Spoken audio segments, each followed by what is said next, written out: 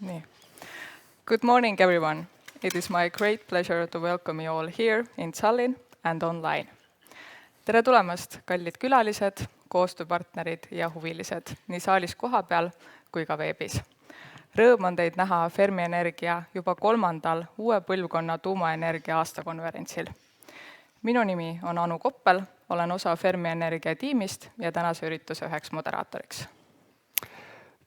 Tere hommikust ka minu poolt. Mina olen Henri Ormus ja Fermi Energia üks kaasasutajatest.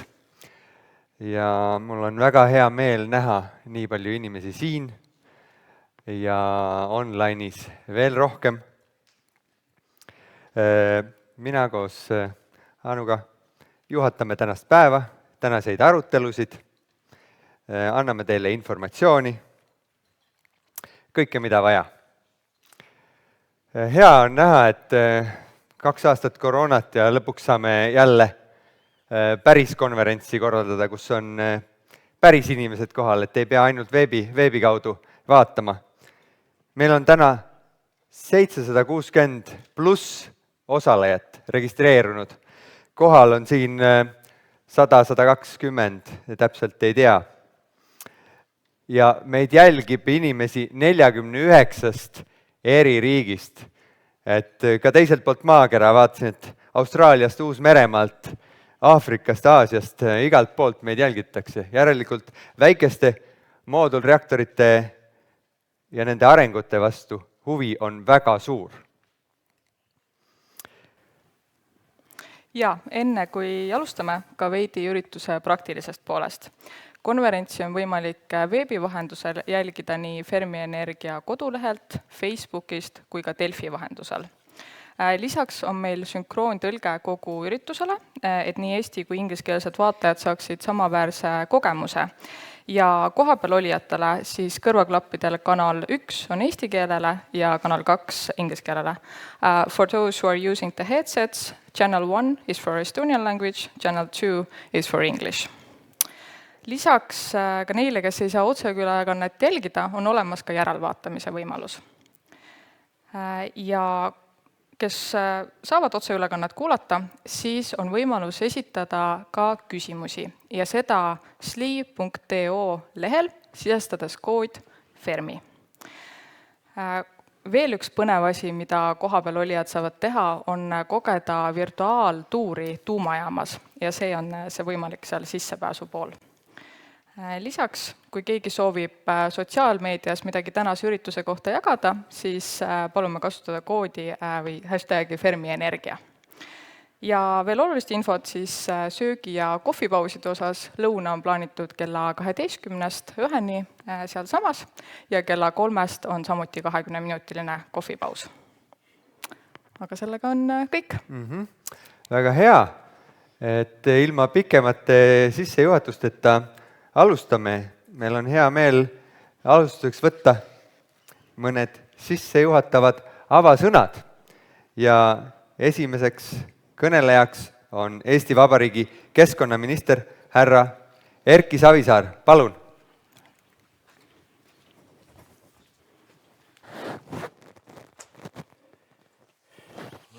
Aitäh! Austatud konverentsi kuulajad! Tuleb tõdeda, et oleme hetkes, mis iseloomustab ühelt poolt energiadefitsiit ning elektri- ja gaasihindade tõus, teisalt aga vajadus kliimasõbraliku elektri tootmise järele. Lisaks pandeemiast tingitud tervisekriisile tuleb tegeleda ka kliimakriisiga, sest tegevusetuse mõjud on ulatuslikud, pikaajalised ja pöördumatud. Kliimakriisiga tegelemine laiemalt ei sõltu kindlasti ühest riigist, vaid nõuab veel suuremaid jõupingutusi ja tihedamat koostööd. Selleks, et säilitada meie kõigi tervis ja heaolu, tuleb astuda järjest kiiremaid ja julgemaid samme. Euroopa rohelise kokkuleppe raames oleme seadnud eesmärgiks vähendada heitkoguseid 2030. aastaks vähemalt 55% ning saavutada kliimaneutraalsus 2050. aastaks. Eesti jaoks tähendab see muu hulgas ka uusi lahendusi põlevkivi energeetikale. Põlevkivi energeetikast saame väljuda vaid siis, kui suudame tagada energiajulgeoleku ja varustuskindluse mõnel alternatiivsel ja soodsamal viisil. Peame leidma viisi, kuidas tagada Eesti elanike ja ettevõtete kliimasõbralik elekter igal aastaajal ja iga ilmaga. Meil on vaja uusi tootmisvõimsusi, mis suudaksid olla turul võimalikult madala hinnaga. Antud konverentsi teema ehk siis uue põlvkonna tuumaenergia kasutuselevõtt on väga ambitsioonikas, kuid üks võimalikest lahendustest energiajulgeoleku tagamiseks. Fermi Energia tegevus näitab väga ilmekalt, et Eesti ettevõtted on innovaatilised ja uuendustele avatud ning soovivad kliimaeesmärkide saavutamisse panustada. Seejuures on oluline tagada omavaheline teabevahetus, sest suhtlemine on iga ülemineku puhul võtmetähtsusega. See tagab, et me kõik liigume ühes suunas ja oleme pühendunud samadele eesmärkidele. Tulevikku vaadates tulebki leida erinevaid alternatiive, uusi lahendusi ning seada suuri eesmärke. Samas peame olema teadlikud, et ka kõigist uue tehnoloogia kasutusele võtmisega seatud riskidest ning viisidest, kuidas neid maandada. Suurimaks väljakutseks on kahtlemata tuumajäätmete küsimus ning tuumareostuse risk.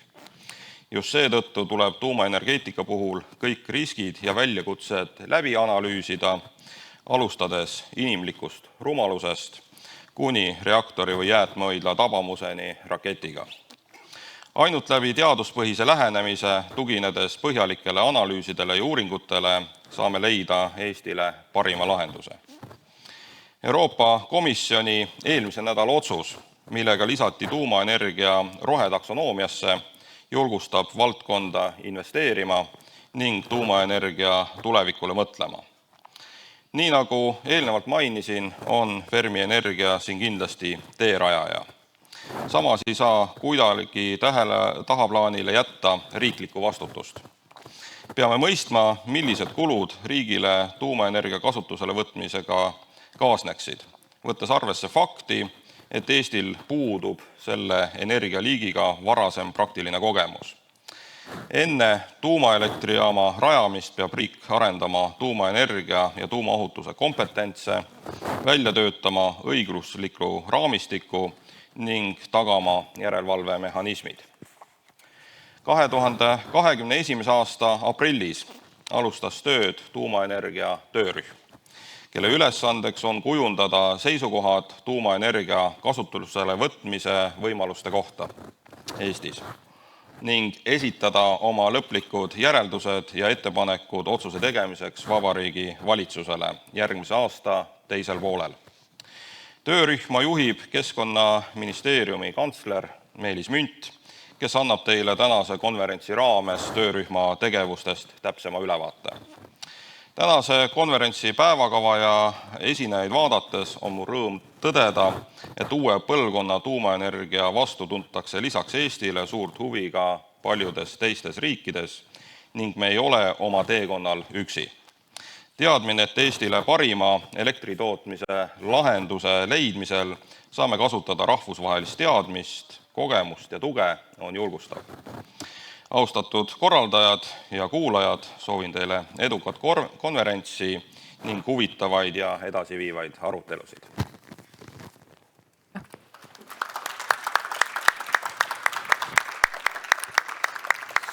Suur tänu nende sissejuhatavate sõnade eest. Nüüd liitub meiega Maailma tuumaühenduse VNA peadirektor Sama Bilbao Ilion. Please, the screen is yours. Good morning. Thank you very, very much to Caleb and Fermi Energia for the invitation to join you today.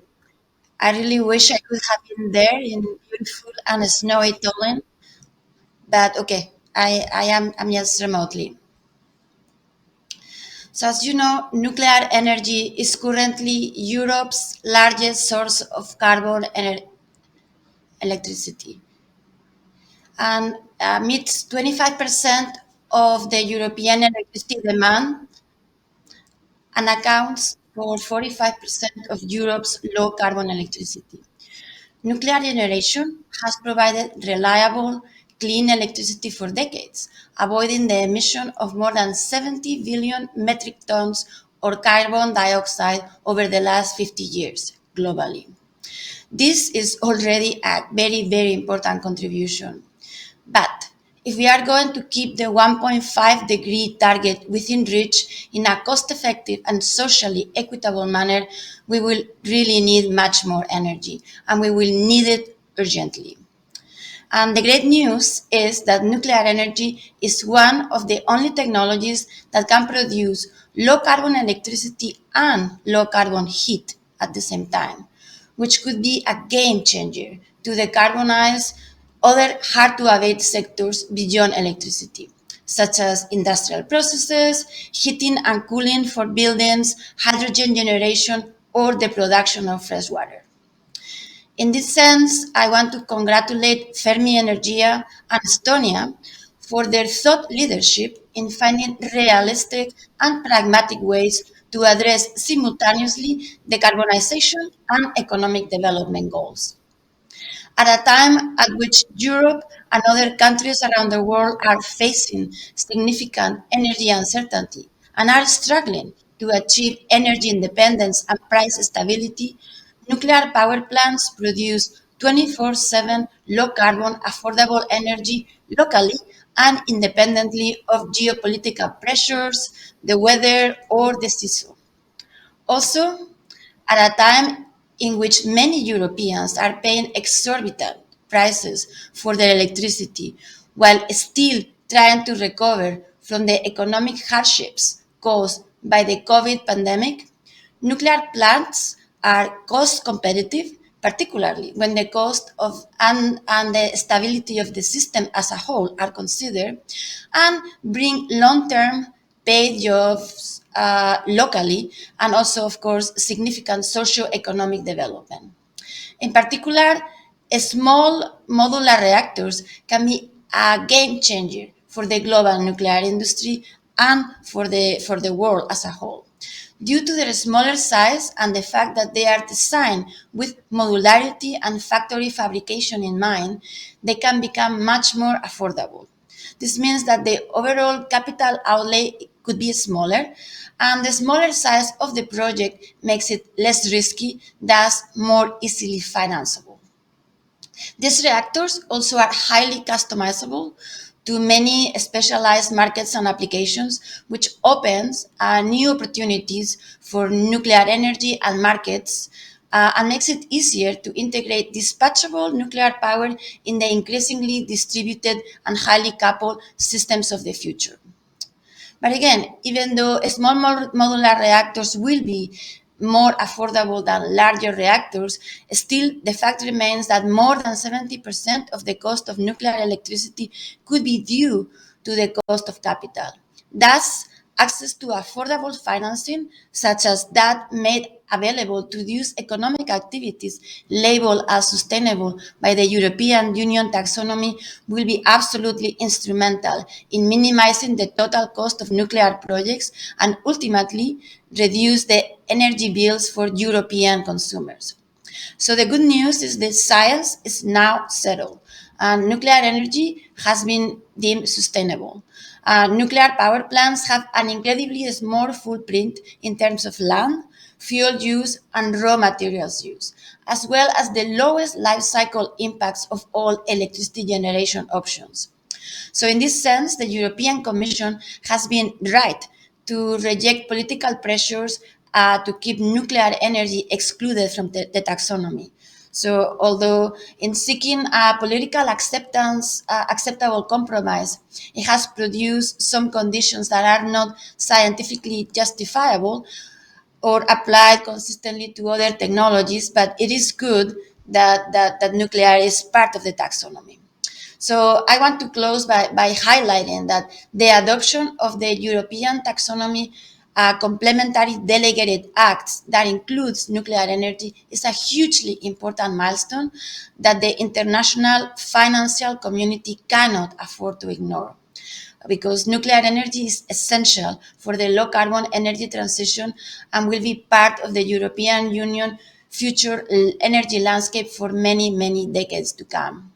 So, on behalf of World Nuclear Association and the global nuclear industry, I want to close by wishing you a very, very successful conference. I want to also offer my congratulations and my support to Estonia and to Fermi Energia as you move forward in this very exciting journey towards clean energy and economic prosperity. Thank you very much.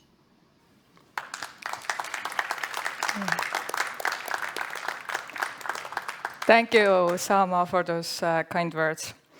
Viimaseks avakõnelejaks on meil Belgia energiaettevõtte Tractebeli tuumaenergia valdkonna juht Denise Dumont. Please.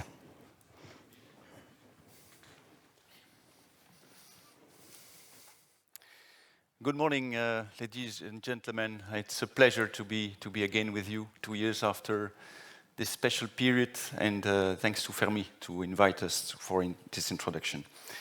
Let me first tell you, or am I glad and honored to be back here.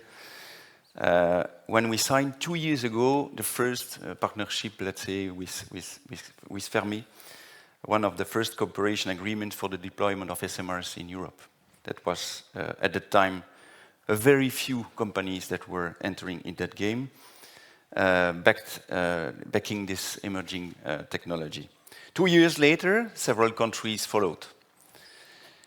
All over the continent, we have seen intentions of building SMRs. That's a big step that we have made by a new SMR ecosystem, and that's a point I would like to address with you today, showing that there is a huge interest in this, what we call intractable, the new nuclear revival. So we are writing together a new page. Representing Tractable, which is a company internationally positioned like as frontrunner on SMRs, I'm proud that from the very beginning we have been supporting Fermi and Estonia as a whole in its first-of-a-kind SMR initiative here in Tallinn. The success of such pilot advanced nuclear projects and our collaborative ability to deliver them on time, on budget, will not only determine the future of this nuclear industry, but also demonstrate the key role that SMRs in the European landscape can play in the future. Indeed, at Tractable, we are quite motivated with young people, medium people, but also senior, and convinced that these advanced reactors, especially SMRs, are essential, as said before by the colleague of WNA, essential part of the solution of European targets. To reach carbon neutrality by 2050, we need nuclear. And to spare 87 gigatons of CO2, there is no other choices. SMR are on purpose smaller, simpler, standardized modular reactors. They are the missing link to provide carbon neutral and reliable energy to complement renewables, which are intermittent by definition, to power and to deliver process heat to heavy industries or cities, to produce low carbon hydrogen for fuel, planes or boats, but also for desalination in some area in the world where it's needed. Our engineers are leading innovation in SMRs. They can rely, of course, on the 60 years of experience in our company. As you know, we have built the 7 Belgian reactors, and we have been close to an operator since then. We are a global engineering firm, and we think, and we are quite convinced that this leading-edge expertise in industrial process will benefit the whole ecosystem. Recently, we have, let's say, worked internationally on several projects in SMR and also in power plants like Angra 3, which is restarting a new page of its history in Brazil with BNDES. We are working on that project for the due diligence. Because yes, SMR ecosystem need to create the disruption, the needed disruption. Because of course SMR is not only smaller, simpler, and standardized, but they shall be delivered on time, on scope, and on CapEx. If we miss such kind of things, we will recreate, let's say, an image of nuclear which is not capable of being on time, on delay, on scope. So this is very important, and Tractable strategy is focused on that to meet with you, with all the ecosystem, those targets, to make nuclear revival credible again. Tractable want to be useful in this ecosystem as our DNA is to build a carbon neutrality. This is the DNA and the motto of the company, a green and healthy future. And that's the reason why we want to be present and active on pilot projects that are under development. Estonia, of course, Europe, of course, and overseas. And then we speak one word about Canada, because in 6 years from now, the first SMR in Canada is on the grid. It's tomorrow. So our intentions are very clear to achieve the goals by offering our expertise, especially in nuclear engineering and operations, to Canadian, of course, nuclear stakeholders in the spirit of partnership and complementarity. Tractable is fully devoted to provide services to the global supply chain and utility in Canada and Europe, and that's the experience that we give overseas will benefit certainly Europe, Estonia, Poland, Czech Republic, or other countries. When I see today the global stakeholders, vendors, utilities, industrials, public authorities gathered here today in this beautiful area, I strongly believe with my colleagues that together we can make this new generation of nuclear reactors come true, successful for it, and to contribute to the fight against climate change, and for the benefit of all Europe and all over the world. SMR will indeed benefit entire society. It protects nature. Time for jumping is now, and I wish you all a very good and fruitful conference. Thank you.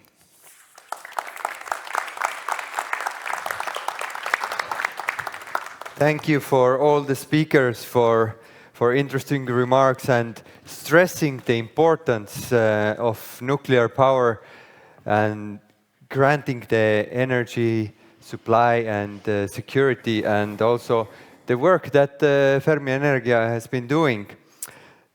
Suur aitäh kõigile kõnelejatele.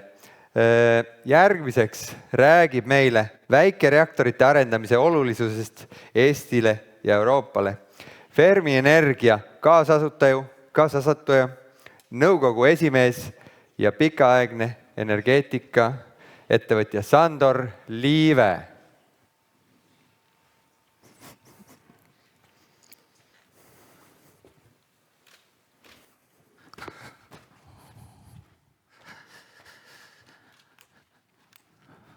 Tere hommikust, head eestimaalased ja loomulikult kõik meie rahvusvahelised partnerid. Kõigepealt tere tulemast Fermi Energia konverentsile ja see on nüüd juba 3. kord. Fermi Energia on 3-aastane. 3 aastat tagasi küsiti meie käest kõige rohkem, et kas see väike moodulreaktorite tehnoloogia on üldse olemas. 2 aastat tagasi küsiti, et mida te teete kasutatud kütuste, tuumajäätmetega. Siis viimase aasta jooksul on Fermi Energiale kõige enim esitatud küsimus see, kas te palun saaksite teha selle tuumareaktori kiiremini valmis. Täna on meil 8. veebruar, aasta on 2022. Väljas on siin 0 kraadi ümber, kuskil oli -1, kuskil oli +1.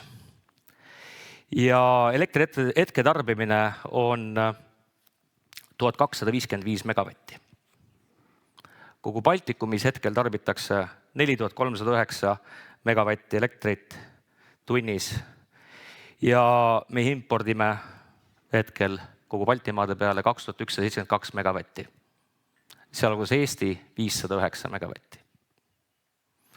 Meie naaber Soome, kes jääb just sinnapoole, kes siin saalis on, et impordib ka 2358. Ekspordivad täna Rootsi, Norra ja ka Taani. Elektritunni hind hetkel praegult just, kui ma räägin, on 161 eurot megavatt-tunni kohta. Võib-olla kodudes inimesed, kes rohkem tahavad senti kilovatt-tunni kohta teada, siis see on 16,1 senti kilovatt-tunni kohta, pluss käibemaks, pluss võrgutasu, kõik muu. Need on numbrid, mida vaatasid ja teadsid tegelikult pool aastat tagasi vaid energiafirmade, energiakaubanduse spetsialistid või siis ka süsteemioperaatori dispetšerid. Ja kui mitte varem, siis teisipäeval, 7. detsembril eelmisel aastal 2021 muutus kõik, kui elektritunni hind Eestis, Lätis, Leedus ja Soomes oli 1000 eurot megavatt-tunni kohta. See oli rekord ja tegelikult võib öelda ka sellega, et ühtäkki purunes see laialt isegi levitatud arusaam, et ega pole vahet, et on see elektrijaam Eestis või on ta Soomes, Rootsis või Norras. Äkki selgus, et ta ikkagi ei ole, et on ikka vahe, et nendel ülekandevõimsustel on piirangud ja me olime küll Soomega tol hetkel samas hinnas, kuid Rootsis ja Norras, kus olid korralikud tootmisvõimsed olemas ja tootsid ja eksportisid, see elekter ei jõudnud meieni piisavalt ja me ise viisime siin ikkagi oma selle hinna ülesse. Aga mis siis ikkagi juhtus 7. detsembril? Miks üldse elektri hind aastal 2021 oli 87 eurot megavatt-tunni kohta aasta keskmine, kui aasta varem oli 34? Miks oli detsembris 2021 hind 203 eurot megavatt-tunni kohta, kui aastal 2020 oli vaid 46 eurot megavatt-tunni kohta? Jah, te kuulsite õigesti. Detsembris 2021 oli elekter 5 korda kallim, kui ta oli aasta varem. Pea 5 korda, 4,56 oli see, kui täpselt arutada. Ja nii kasvasid tegelikult ka paljude inimeste ja ettevõtete arved. Koheselt oli elektri hinnast ja selle jälgimisest saanud rahvuslik sport ja elektrina teema ei jäta külmaks enam mitte kedagi. Ta võib jätta külmaks võib-olla toa, kui natukene seal temperatuuri allapoole keerata, et energiat säästa. Aga elektri kõrgetest hindadest ei pääse ka need elektritarbijad natuke üle poole, kes olid oma elektrina fikseerinud. Sest fikseeritud lepingud, nagu me kõik teame, ei kesta lõpmatuseni. Ja paljud on juba saanud uue fikseeritud hinnaga pakkumise ning on sellest hinnakasvu suurusest, ma arvan, vähemalt šokeeritud, kui mitte rohkem. Eesti elektritarbijad on tegelikult olnud väga börsipakettide usku ja pikka aega on ka tunnihinnaga ostetud elekter andnud väga odava hinna. Kui me vaatame tuleviku elektrisüsteemi, siis tegelikult selle oluliseks komponendiks on ka tarbimise juhtimine. Ja selle laiemaks juurutamiseks on oluline, et klientidel oleks majanduslikult kasulik tarbida targalt, et näiteks nihutada elektriauto laadimist sellele hetkele, kui süsteemis on vähem koormust, kus ka hinnad on odavamad. Või ka siis, kui nende enda päikesepark toodab. Ma arvan, tulevik on kindlalt ka tark tarbimine, aga selleks on vaja hinnaindikatsiooni, iga tund börsi hinda. Eestis on juba 10 aasta pärast suure tõenäosusega 100 000 elektriautot. Ja kui me eeldame, et keskmine autolaadija on 10 kilovatti ja statistika järgi tegelikult on teada, et umbes kolmandik elektriautosid laadipakkusid samal ajal, siis ainuüksi Eestis meil kasvab tarbimisvõimsus 300 megavatti ainult autode laadimise pärast. See on 30% meie keskmisest tarbimisvõimsusest üldse. Ja see on kõikjal mujal Euroopas samuti. Lisaks elektritootmise paneb see muidugi ka elektrivõrgud omakorda suure täiendava koormuse ja pinge alla. Euroopas on tegelikult plaan ka tulevikus minna seniselt tunniajaliselt kauplemistsüklilt lühemajalisele. Näiteks Ühendkuningriigis juba kaubeldakse päev ette turul poole tunni kaupa. Osades riikides on bilansiturg juba 15 minuti peal. Tegelikult see toimiv ja usaldusväärne turumehhanism on oluline kõigile turuosalistele, nii elektriostjate kui ka müüjate jaoks. Selle talve hinnakasv on tekitanud küsimuse, et kas see kehtiv turukorraldus on parim või lausa peaks minema tagasi reguleeritud turu juurde. No, mina isiklikult olen küll väga selgelt läbipaistva ja usaldusväärse turumehhanismi poolt. Elektri hinnasignaali vähemalt igal tunnil on oluline nii salvestuse kui ka juba mainitud tarbimisjuhtimise suuremahuliseks turule tulekuks. Samuti ei usu mina, et kuskil on olemas kõige targem planeerija, kes suudab ideaalse plaani kokku panna. Ja vähemalt eks me siin Eestis seda plaanimajandust oleme ka kunagi proovinud ja ega ta mujal ei viinud kui kaupade ja teenuste puudujäägini. Kuid samas ei ole ka toimiva börsisüsteemi puhul keelatud riskide juhtimiseks sõlmida pikaajalisi fikseeritud hinnaga ostu-müügilepinguid. Ka Fermi Energias me kindlasti hakkame tulevikus pakkuma otse tootjana pikaajalisi fikseeritud hinnaga lepinguid oma klientidele. Kuid tuleme korraks tagasi veel selle 2 konverentsi vahelisse aega ja vaatame natuke lähemalt, kuidas meil Eestis siis elektrivallas ikkagi läinud on ja veel mõned numbrid, kui lubate.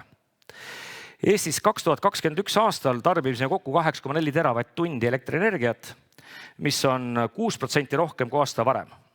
Aasta varem oli COVID, võime öelda, aga kui ma vaatasin 2019 numbrit, me ületasime ka tegelikult selle 2019 tarbimise, mis oli niisugune COVID-eelne tarbimine. Eelmine aasta me tootsime Eestis 5,9 teravatt-tundi elektrit, mis on 70% tarbimisest.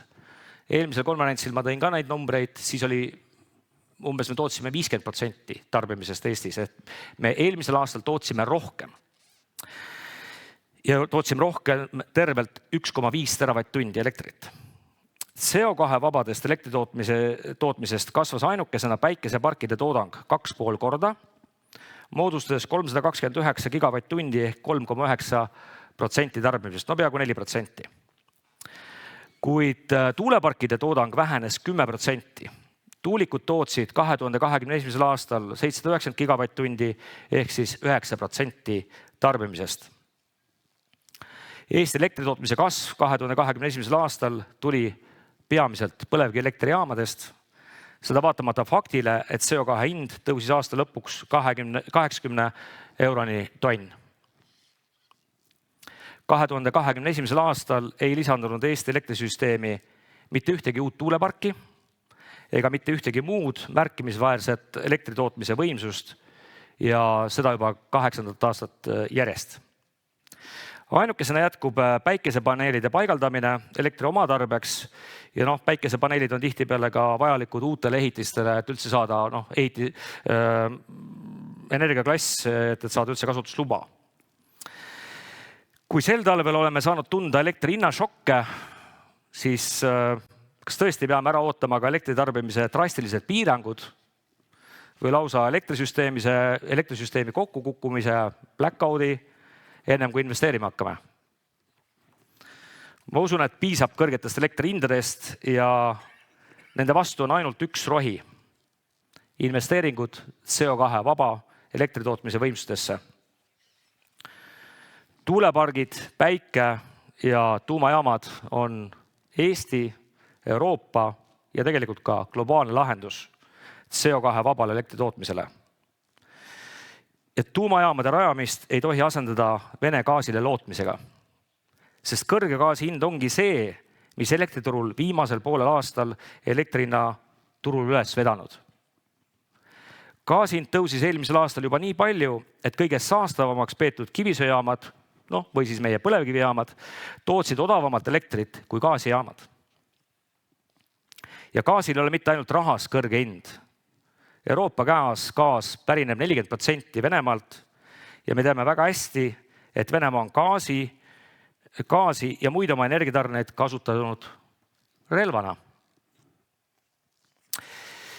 Kui tuleme tagasi Eesti rahva juurde ja Eesti rahvas on üha rohkem tuumajaama usku.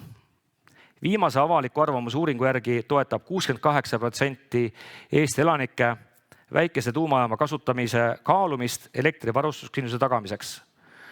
Me teeme neid uuringuid iga poole aasta tagant, pool aastat tagasi eelmisel uuringul oli sama meelt vaid 57%. See tuumatoetuse hüppe 11% punkti on väga suur kasv poole aastaga ja lisab ainult vastutust Fermi Energiale ja on ka väga suur usaldus Fermi Energia inimeste ja meie koostööpartnerite tööle. 2 konverentsi vahel usaldas oma raha Fermi Energiale ja sai Fermi Energia aktsionäriks Funderbeami kaudu 1257 inimest, peamiselt Eestimaalt. Kord kvartalis avatud Fermi Energia osadega kauplemine on just praegu olnud väga aktiivne, hetkel ta ka avatud, mis on kajastunud ka Fermi Energia osakute hinnakasvus. Kindlasti ei jäänud meie tegemisi tõsiselt jälgijatele märkamatuks ka Rootsi Vattenfalli €1 miljoni suure investeering. Tractabeli investeeringust ma rääkisin juba aasta tagasi, et see kohe tuleb. Ja Fermi Energia on tänu mainitud investeeringutele hästi rahastatud ja me saame jõuliselt jätkata oma vajalikke tegevusi. Kuid kõrged elektrihinnad on kiirendanud ka meie tegevusi ja detsembris esitasime valitsusele ettepaneku kiirendatud ajagraafikuga, mis näeb ette elektrijaama valmimist 2031. aastal senise 2035 asemel. Kanada energiafirma Ontario Power Generation detsembris tehtud tehnoloogiavalik General Hitachi 300 megavatise reaktori kasuks, mis valmib juba 2028. aastal Darlingtonis, on samuti väga oluline verstapost meie ajagraafikus, sest me võime teha Eestis küll Euroopa esimese väikese moodulreaktori, kuid kindlasti mitte me ei tee maailmas esimest. Seega meie liitlaste Kanada, USA või Ühendkuningriigi projektide edu mõjutab meie projekti ajagraafikut otseselt. Fermi Energia ei ole enam Euroopas üksi, kes arendab väikese moodulreaktori projekti. Jõulisi samme teevad Poola eraettevõtjad Syntos ja Orlen, kes ei jää ootama nende riikliku tuumaprogrammi tulemusi, vaid plaanivad üheskoos oma väikese moodultuumajaama programmi. Hollandi äsja moodustatud valitsus kirjutas koalitsioonilepingusse uute tuumajaamade rajamise. Ka Soomes kaalutakse seda, kuidas asendada Helsingi linna kütmisel senini kasutavat kivisütt, kuidas seda asendada CO2 vaba soojuse tootmisega ja kaalutakse ka tuumavarianti. Tehnoloogia arendades juba mainitud General Hitachile lisaks teeb edusamme Rolls-Royce, mis on saanud olulist riiklikku tuge ja ka uusi investoreid. Prantsusmaa Electricité de France ehk EDF lühidalt teatas eelmise aasta detsembris oma väikemoodulprogrammi Newport 340 megavatti tuumajaama arendamise käivitamisest, millele Prantsuse riik lisas kohe €1 miljard toetust. Ja loomulikult Euroopa Komisjon. Euroopa Komisjon on peale põhjalikke teaduslikke analüüse ja poliitilisi arutlusi tuvastanud, et tuumaenergia on aastakümneid vajalik ja jätkusuutlik energialiik, mis on vajalik Euroopa kliimaneutraalsuse saavutamiseks. Ja Fermi Energia kindlasti planeerib täita kõik jätkusuutliku rahastuse taksonoomia tehnilised nõuded, sealhulgas plaan lõpphoida olemasolevaks 2050, avariikindla kütuse kasutamiseks ning kütuse taaskasutamine. Me seame eesmärgi enda koostatava keskkonna ja sotsiaalse vastutuse plaaniga ka arvuliselt tõendada, et Fermi Energia planeeritav väikereaktori ja tuumkütuse elukaare CO2 heide, ressursikasutus ning jalajälg looduses saab olema madalaim kõikidest senistest energialiikidest. Head kuulajad, meil on aeg lõpetada lootmine, et keegi meile vajalikku elektri toodab. Me teame kõik, et elektrit on vaja pidevalt ja tulevikus üha rohkem. Ja elektrit on vaja ise toota. Selleks, et elektrit toota, on me vaja ehitada elektrijaamasid. On ta siis tuulest, päikesest ja kindlasti ka tuumajaama. Kui me tuumajaama ei ehita, siis me saame Vene gaasi. Lõpetame lootmise ja hakkame tootma. Aitäh teile, head konverentsi!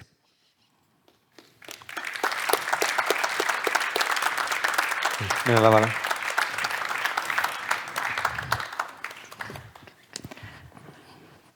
aitäh veel kord Sandurile. Meie järgmise esinejaga on plaanis ka küsimuste ja vastuste voor, ehk siis tuletan meelde, et saate Slido lehel kasutades koodi Fermi neid küsimusi esitada. Järgmiseks esinejaks on meile väga oluline, nagu ka Sandor juba mainis, Kanadast Ontario provintsist, kus on juba vastu võetud otsus, et sinna rajada ka Eestile sobilik väikereaktor aastaks 2028. Ning Kanadast, Põhja-Ameerika ühest suurimast energiaettevõttest OPG-st on meiega liitumas sealne uute tuumaprojektide arenduse asepresident Robin Manley. Robin, thank you for joining us at such an early hour for you. Thank you very much to Kalev and the Fermi Energia team for the opportunity to tell you about Ontario Power Generation's plans for small modular reactors. First, let me tell you about what is Ontario Power Generation. We are Ontario's only publicly owned operator of electricity generation with over 100 years of service providing electricity to our customers. We have over 9,000 employees, and we currently produce about half of the electricity in the province of Ontario, and we are one of the we are the low-cost generator for electricity. We have a capacity of over 18,000 megawatts, which include 66 hydroelectric generating stations, 2 nuclear power plants with 10 reactors that we operate, 2 nuclear stations that are leased to Bruce Power, and we have several gas plants and also a solar facility. In addition, we have some hydroelectric plants that we operate in the United States. About a decade ago, Ontario Power Generation delivered the world's largest single climate change action to date by closing our coal plants, and we aim to continue to be a climate change leader by investing in and implementing carbon reductions and offsets to achieve net zero emissions as a company by 2040, and in addition, to be a leading energy innovation company advancing clean technologies and solutions to help the markets where we operate to achieve net zero carbon economies by 2050. Ontario Power Generation has considered many different options for how to reduce our carbon emissions. And we concluded that new nuclear power is going to be necessary, and in particular, that small modular reactors are one of the most important and effective tools that we can use. Ontario Power Generation has, the province of Ontario, has a need for more clean electricity. And a systems analysis shows that nuclear needs to be part of this mix. We have, sorry, I'm on the wrong slide here. We have gone through a process of identifying the need for additional economic growth in Ontario, jobs and GDP, and we want to leverage the nuclear supply chain and continue to exercise global leadership for Ontario to capture first mover benefits and export market opportunities. At our Darlington nuclear power plant, we have extra land where we have an approved environmental assessment and a license to build new nuclear reactors, that is SMRs. And we have a very strong project management team and nuclear operational expertise that we have developed over many years. We've identified that small modular reactors are simpler to build and operate than existing large nuclear power plants. And in Canada, we have a nuclear regulator, the Canadian Nuclear Safety Commission, which has an international reputation as being a rigorous and strong regulator, but open to new ideas and new designs. So what we did over the last few years, starting in 2018 and in 2019, we scanned the marketplace and we identified about 150 new reactor technologies being developed. But some of them just weren't plausible. They weren't appropriate for Ontario or for our site. So we narrowed it down to a top 10 list. And in 2019, we studied those with medium or high technology readiness levels to meet our project objectives. In 2020, we invited 7 SMR developers to a due diligence process that we went through a much deeper review, including experts from other utilities, including Tennessee Valley Authority in the US. And we identified 4 technologies that warranted additional detailed work. We chose to actively work with 3 of them and monitor 1 other. And in 2021, we put together 11 assessment teams with these areas shown on the slide to assess all the different deliverables that we were requesting from the developers, to identify risks, mitigations, and opportunities in all these areas. And we went through a very rigorous process to question each of these developers in these many areas, put all of the answers in the material in front of challenge teams. We had a review board that made sure our process and our methodology was very robust and thorough. And we decided we had enough information to make a good decision on the best choice for Ontario Power Generation, our company, and for our site. We went through that process, as I say, in 2021, looking at 3 different developers, GE Hitachi. We looked at Terrestrial with its molten salt reactor, and we looked at X-Energy with its high temperature gas reactor. We also gave a lot of consideration to NuScale as well as another alternative. And you may have heard that in December of 2021, we made an announcement that we will work with General Electric Hitachi to deploy a small modular reactor, the BWRX-300, at our Darlington site. We're very happy to have made that decision to be able to announce this first-of-a-kind project for Ontario and move forward. Soon we will be bringing in a constructor and an architect engineer company to work with GE Hitachi and ourselves on the project. Now, I should say that that's our main focus, an on-grid reactor about 300 megawatts at Darlington, but we are also working on a very small modular reactor, a micro-reactor, called Global First Power at a different site, which brings different opportunities. Okay, just trying to advance the next slide.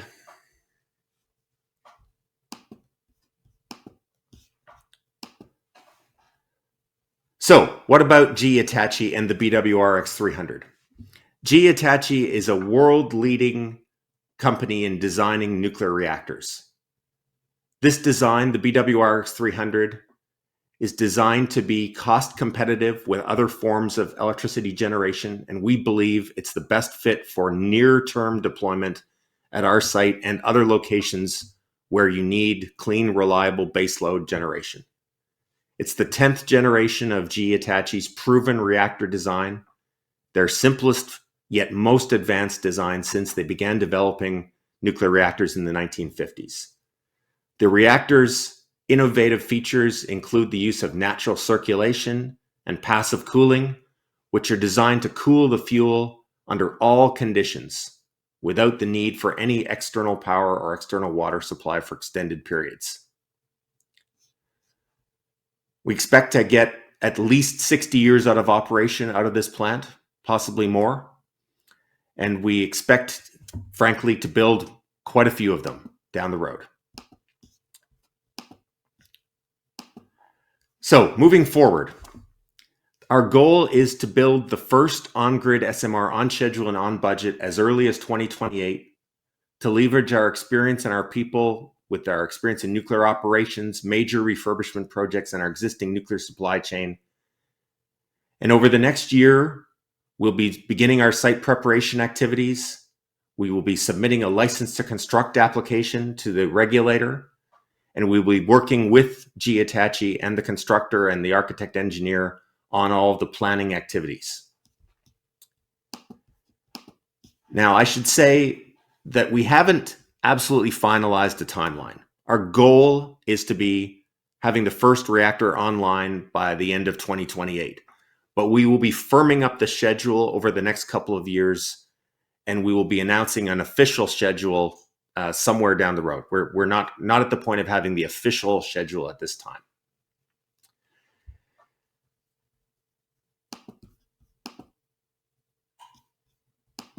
Okay, people have asked, are we only building one of these? Right now, at this point, we have plans for one. We are focused on doing the first one right, on schedule and on budget, because that is the most important.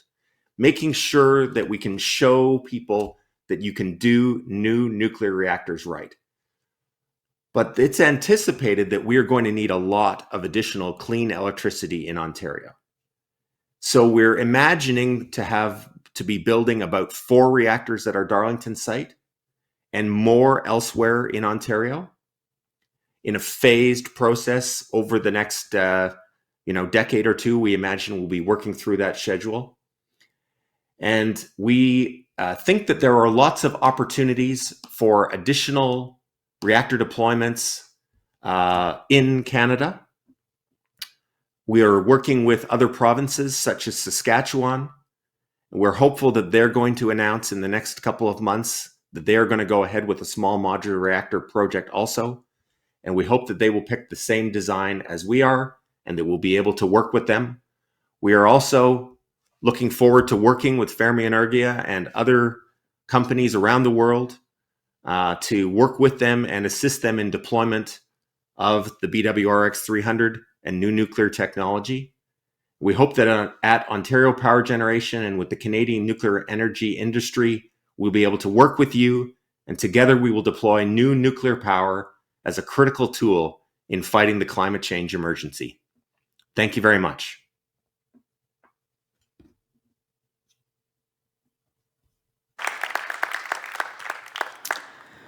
Thank you, Robin. We have a couple of questions from the audience, but I think we only have time for one. So there's a question about how will you choose the construction firm that will work alongside you and GE Hitachi to build the Darlington SMR?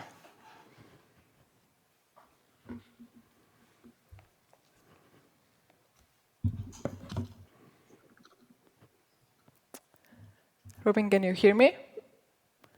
Yes. But you didn't hear me before?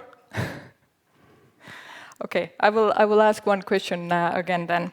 There was a question about the process and timeline of selecting a construction firm to work alongside you and GE Hitachi for the Darlington SMR project. We expect to make an announcement about our constructor and architect engineering company in the next month or two. It's coming soon, but we're not quite there yet. Okay, great. But thank you very much for your presentation and the work that OPG is doing, and we'll continue now with our conference. Thank you very much for the opportunity to be here. Thank you. So, in the following block, we will hear short overviews of small modular reactor deployment plans in Europe, in Poland, in Romania, in UK, France, and Czech Republic. So, first speaker is Mr. Rafał Kasparow, CEO of Syntos Green Energy from Poland. Please, the floor is yours. Good morning, everybody. Can I change slides here? Yes. First, let me congratulate Kalev and Sandor for this great conference. And I think you made something more than conference. You start movement for the better future, for big change. And I think this movement is quite successful. If somebody will look from the future into 2021, definitely they will say that it was a critical year, because OPG decision, and Robin, thank you very much again for the OPG decision. I think you pave a way for all the world, for the new nuclear, and big energy change. It's a game changer, definitely, your decision. So December 2021, OPG decision to build first of the kind and choose BWR 300G Hitachi technology. It's also our choice, and we believe that with G Hitachi SMR we'll be able to build more than 1-2 units because the market demand in Poland is really big. So first, air quality. We all know that Poland is the European, how to use a polite word. There is no polite word for this, what we are in reality about the air quality. And if you think about this, all around Poland, you have nuclear power plants. In Czech Republic, Slovakia, Ukraine, even Germany still. So the air quality is worse because there is no nuclear power. It's one of the reasons. Electrification of district heating is also very difficult. 2021, huge energy prices increase, so we finally knew after just this 1 year that there is no magical solution, natural gas or biomass burning. The numbers are obvious. There is no alternative on the market for SMRs.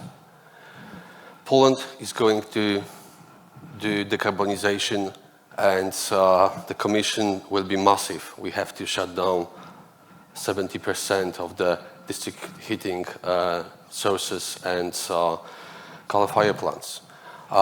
Demand-supply gap is going to be huge. We calculated this with the Boston Consulting Group, 190 terawatt-hours a year. I think even faster than 2045 is going to happen in the middle of 30s. Poland's energy system is constructed from the SMRs, coal-fired SMRs. There are blocks between 200 to 350 megawatts each, boilers, and we believe that it will be possible to do retrofitting and replace most of these boilers with SMRs. We identified 25 potential locations and chose to cooperate with different partners for deployment. Similar to OPG, our cooperation with G Hitachi is well known. We also work with the USNC with the microreactor project. It's about our group. The story started 2019 with the first MOU with G Hitachi. So I would like to say that we are first, or just after you, Kalev, a little bit. And now we have agreements with other partners, and we set up JVs. We are in process of building JVs with ZE Park and PKN Orlen to deploy, I believe, more than 10 units in Poland. So we play a role of technology developer and work on deployment on different locations, different sites. The chemical companies like Czech, with ZE Park, this is lignite-fired coal plant, and with PKN Orlen, which is the largest Central European company, with many potential sites.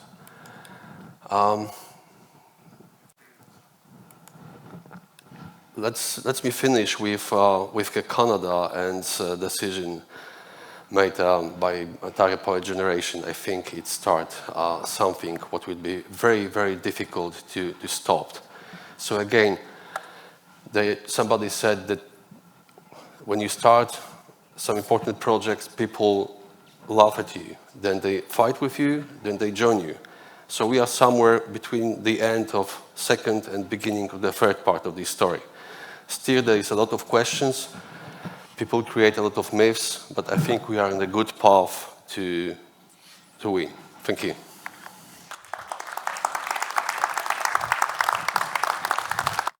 Thank you, Rafał. So next will be Mr. Theodor Syriza, who is the president of the board of directors at Nuclear Electrica in Romania, and he will be joining from online, please. Thank you very much. Good morning. I try to be quite short. And the topic I present is about Romania's plans to deploy new-scale SMR in Romania.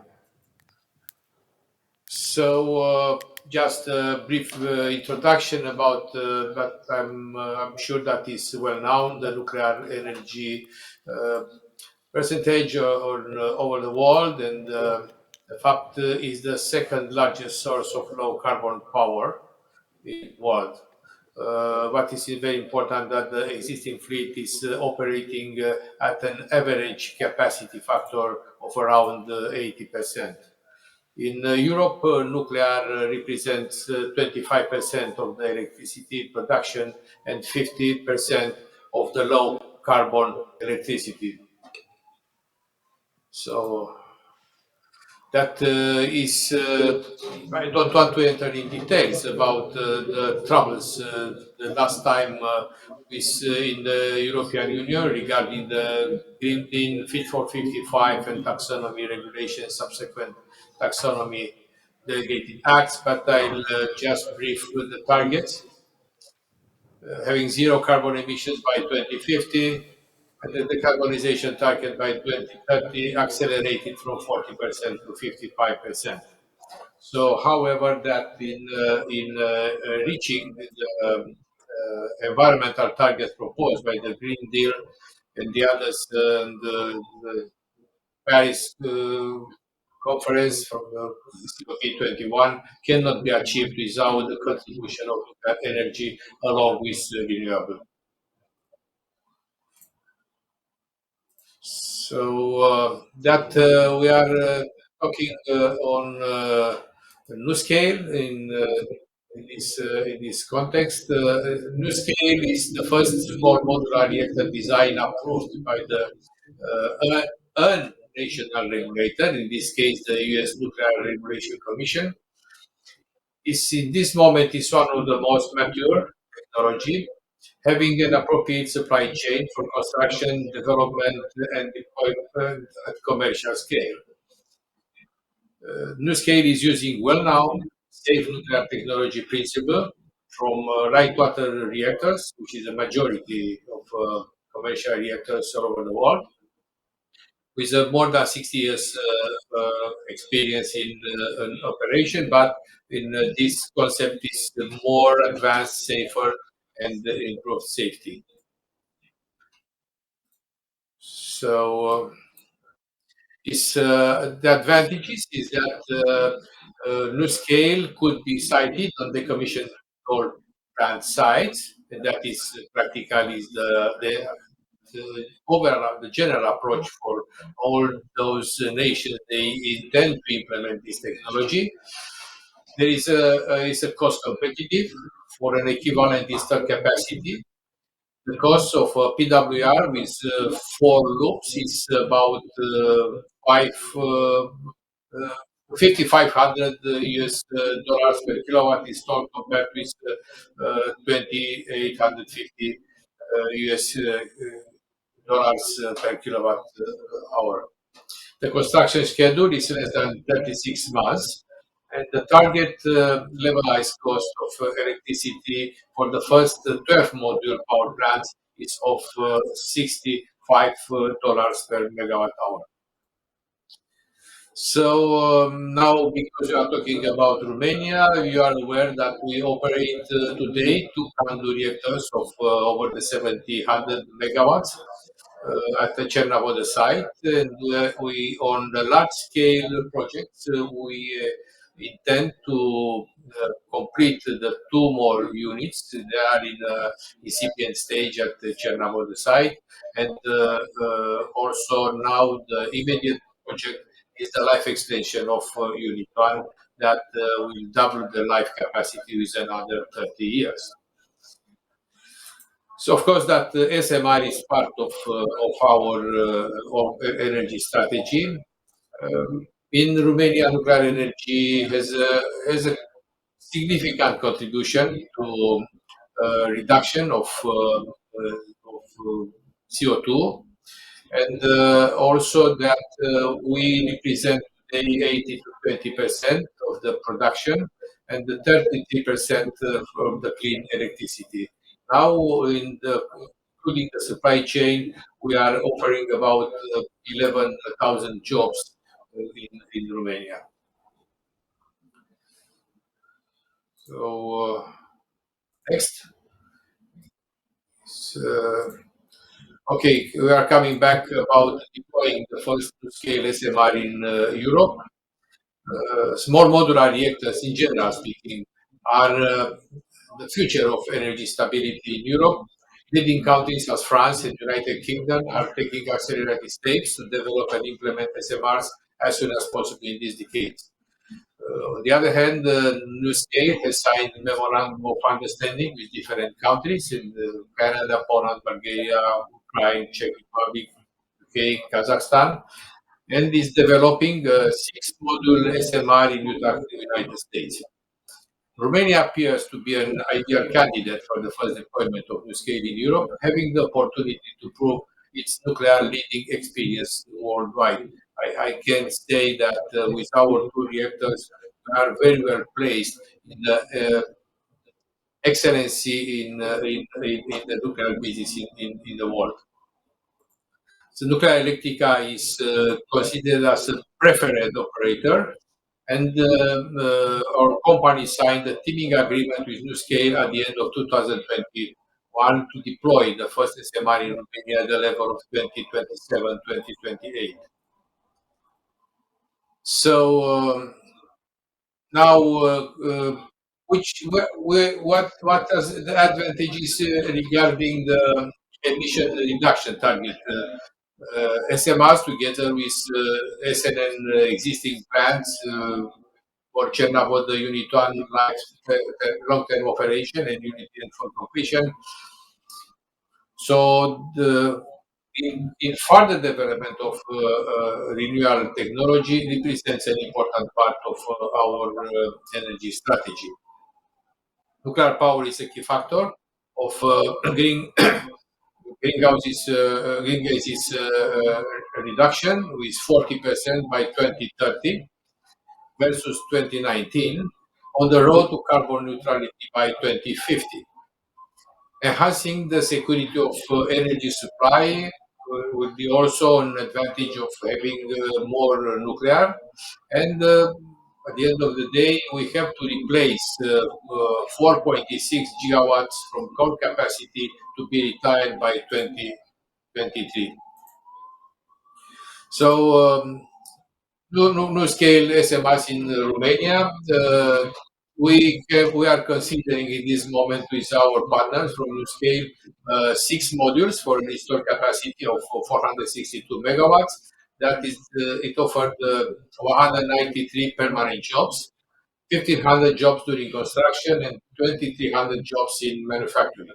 And important that avoiding 4 million tons of CO2 every year.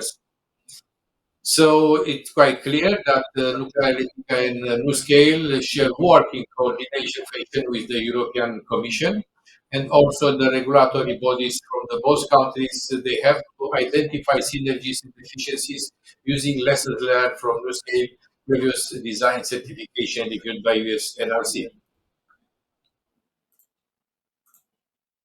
So our vision is that Romania could provide in the future production and assembly of SMR components based on our experience with CANDU reactors, preparing and training of future operators and specialists. And Romania will develop the first scope simulator for the control room of a new scale to be used for the training of the new generation of nuclear engineers and operators. Also, we are in the progress to evaluate the necessary siting for this new concept, and of course that we focus more on formal coal power plants. Thank you very much. So, morning everyone. I think you've just upgraded me. My name's Sophie McFarlane-Smith. I'm actually the head of customer engagement for Rolls-Royce SMR Limited. So it's a great pleasure to come and talk to you this morning. Hopefully someone will be putting my slides on the screen. And I want to start by congratulating Fermi Energia on your 3rd birthday. Certainly it's a great occasion, and I think you should be rightly proud of everything you've achieved in just 3 years.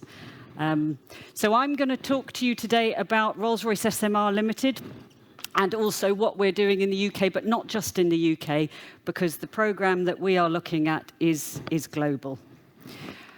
So first of all, a quick question: who is Rolls-Royce SMR Limited? So hopefully, maybe most of you in the room will have heard of Rolls-Royce SMR. Rolls-Royce SMR Limited is a new company, a new technology vendor that was formally launched in November last year. So I just want to start by saying that as a technology vendor, we are slightly different in the nuclear industry. We are not selling a nuclear reactor. We are selling a complete power station. So, of course, part of that power station happens to be a nuclear reactor.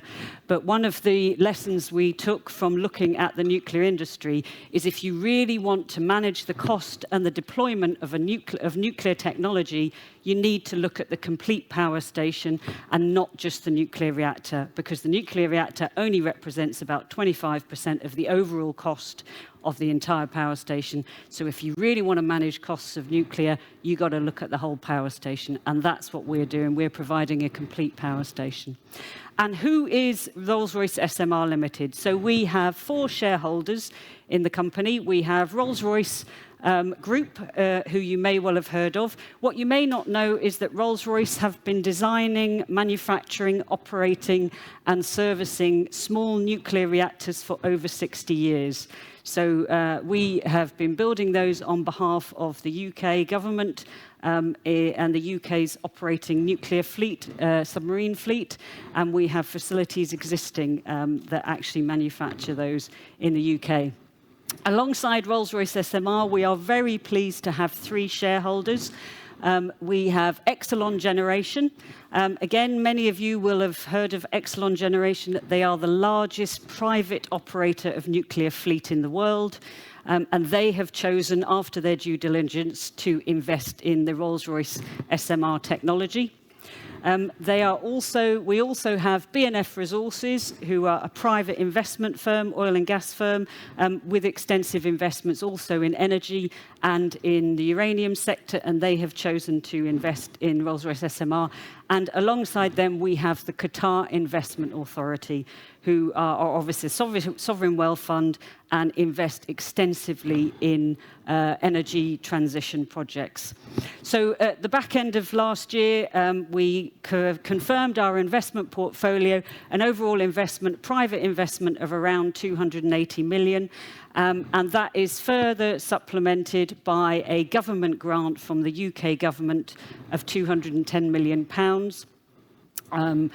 which gives us just over €500 million to continue with our programme. So we are now fully funded to take us through to the next stage of our programme development. And just some quick words about what is the SMR, what is the Rolls-Royce SMR. So we are a 470 megawatt net output. So again, there is a question about whether we're actually small. We're small in size, physical size. We're not small in output. And that's deliberately so we maximize the energy output for the cost.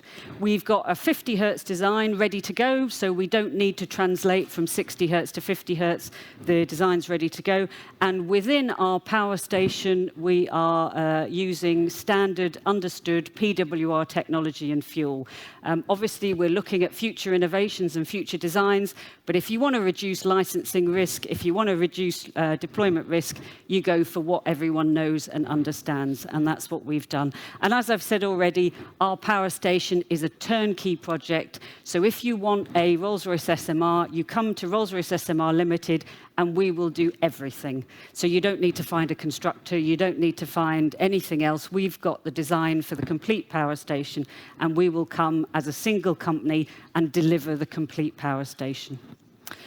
4 years on-site construction, and we can achieve that because around 90% of the overall plant is factory fabricated.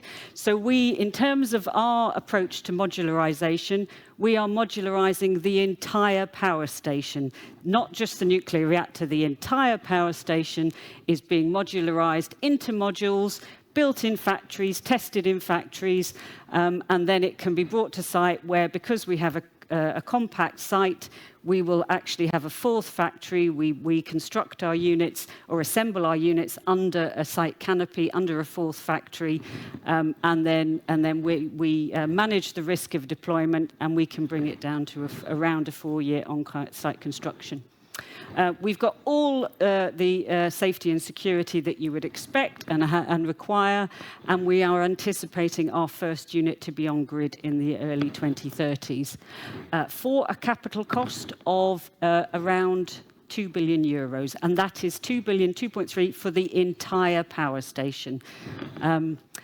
Obviously, we've got power output that's adaptable. Now, interestingly, as many others have talked about, when we started the project in around 2016, we assumed that most of our power stations would be on grid and used for electricity. Actually, what we found as we're going out to market, that the biggest interest is from industrial companies and governments who are looking to decarbonize other sectors. So those who want to decarbonize not just electricity production, but also the production of synthetic fuels, the production of hydrogen. Many uses of SMRs are out there, and we're now actually finding that the largest market is likely to be off-grid for the production of other forms of energy. And in terms of the cost, which is obviously the critical thing, we are looking at a range of around 39 to 56 euros per megawatt hour. And that is obviously commensurate with other forms of low-carbon power. So again, quite a different approach to delivering nuclear. And the reason we've taken this approach is because if we really want to make nuclear count in the fight against climate change, we need to make nuclear easier to deliver. We need to make nuclear a risk-reduced project. We need to move away from the traditional model. So we are moving away from large EPC contracts where you have to find every project needs a new designer, every project needs a new supply chain. We are moving down, looking at actually what the market needs, what the market requirements are, factory fabricating, the vast majority of the actual project, the actual equipment, standardizing it so it's factory repeatable, giving schedule certainty because of the way we construct, and then having commercial simplification, which means that you have a single contract with one company to deliver your entire power station. And we deliver it in what we call a EMA contract, engineering, manufacturing and assembly contract.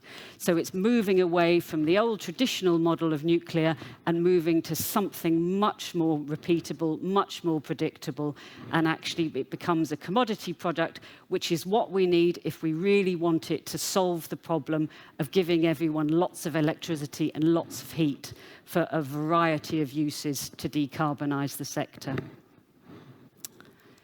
And what's our focus? So we, as well, in effect, we're a very new company. Even though we may have a very long heritage, we're a very new company. And what is our focus now? So we are focusing on completing the design and regulatory approval. So you may well have heard we have now entered the UK's generic design assessment process. So we are going forward with that process, which will take a period of years. We're also completing the IAEA's generic reactor safety review because, of course, we are looking at deploying this plant not just in the UK, but everywhere in the world. So the plant is specifically designed to meet as many different regulatory requirements for our target markets around the world at the same time, which means we can obviously replicate our production. And we're looking to go through those two generic safety reviews and then obviously complete our verification and validation program. But alongside that, that's obviously an awful lot of engineering work that needs to be done. But alongside that are the really, really important steps of building the business. We are building a business for global deployment. So we are looking at markets all around the globe, and we have vast interest in SMRs, and particularly in our solution, which is ready-made and good to go and simple to deliver. We're looking at a scalable supply chain because obviously our factory solution, where we'll have 3 main factories for the plants that can produce around 2 plants per year. But then, of course, the more plants that we deploy, we will just scale the factory model and scale our supply chain. Now, of course, anyone who knows anything about Rolls-Royce will know that we are known for our manufacturing. This is a model that we are very used to, very comfortable with. And it's a scalable model for global production. We're looking at regional hubs for our factories. We're developing our turnkey delivery solution, and we're looking at flexibility for all of the different types of applications that people are inquiring about. We're engaging with our customers, a massive amount of our work, and certainly for me.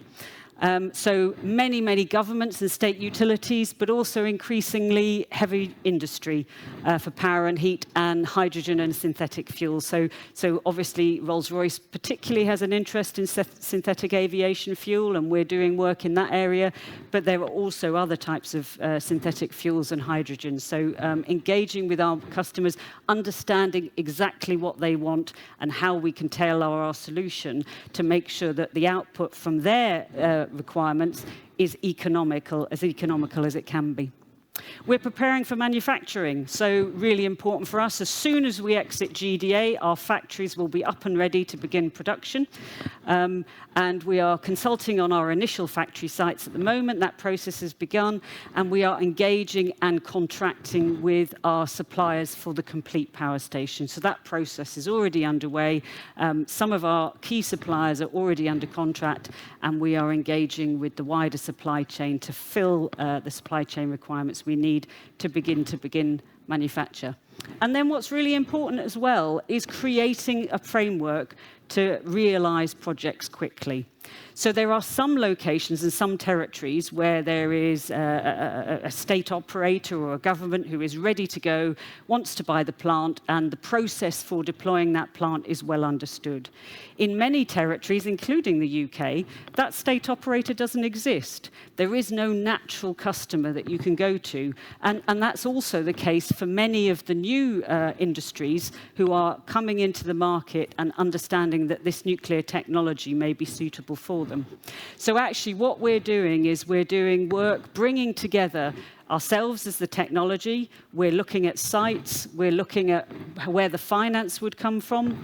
We're looking at what operator would be required, what offtake agreements would be set up, which customers we have who want that power, and what licensing approach is necessary. And we're bringing those groups together to start to develop the projects and say, okay, we bring all the different groups together, put them together, and actually create programs and projects out of that. And that is a much faster approach to deploying projects. Now, that's obviously an approach that we need to develop for the UK, but it's also an approach that's very relevant to many different countries and different markets. So once we have that approach, we can use that and replicate that in many different countries. So we've got exciting times ahead for us in terms of where we're going. And as I say, we're on track to have the first project realized in the early 2030s. So I look forward to working with Fermi Energia and many of you going forward over the next decade. Thank you very much. Thank you very much, Sophie. Next, we will have greetings from France. We have Mr. Sandro Baldi, who is a commercial director of Nuvard SMR in EDF, and his online greetings will be here.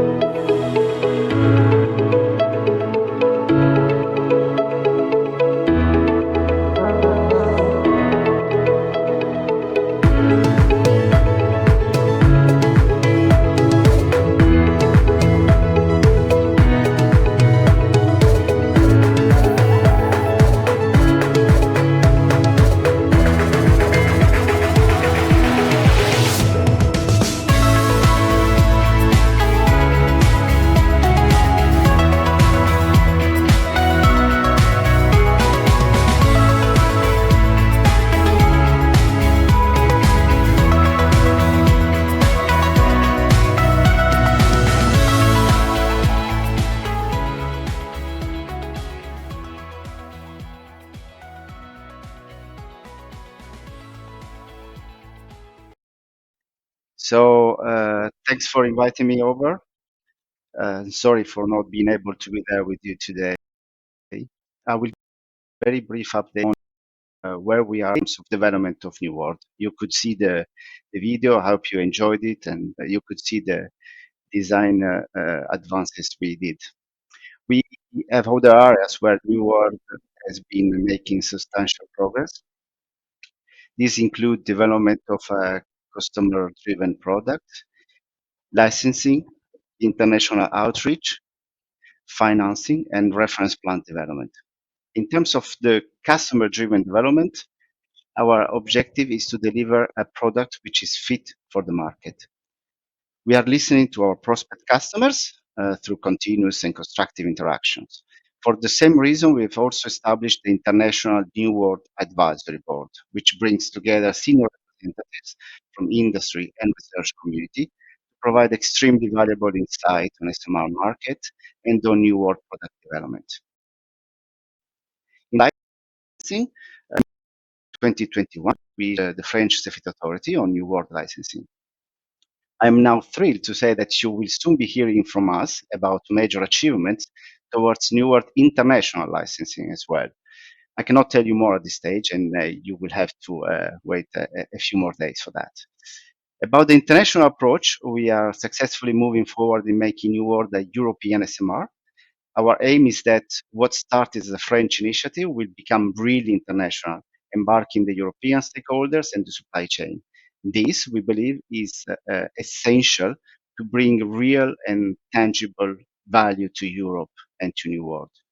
Opportunities will be there for Estonia and more generally for the Baltic countries who wish to be part of its exciting journey in a coordinated regional approach. Finally, you have surely noticed a stronger and stronger support on nuclear by the French government and the EU. The French government is providing financial backing to New World, and at the same time, it's setting us on a path to ensure that we start construction of New World reference plant in France in 2030. Before that, we'll be in a position to commercialize New World as early as 2025. And that's all from me about exciting news in New World. I hope you could hear me well, and thanks for taking the time to listen to me. Thank you very much.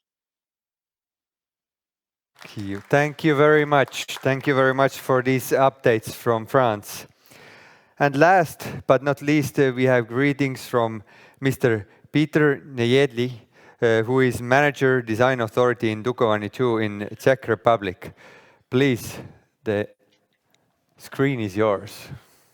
Well, good late morning from Czech Republic, ladies and gentlemen. I'm very pleased to present you at the third annual Fermi Energia conference, the current state of SMR technologies in the Czech Republic.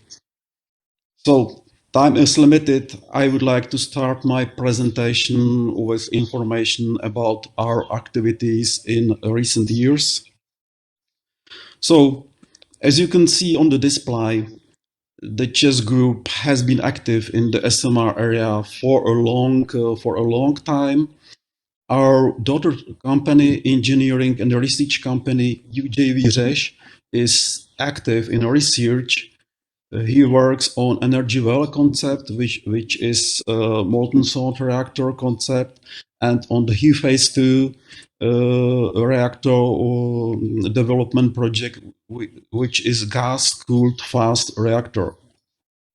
Regarding our energy utility, the energy section, we have signed a memorandum of understanding with various potential producers of SMR technology in the world. So as you can see, we have signed memorandums with NewScale, GE Hitachi, Rolls-Royce, our daughter company UJV signed a memorandum with Holtec, and we also have signed general memorandums for cooperation in nuclear energy area with Electricité de France, KHNP.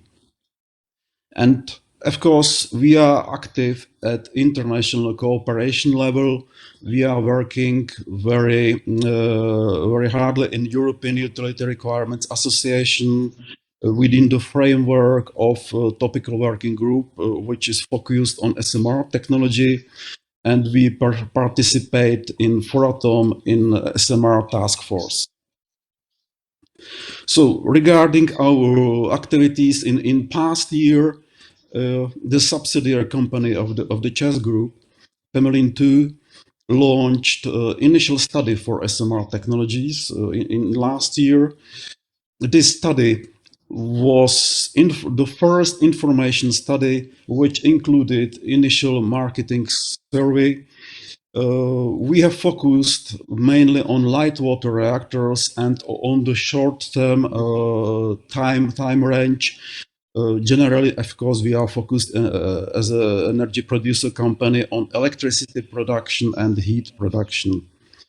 So within this initial study, we have sent a request for information, and we have obtained information packages from potential suppliers of SMR technology in the world. So as you can see, we have detailed technical and project information from BWR X300 project from GE Hitachi, from New World, from Electricité de France, from NewScale Power, from Smart Store, from KEPCO, Republic of Korea, from SMR 160, Holtec, and from UK SMR from Rolls-Royce.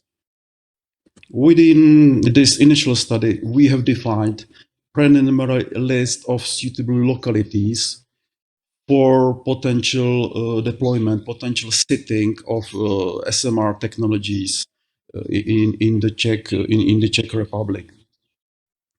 Well, and on the end, the short information about our future activities in this area. So this year, we would like to launch the feasibility study for the nuclear site.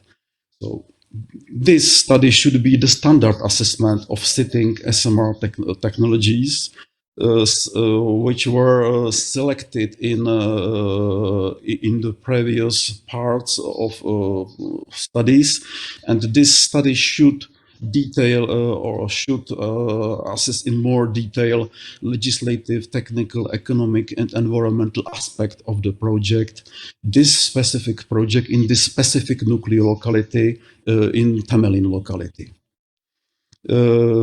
As the second activity in this area, we would like to launch preliminary feasibility study for non-nuclear sites. So we would like specify of further activities which will be required for the future establishment nuclear sites for SMR technology. So we would like to discuss in more detail the problem of transferring non-nuclear sites to nuclear sites, which is of course very complex, very difficult problem.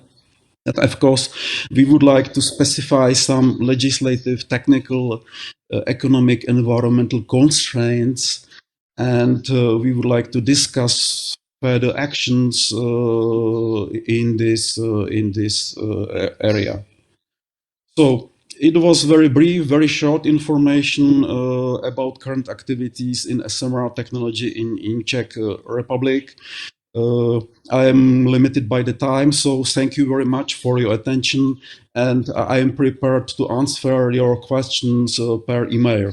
So thank you very much once more for your attention. Thank you, Peter. And thanks to all the other presenters as well. Aitäh kõigile. Järgmisena on lavale tulemas Keskkonnaministeeriumi kantsler ja Eesti tuumaenergia töörühma juht Meelis Münt, kes räägib töörühma juba tehtud ja veel ees ootavatest töödest. Palun.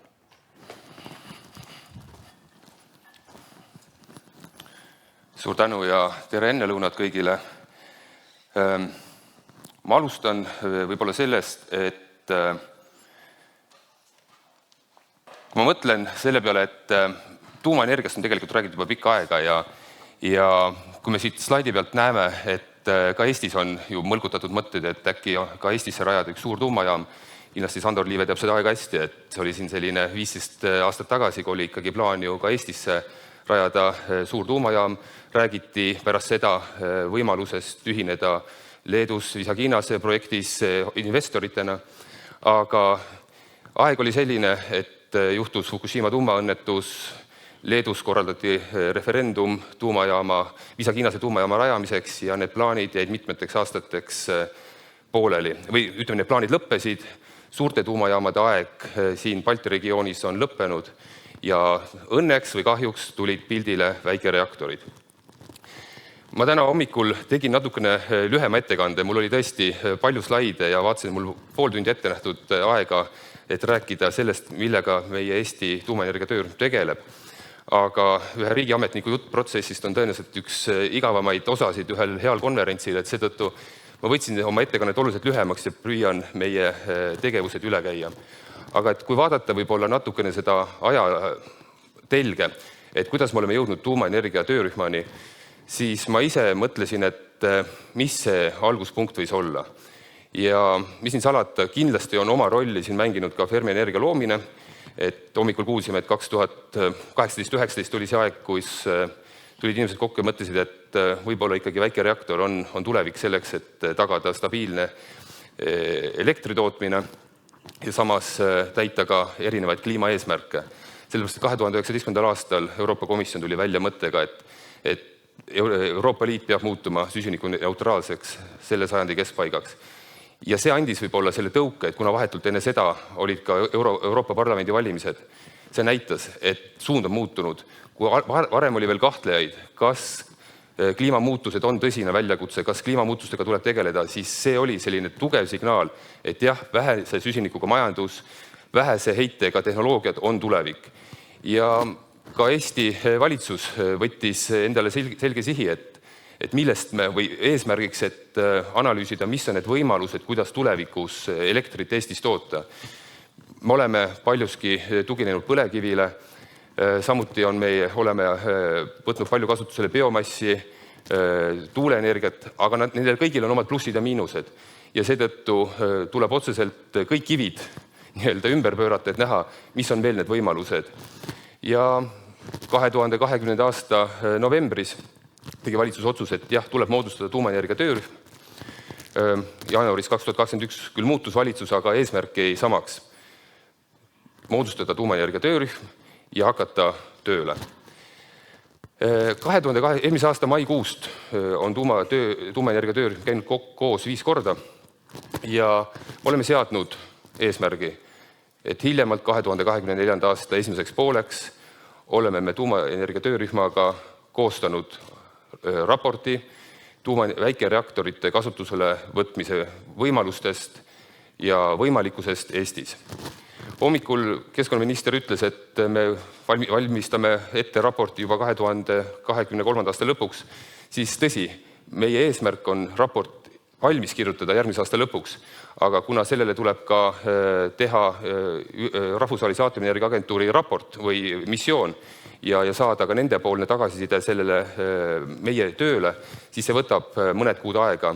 Ehk et meie oleme ise seadnud endale eesmärgiks, et tänaste plaanide kohaselt hiljemalt 2024. aasta esimesel poolaastal oleme valmis oma tööga, et anda oma töö üle Vabariigi Valitsusele.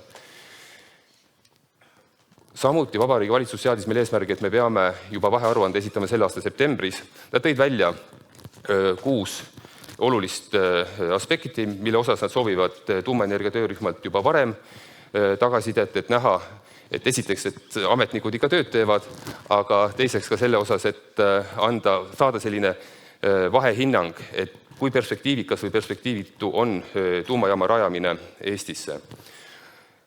Ma tulen selle teema juurde küll lõpus, aga siin on ka mul eraldi välja toodud tõesti sügis 2021, et kui me nägime, et elektrihinnad on hakanud tõusma, siis see väga selgelt on ka poliitikuid, valitsust, Riigikogu liikmeid pannud mõtlema selle peale, et kas me võiksime oma aruandega kiiremini välja tulla ja oma tööd kiirendada. Aga ma jõuan selleni oma ettekande lõpus.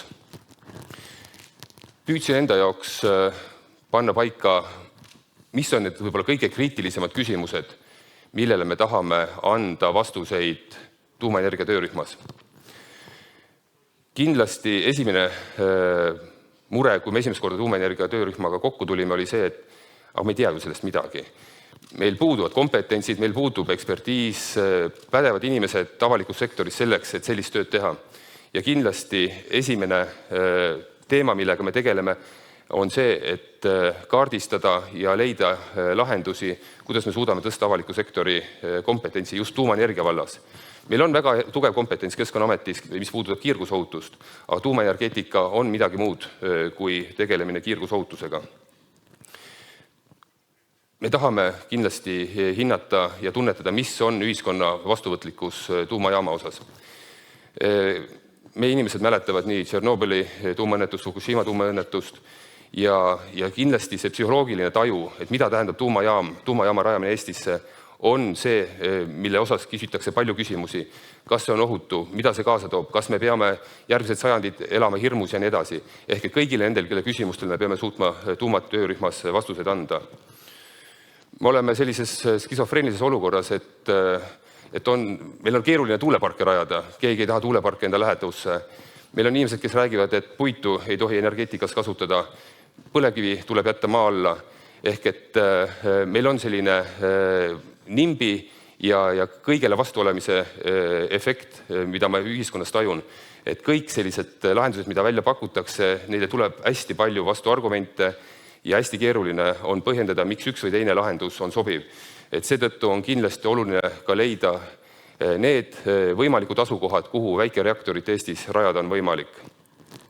Kindlasti tuumajäätmed kasutada tuumakütus, et kuhu need tuumajäätmed lõpuks satuvad, mis nendega tehakse. Kindlasti tuleb nendele anda head vastused ja pädevad vastused. Ja loomulikult see tehnoloogia küsimus. See, mida me kuuleme ka siin Eestis võib-olla väikereaktorite vastaste poolt, on ju see, et täna ükski väikereaktor ei ole ennast ju veel tõestanud. Nad on alles arendamisel ja esimesed väikereaktorid lähevad käiku alles 6 aasta pärast. Et kindlasti me peame suutma anda tuumatöörühmaga perspektiivi, et mis on väikereaktorite arendamise ajakava, ajaraamistik ja mida nad endas kätkevad.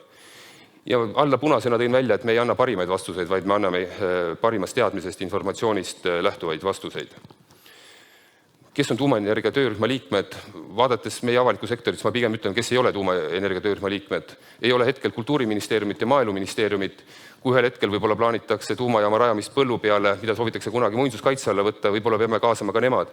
Aga hetkel on praktiliselt kõik teised ministeeriumid sellesse tuumatöörühma kaasatud.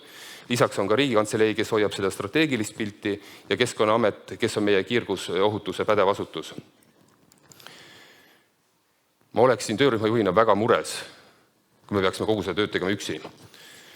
Ma olen seda korra välja öelnud, et tänane avaliku sektori kompetents on poole väiksem kui Fermi Energias on inimesi.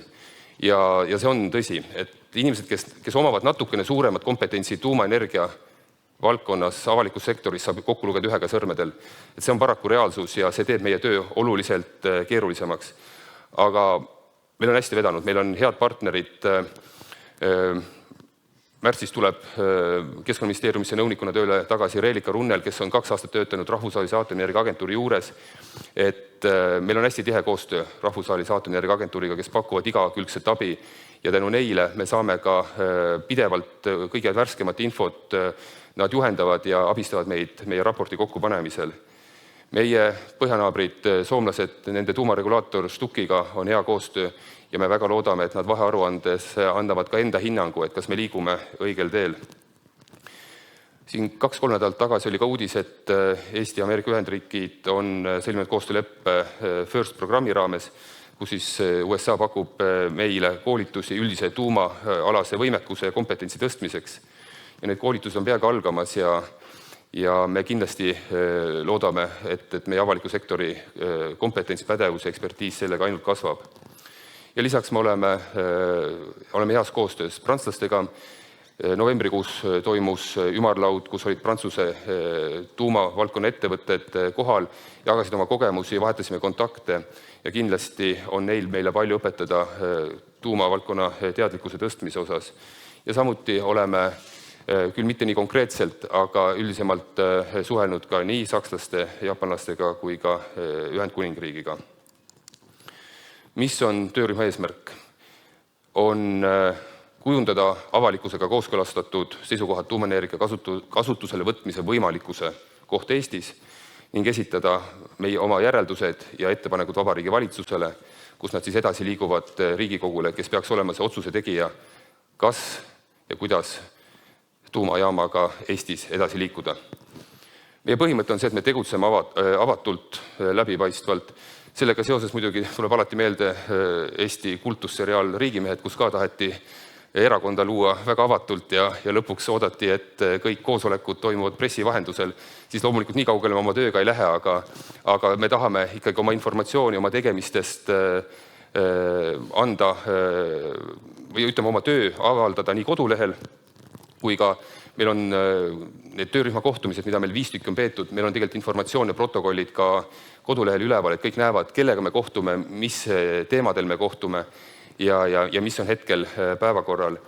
Ja nende kohtumiste siin slaidil on ka näha, et oleme me oma töörühma kohtumistele kutsunud nii Fermi Energiat, nii Rahvusvahelist Aatomienergia Agentuuri, Soome tuumaregulaatorit, ehk et lisaks sellele, et me ise omavahel töörühma liikmed arutavad, me kutsume ka külalisi, kellelt saada informatsiooni, nõu ja ettepanekuid. Milline on meie teekaart kuni selle aasta septembrini, millal valitsus ootab meilt vahearuannet? See on tehtud siin nüüd küll, see slaid ei ole päris täpne, et me täitsime oma eesmärgid eelmise aasta septembri ja novembri osas, küll aga kuna Fermi Energia esitas ka eelmise aasta detsembris ettepanekud, et me võiksime, tuumaenergia töörühm ja valitsus võiks oma tööd natukene kiirendada selleks, et liikuda võimaliku tuumajaama rajamisega kiiremini edasi, siis meie jaanuari töörühm keskendus sellele teemale, et mis on meie riigi valmisolek oma tööd kiirendada ja seetõttu võib-olla need teemad, mida me soovisime jaanuaris käsitleda, jäid käsitlemata. Küll aga eks me peame kiirendama oma tööd siin kevadel selleks, et sügisel esitada vahearuanne valitsusele. Need põhiteemad, mida valitsus ootab meilt sügiseks, puudutavad energiajulgeolekut, need puudutavad olemasolevaid tehnoloogiaid või arendamisel olevaid tehnoloogiaid ehk ülevaadet tehnoloogiatest. Nad tahavad ülevaadet, et millised on riigi kohustused, kes astub tuumaenergia programmi, et millised rahvusvahelised kohustused sellele riigile rakenduvad, milline on võimalik avaliku sektori ja erasektori koostöö, loomulikult õigusraamistik, kompetentsid, pädevus ja tuumajäätmete teema. Ehk et need on need sellised kiiremad valdkonnad, millega me hetkel töörühmas tegeleme. Me ise töörühmas leppisime kokku, et me tellime selle aasta jooksul 3 analüüsi. Et esimene analüüs puudutab võimaliku tuumajaama ja lõppladestuspaiga eelanalüüsi. Et meil on selle jaoks ka eraldi alltöörühm moodustatud ja kuna kogu selle võimaliku tuumajaama rajamise eelduseks on see, et riigis on üldse asukoht olemas, kuhu on võimalik tuumajaama rajada, siis selge on see, et me peame kiiresti selle asukoha eelvalikuga edasi liikuma, et üldse vaadata, mis on võimalikud kohad Eestis, kuhu väikest tuumajaama või väikereaktorit on võimalik rajada.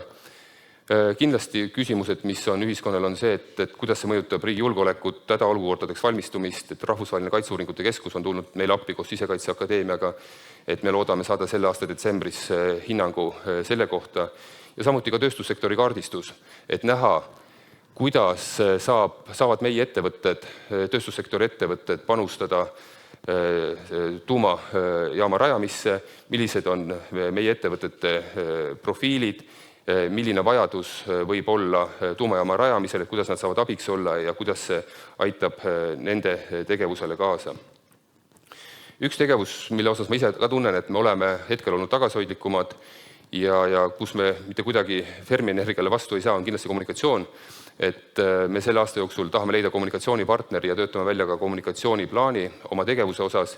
Tänasel hetkel tuleb tõdeda, et see kommunikatsiooni pool on jäänud tahaplaanile, et me oleme võtnud eesmärgiks sisuliselt nii-öelda töö käima lükata ja siis juurde tekitada ka kommunikatsiooniplaan. Ja kindlasti meelsusuuring, et Fermi Energia on ju ise ka läbi viinud Kantar Emori vahendusel siis meelsusuuringut ühiskonnas. Siin viimased tulemused näitasid, et kas 68% vist Eesti inimestest toetavad või pigem toetavad väike reaktori või väikse tuumajaama rajamist Eestisse. Ja ma ei tea, kas me siis ütleme, et kas me kontrollime seda või kinnitame seda ka endapoolse meelsusuuringuga, et meil veebruaris on meelsusuuring välja minemas ja loodame märtsiks ka tulemusi, et ka saada ka nii-öelda siis riigi poolt tellitud uuringust teada, et milline on üldse tuumaenergia teadlikkus Eestis ja milline on ühiskonna taju ja valmisolek tuumajaama rajamiseks Eestisse. Ruumiplaneerimise alltöörühm ma mainisin seda, et see on kindlasti üks oluline verstapost selleks, et meie tööga üldse edasi minna. Me vajame hinnangut ja kinnitust selle kohta, et jah, Eestis on asukohtasid, kuhu on võimalik rajada tuumajaama ja ka lõppladestuspaika. Ja selle töö käigus siis analüüsitakse, et kas ja kus need asukohad on, arvestades nii keskkonnakaitselisi piiranguid, asustusmustrit, inimeste paiknemist, ehk et kuhu oleks üldse perspektiivikas kaaluda tuumajaama rajamist ja tuumkütuse lõppladestuspaika Eestisse. Ja ka siin on mitmed ministeeriumid, aga samuti ka huvigrupid kaasatud, samuti näitena Eesti Linnade Valdade Liit, Keskkonnaühenduste Koda, et ka nemad saaksid selle töö juures olla.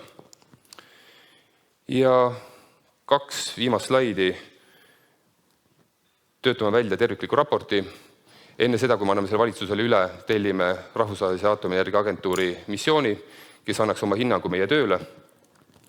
Tänaste plaanide kohaselt me soovime lõppraporti esitada 2024. aasta 1. poolaastal, kuid siin tulenevalt kõrgetest elektrihindadest, soovist ikkagi tulevikus kindlustada Eesti varustatus stabiilse elektriga, nähes, mida tänasel hetkel teeb CO2 hind, kui komisjon tuli 9 kuud tagasi välja hinnanguga, et 2030. aastal on CO2 hind 50 eurot, siis täna hommikul oli see 93 eurot, ehk mis näitab seda, et tegelikult soov kiirendada vähese või 0 CO2 heitmega energiavõimsusi on väga selgelt teadvustatud poliitikute poolt ja nad soovivad tuumatöörühmalt ettepanekuid, kas ja mis tingimustel on võimalik kogu analüüsi varasemaks tuua.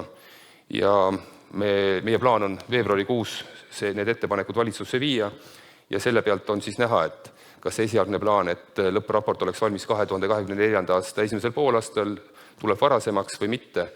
Et kindlasti see vajab teatavaid ressursse, see vajab teatavaid võimekusi just avalikus sektoris. Ja kui need on olemas, siis me leiame, et mõned kuud on kindlasti võimalik seda tööd varasemaks tuua. Ja muidugi See on alles esimene etapp. See on see etapp, mis järel saavad poliitikud teha otsuse, kas minna selle programmiga edasi. Ja kui valitsus on eriti ambitsioonikas, siis loomulikult on alati võimalik juba varasemalt ka hakata mõtlema selle peale, et milline on väikereaktori õigusraamistik, hakata välja töötama kohandatud tuumaseadust, hakata mõtlema, kes võiks olla regulaator, hakata ettevalmistustöid tegema. Eks see muidugi veelgi rohkem kiirendaks vajalikke ettevalmistustöid, aga rohkem rääkida ei saa, teeme oma ettepanekuid ja eks siis paistab, mida valitsus sellest arvab. See on nüüd kiiresti üle käidud ja jõuate lõunal ilusti. Aitäh! Aitäh! Ja, võtame ka mõned küsimused, päris mitmeid on tulnud. Kõigepealt tahaks öelda, et nii meil, kui ma arvan ka paljudel kuulajatel on hea meel, et töörühmas ja alamtöörühmades nii sisukas töö käib. Aga lisaks siis veel, et kas lisaks meelsusuuringule on plaanis, õigemini kas ja millal on plaanis laiemat avalikust tuumaenergeetika küsimustesse veel kaasata? Siis, kui meil on ja oskame sellest rääkida, et tõsiselt rääkides meie kommunikatsiooniplaan käsitleb ka kaasamisplaani. Me ei taha minna avalikkuse ette olukorras, kus meil on vastamata küsimusi rohkem kui vastuseid esitatavatele küsimustele. Et seetõttu hetkel ma ei julge öelda, millal me teeme laiemat avalikkuse kaasamist või millal me lähme oma mõtetega avalikkuse ette. Aus vastus on see, et siis, kui me oleme piisavalt kindlad ja veendunud oma töödes, oma töös, oma järeldustes, siis me hakkame avalikkust ka rohkem kaasama, et ei tahaks kuidagi minna avalikkuse ette ja jääda enamus küsimustele vastused võlgu, et see on meie lähtekoht, et töötame piisavalt, või ütleme nii, et töötame ennast piisavalt üles, enne kui avalikkuse ette minna. Ja, aitäh. Ma arvan, et see on oluline, et see on kavas. Siis üks konkreetne küsimus veel, et kas tuumaenergia töörühma on kaasatud ka keegi väljaspoolt riiki? Ei, ametlikult ei ole. Nii nagu ettekandes oli, et me oleme kutsunud kohtumistele oma partnereid, rahvusvahelisi organisatsioone nagu Aatomienergia Agentuur, Soome tuumaregulaator, Fermi Energia, et saada nende sisendit ja mõtteid, aga alalise liikmena ei ole, on ainult riigi asutused. Ja, ma arvan, et oli hea lihtsalt korraks veel üle käia. Ja võib-olla lõpetuseks, et millist tuge teil oleks vaja erinevatelt osapooltelt, kas siis erasektorit, valitsuse või Riigikogu suunalt, et oma tööga hästi edasi liikuda? Naljakas oleks nagu raha öelda, aga ma ütleks siis niimoodi, et oleks vaja saada selget sõnumit, kas see on tõsiselt võetav töö või on see töö, mida on tore teha muude asjade kõrvalt.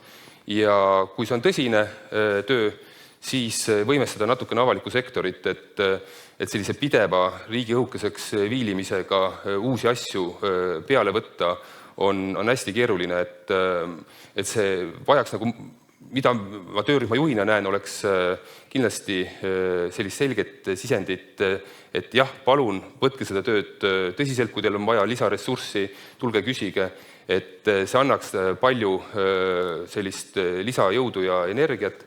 Partnerite poolt rahvusvaheline koostöö on meil hästi hea ja siin ma ütleks pigem, et ma ootan ka meie töörühma erinevatelt liikmetelt aktiivsemat osavõttu erinevatelt koolitustelt, ehk ma tulen jälle selle esimese punkti juurde, nad on hõivatud 100 muu ülesandega ja nüüd veel on see tuumaenergia küsimus juures, et saaks sisulisemalt panustada, on neil vaja rohkem aega ja võimalusi sellesse töösse panustada, võib-olla ka eraldi inimesed erinevatesse ministeeriumitesse tuua selleks, kes suudavad tõesti keskenduda sellele tuumaenergia küsimusele.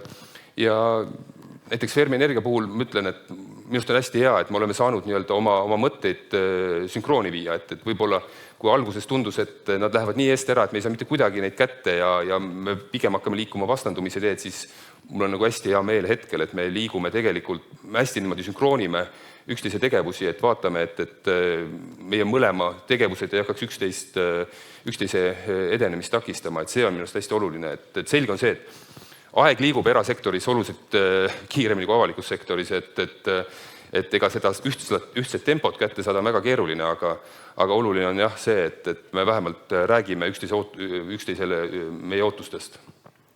Jaa, aitäh, ka meil on see väga oluline. Aga tänan. Aitäh.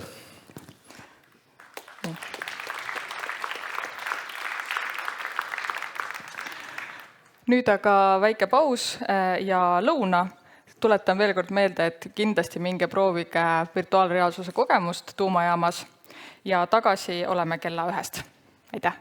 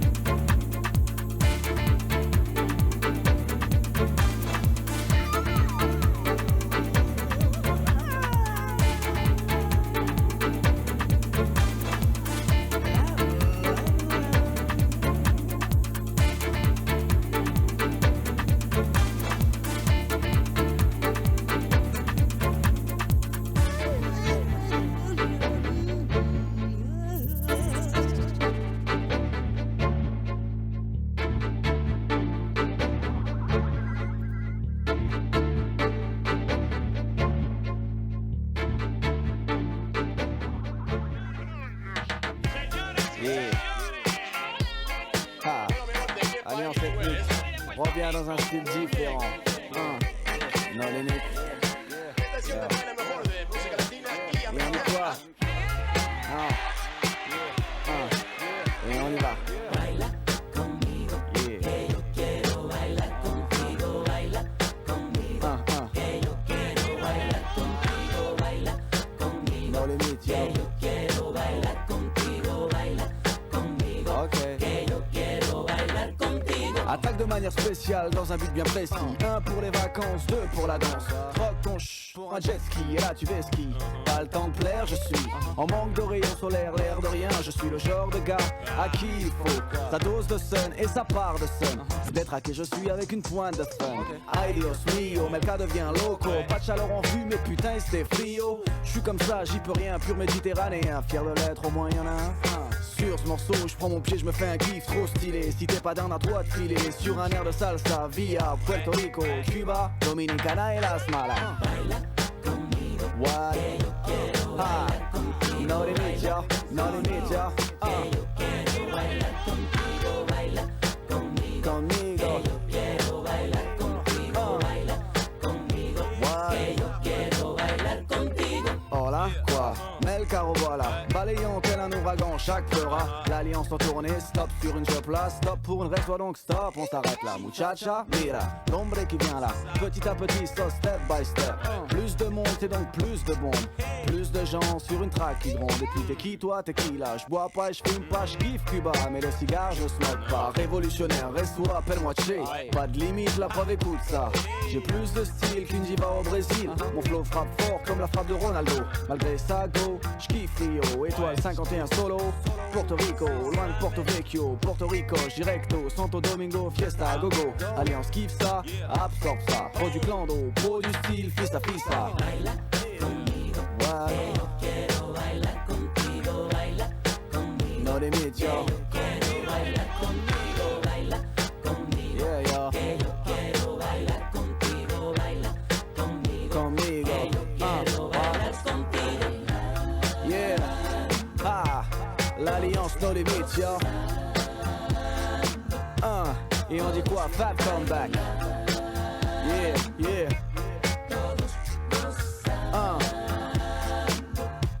C'est comme ça et pas autrement. Yes. Todos, todos.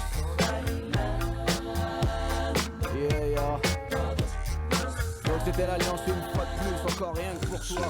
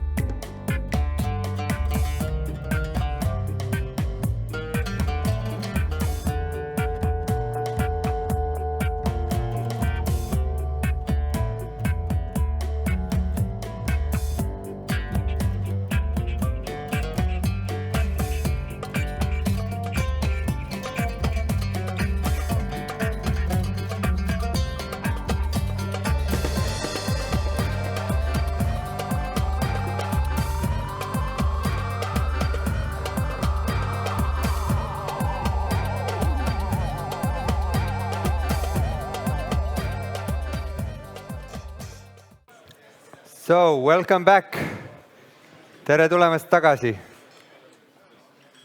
Please take a seat.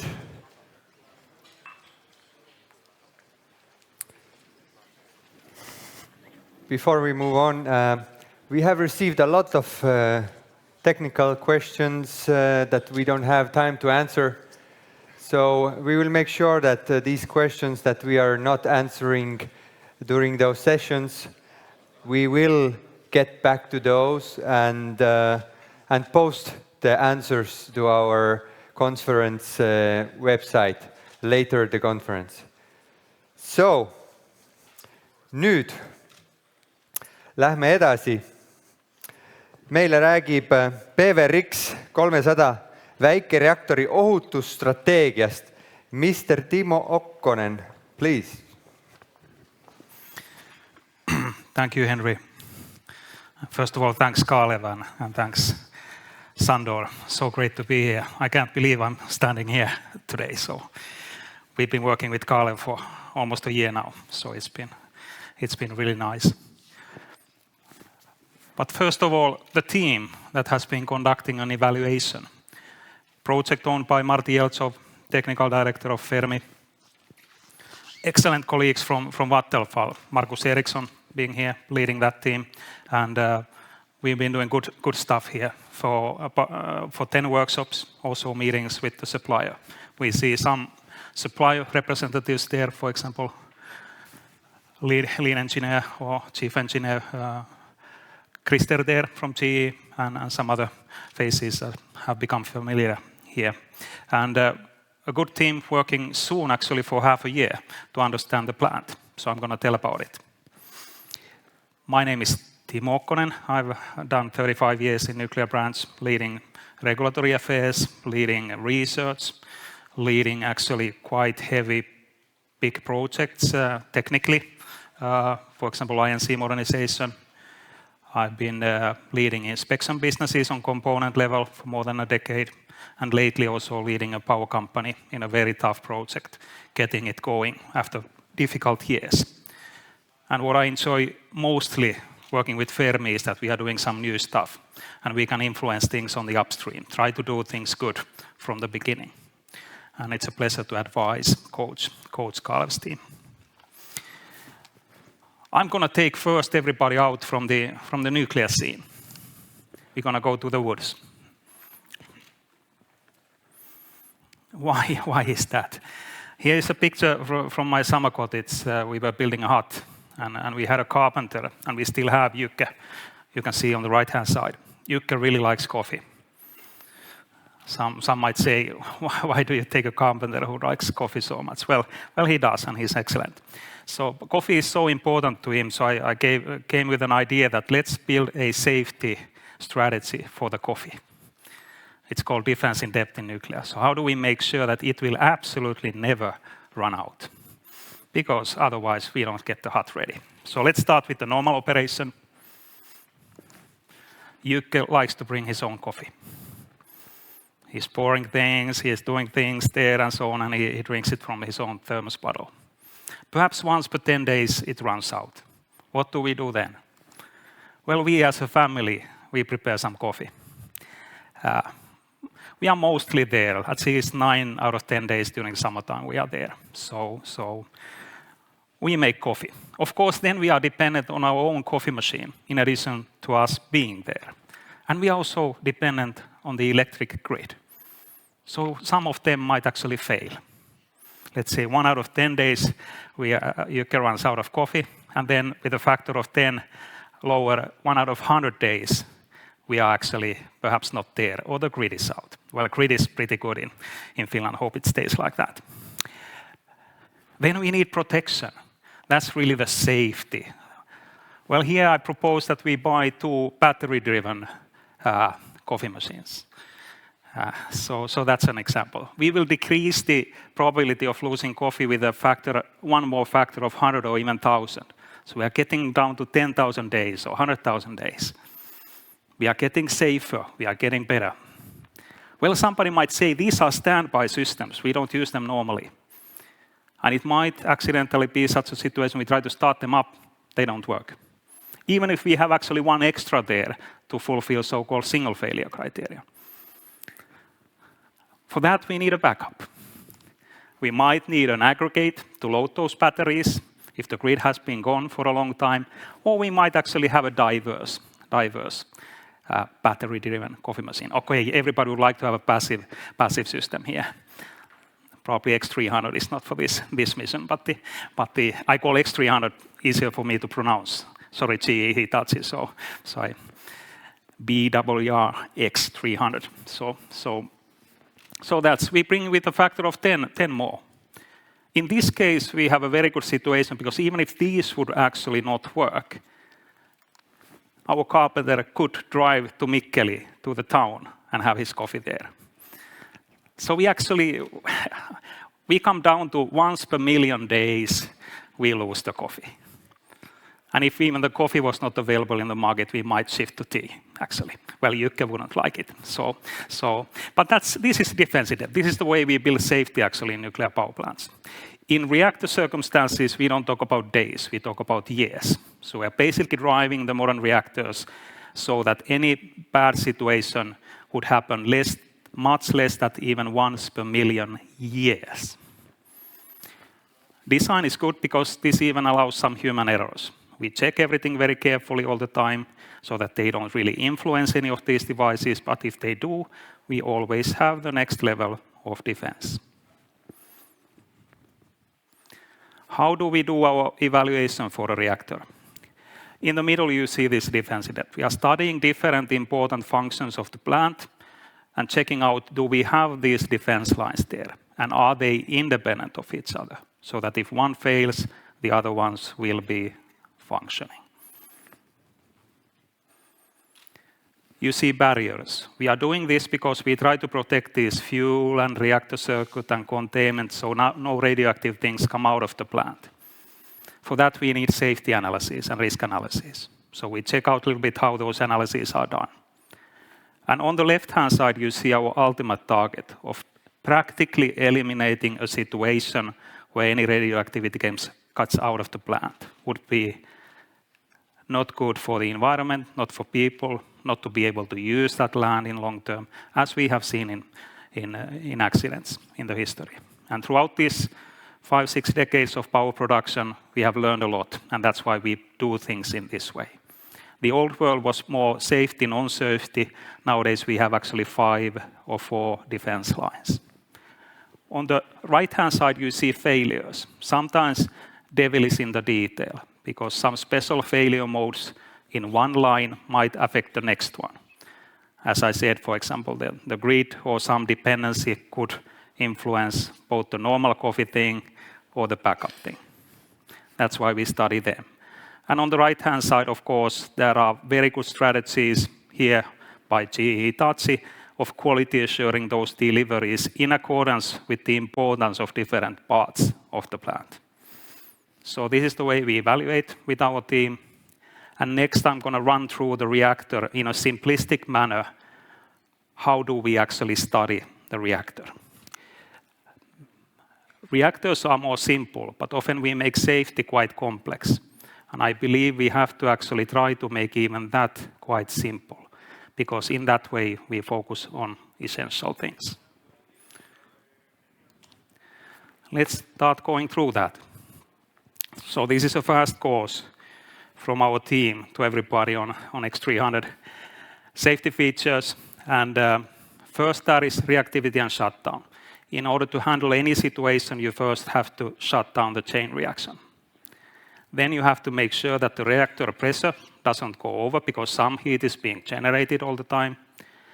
Then you also have to have a bit midterm actually cool the reactor, that you don't actually by steam or leakage get out actually the water, so you are still cooling the reactor.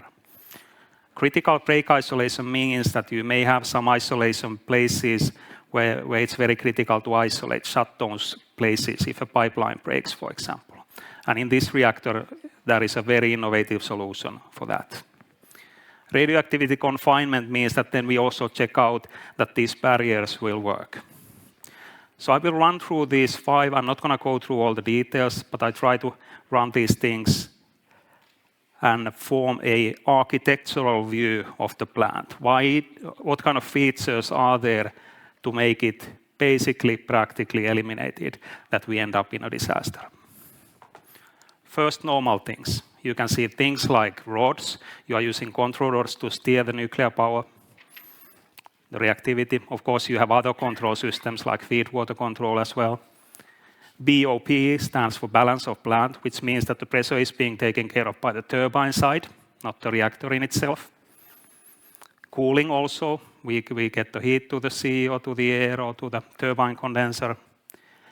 You see critical break isolation is not there, but the quality assurance is so high that it's very unlikely that we have substantial defects in those pipelines or the barriers, really the physical barriers. And then the radioactivity is predominantly, basically almost completely kept inside the fuel. That's what we call normal operations.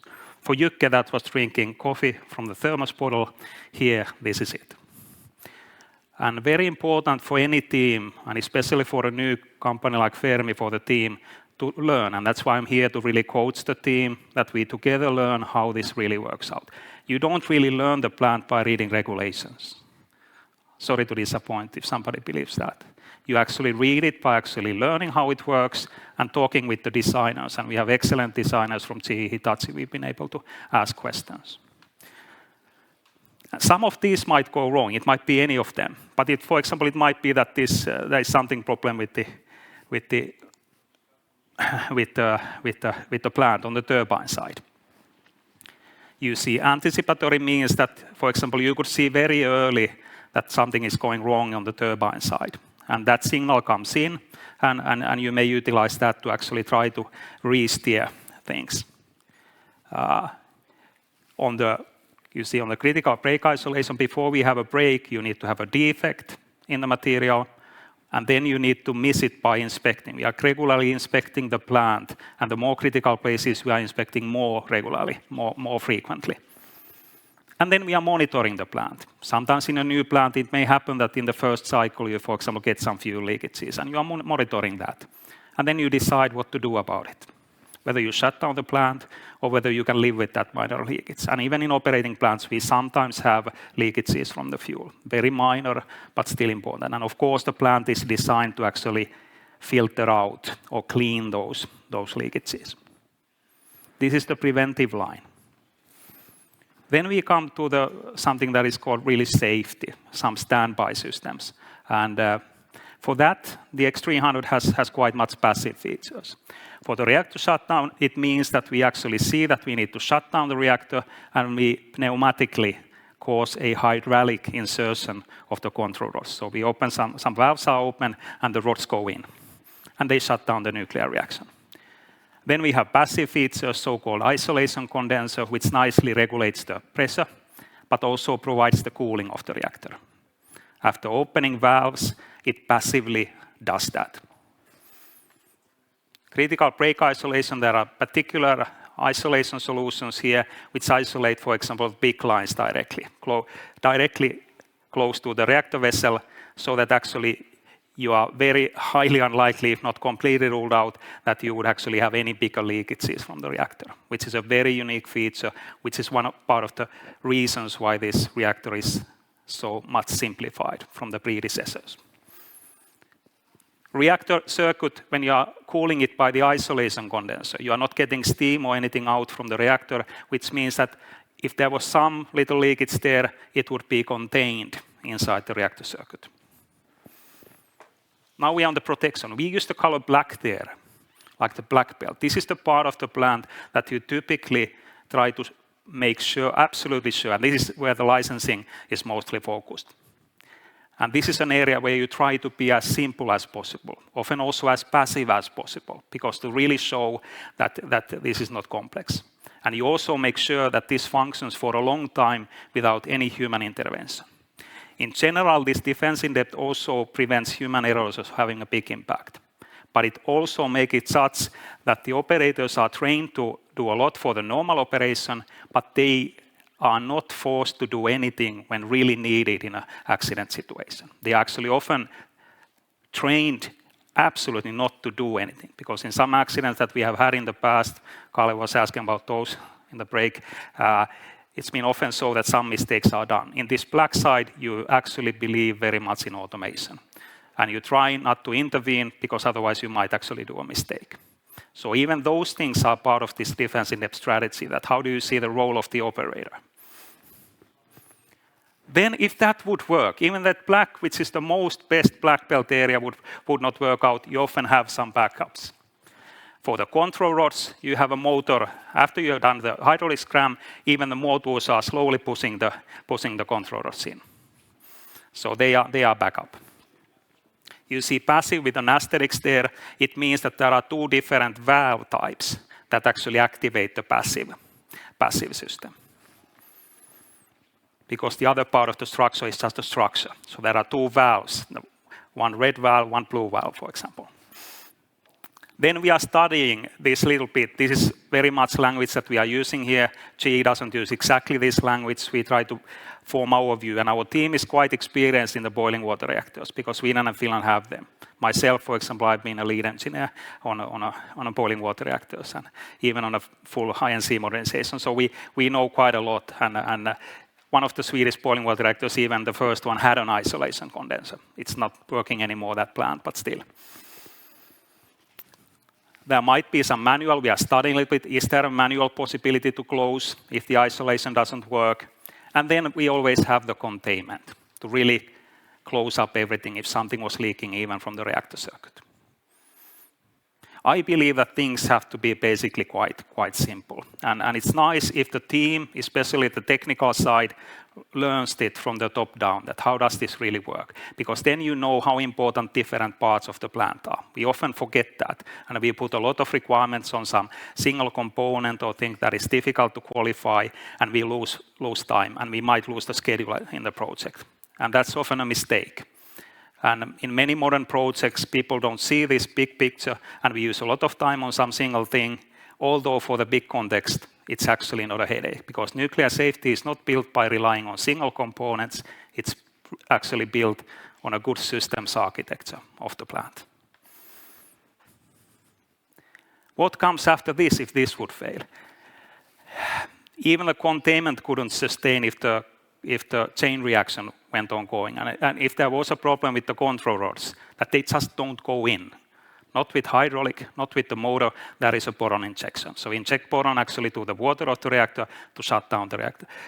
That's not the normal that you use in boiling water reactors. You use that in the pressurized water reactors. But here is a backup system. So it's your last line of defense. And then on the right-hand side, we are studying what kind of features in the plant would help us to handle a situation where even the core would melt down, to really make sure that the containment still can sustain all those phenomena and things that are actually happening there inside the containment. This became quite usually, actually Sweden originally already in 1980 started preparing these kind of things after 3 Mile Island, and especially after Chernobyl, things were speeded up also in Finland and many other countries that we built dedicated systems. Here we are studying how that situation is handled. We know this reactor is a little bit smaller, but it's not a tiny reactor. It's still a considerable size, so we are studying that. We are very happy to see the development of the design that we have seen here. And here is a slide, so I just here kind of a disclaimer, not official stuff, still in the middle of the work. Very happy to see the development of the design. GE has done, and GE touched a lot to simplify things. We don't currently see any big headaches, but we are studying. We try to be critical because we are trying to make sure that also in our home market, Fermi, as the power company, would actually be able to also stand behind the design. And this is a pilot project. We look forward to actually using the same methodology for different designs. So this is our first pilot, but as Kalev explained, this is going first now, and let's see what other designs we might actually evaluate. Here are 6 things that we think are particular here, and of course GE knows that even better than us. The isolation of these bigger line breaks so that you don't have to really treat the large LOCA with the containment, for example, or the cooling system. How do you manage the small LOCAs where you're using passive systems for this isolation condenser and the containment cooling system? They come next. They are not really so novel things like this isolation condenser. It's about condensing steam, and that's not really new to us. But we are taking a look at how that is made really reliable. And there can be sometimes some devils in the details. It might be even in those that there are some isolation functions that if they are started inadvertently, without a reason, they might actually close those systems. You have to actually go. So I often say did. Defense in depth is also did, devil in detail. So you have to go through certain things because we know the regulators will fundamentally also do that. So we are doing that now. Severe accident management, as I already mentioned. And then a huge thing here, autonomy of the plant. Not just this first situation after disturbance, operator doesn't have to do that, but how much time can we take without, for example, any external grid? And here, the typical time nowadays is 72 hours, 3 days, but the designers have told us that they try to stretch it for a week, which is fantastic. We are also taking a look at things like how long the batteries will sustain. We don't need batteries to be safe, but we need batteries to be able to monitor the plant. And we also always have to remember that safety is a feeling based on facts. And the monitoring creates you some feeling because you are not just so safety is a feeling based on facts. So risks are often very fact-based, but safety is a feeling based on facts. And that's why when we say that we want something to be highly unlikely with high confidence, this defense in depth is crucial, and also that we are studying all the possibilities there.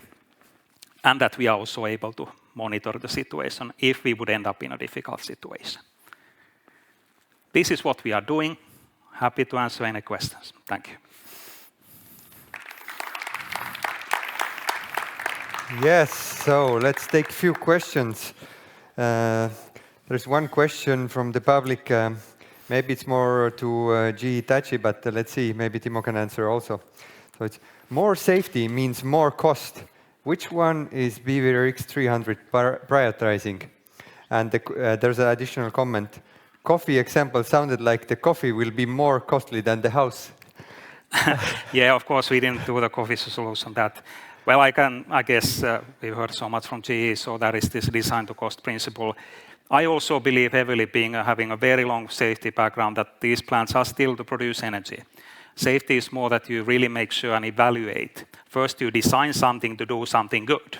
Safety and risks is about evaluating, can I live with can I sustain certain situations? So I absolutely think this design to cost principle is good. That's the way to go. We've heard some other suppliers also. We know that to save the climate, we have to be with some sustainable price levels as well. So that's become even more important. First, you design it so that you get with reasonable costs, and then you actually evaluate the design to make sure that you have practically eliminated such consequences that you cannot live with. So I don't think I often say that safety and economy are the best friends. They are not enemies.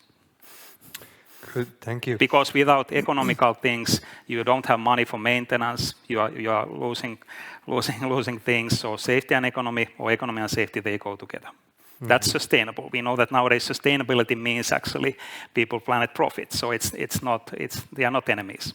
Yeah, good. Another question from the public. BWRX is only a reference for Fermi, not the final chosen design. How much of the knowledge can be transferred to other SMR designs with other safety measures? I don't fully, I have to admit, I don't fully understand the question, but I have to say something. So I guess it's meant for our team probably, like you are doing the study now, and how easily you can imply this knowledge to other designs. Very good, and I know that Martti Jeltsov, technical director, is pushing very much to actually engage the team. You don't learn much by listening to lectures, even this one. So you're only going to learn when you do something. So we are already talking with Martti that we will engage the Fermi technical team to actually evaluate this one and also the future, the other designs. So and we try to have this kind of a simple way of doing now, first with a very experienced team, but also engaging people from Fermi, that we, during this year, stepwise, we are getting a team that is not depending on any single individuals, and everybody starts seeing the forest, not just the trees. So that's the way we're gonna go. Thank you. I think we'll move on. Thank you, Timo. Thank you.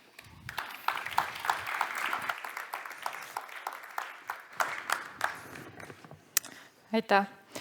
Järgmine esineja on ettevõttest, mille eesmärgiks on tagada kiire ja usaldusväärne üleminek süsinikneutraalsele majandusele, pakkudes jätkusuutlikke lahendusi, puhta energia lahendusi kogu ühiskonnale. Ja Baltikumi elektrisüsteemide stabiilsuse hoidmisvõimalusi tulevikus tutvustab Alessandro Ferraris from Fortum. Please, the virtual stage is yours. Hello, everyone. My name is Alessandro Ferraris, and I work at Fortum. As I said, my name is Alessandro Ferraris. I work at Fortum, and where I am actually responsible for a team working in technology development for our hydropower department. I've been working with my colleagues in Finland and collaborating with our nuclear services in order to help Fermi to understand which are the grid ancillary services that they will be established in Estonia and in general in the other Baltic countries after the disconnection from the Russian power system, and also understand which are the possibilities for SMRs to participate in these markets and increase the profitability of like an SMR project. The scope of our work is a little bit what I just mentioned, and I just want to point out that we performed this work around maybe 6 months ago after the summer, and some news has been released after that I will cover a little bit later. But the background of the work of our work is basically, as I mentioned, that we looked a little bit into the background about what is going to happen in the Baltic power system after the disconnection to the integrated power system of Russia. And then we also analyzed which are the different load frequency control process that is going to be established, and these concept documents that were written by the Baltic TSOs. After that, we looked at different opportunities for SMRs and the different participation to different frequency containment restoration reserves. And then we also looked at the possibility to do to provide some other services or benefits to the grid from a more qualitative perspective. In general, since the main conclusion, as we will see, is that there will be some extra support to SMRs to provide some of these services. Then we also considered something that it was a little bit more in our expertise at Fortum, which are these hybrid systems, and how it would be possible for a battery combined together with the SMR to increase its revenue streams in these markets.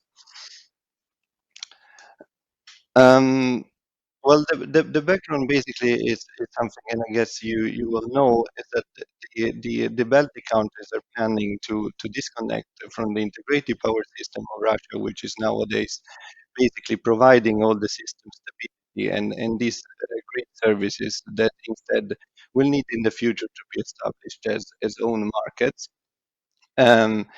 To do this, the TSOs have been following the so-called European System Operation Guidelines and proposed some dimensioning criteria in order to establish these markets. And there has been also some work which we have analyzed that is basically assessing the feasibility and the economic impact of introducing these markets. When we look at the dimensioning of these markets, which are presented in this slide, we see that basically the work that the TSOs have been doing following this system operation guidelines has been to allocate the size of these markets proportional to the size of the different countries' power systems in terms of like consumption and production, and with respect to the total continental European area. With our analysis, we thought on taking this a little bit step further and looking at which would be the required reserves in order for the Baltic countries to also to have system stability in case that they are disconnected from the cable, the only AC cable that would be remaining towards Poland. And then the other part that was already announced around 6 months ago is that the TSOs have been also planning and already started installing synchronous condensers in order to keep the minimum level of inertia to 17 gigawatts second. Now, if we jump a little bit to some conclusion or interpretation of these numbers, what we came up with is that the target level of inertia for 17 gigawatt second is actually proportional to what the Nordic countries are.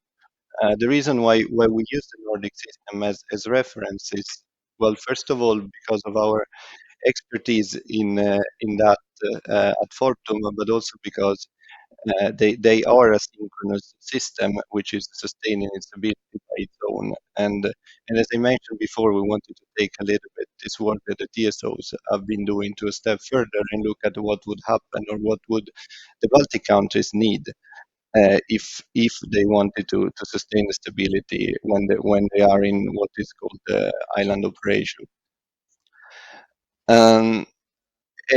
When it comes to SCR, which is basically the primary control or the maybe can be seen the most important automatic reserve that is continuously available, the target of the Baltics is sufficient when it comes to the whole European context, but it's quite limited if we compare this to like the countries to sustain by themselves in case of disconnection.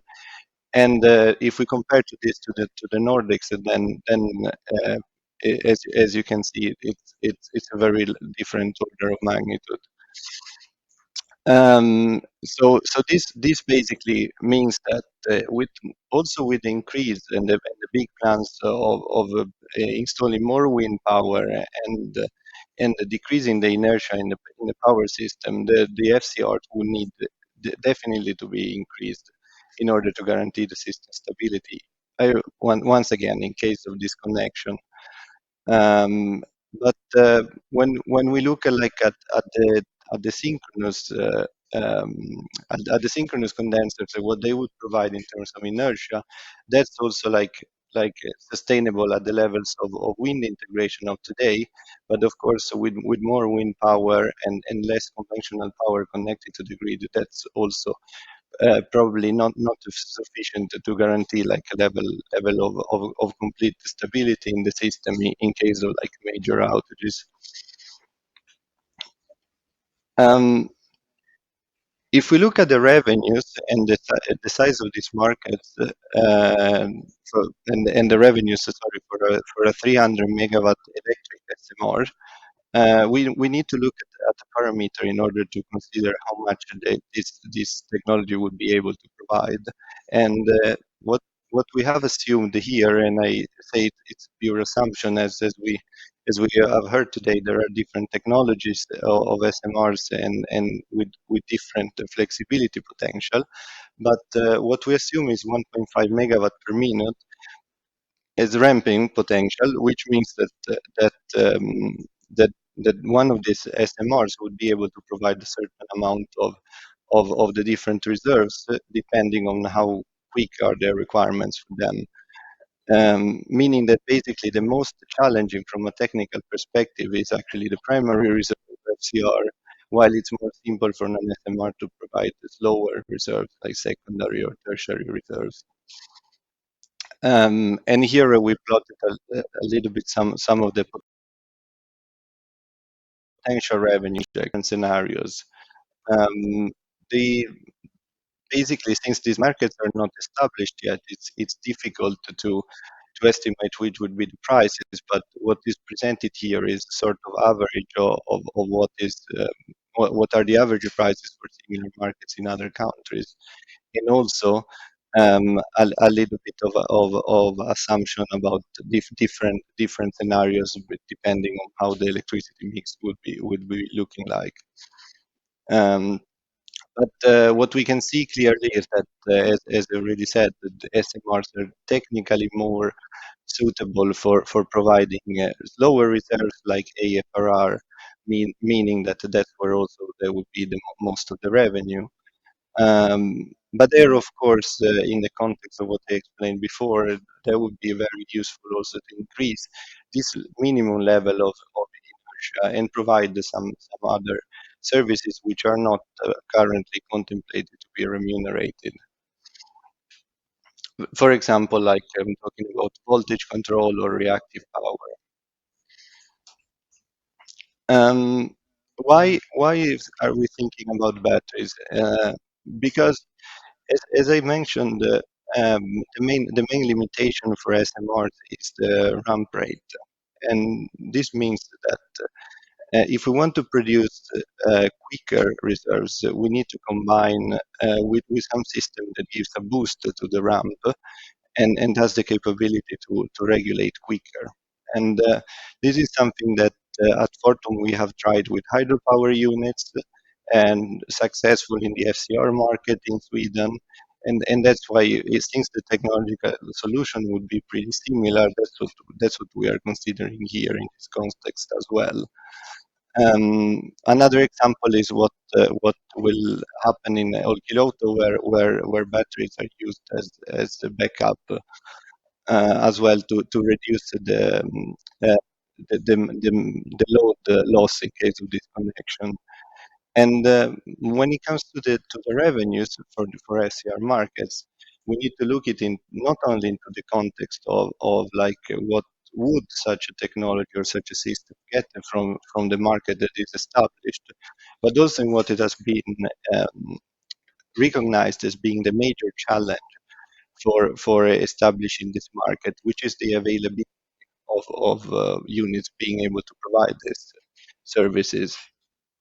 Even if we look at the minimum level that has been estimated by the TSOs, it wouldn't be possible to provide those services that are needed only with the units that they are supposed to be available in 2030 without what is called the master run operation, which means that the TSO will need to sustain significant costs in order to run power plants that need to provide these reserves when they wouldn't be planned to produce. And this means that with some system that would be able to provide these reserves, as an example, one SMR equipped with a battery system would be able to provide basically all the FCR needed that is estimated for Estonia. The CSOs would be able to avoid these master run costs, which can be quite significant. And if we compare those to the investment in a battery system, that's of course that would be a very good business case from that point of view. And that's why I guess what I would like to mention today is that there were no news of installation of batteries in the Baltics when we did this work, and that's why we haven't mentioned it here. But if I understood that, that's also a way that the TSOs are looking into in order to solve this issue. So basically, the conclusion of our work, a little bit in a nutshell, it should be that the Baltic TSOs have proposed a model in order to disconnect from the integrated wire system of Russia and connect to the European system of continental Europe.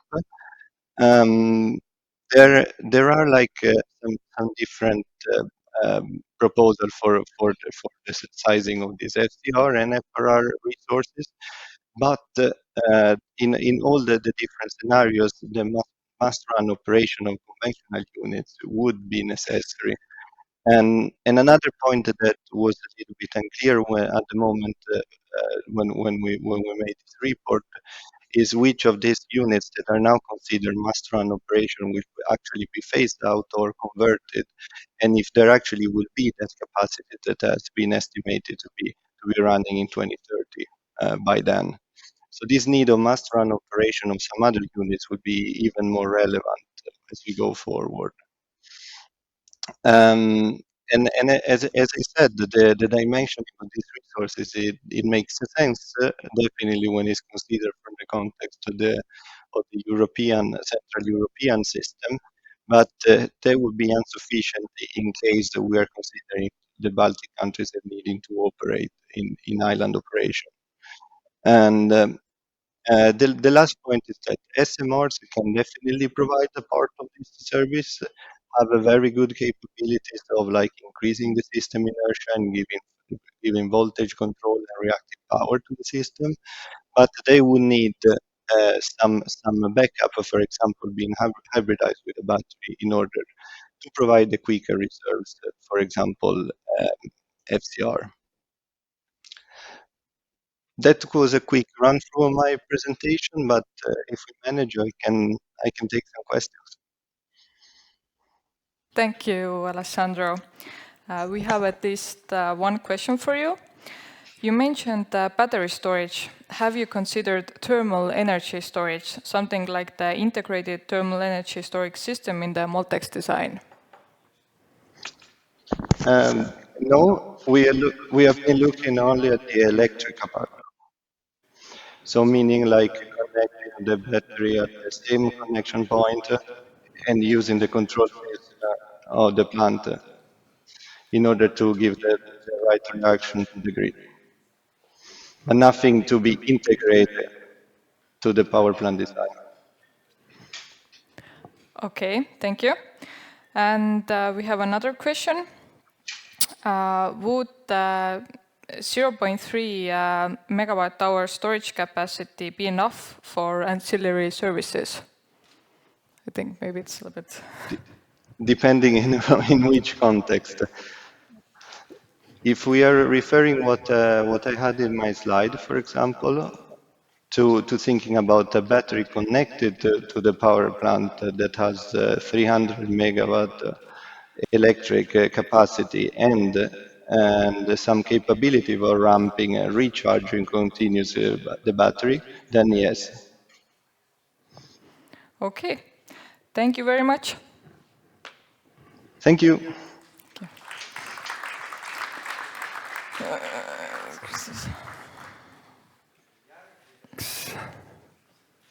Nii, kas me kuuleme? Jaa. Järgmiseks alati väga huvipakkuv teema, tuumajaama asukoht. Kuhu seda oleks mõistlik ehitada ja millistel tingimustel? Seekord vaatame veidi täpsemalt erinevaid jahutuse võimalusi ja selle olulisust. Philippe Monet, our partner from Tractable, floor is yours. Thank you, Henry. I like the word partner.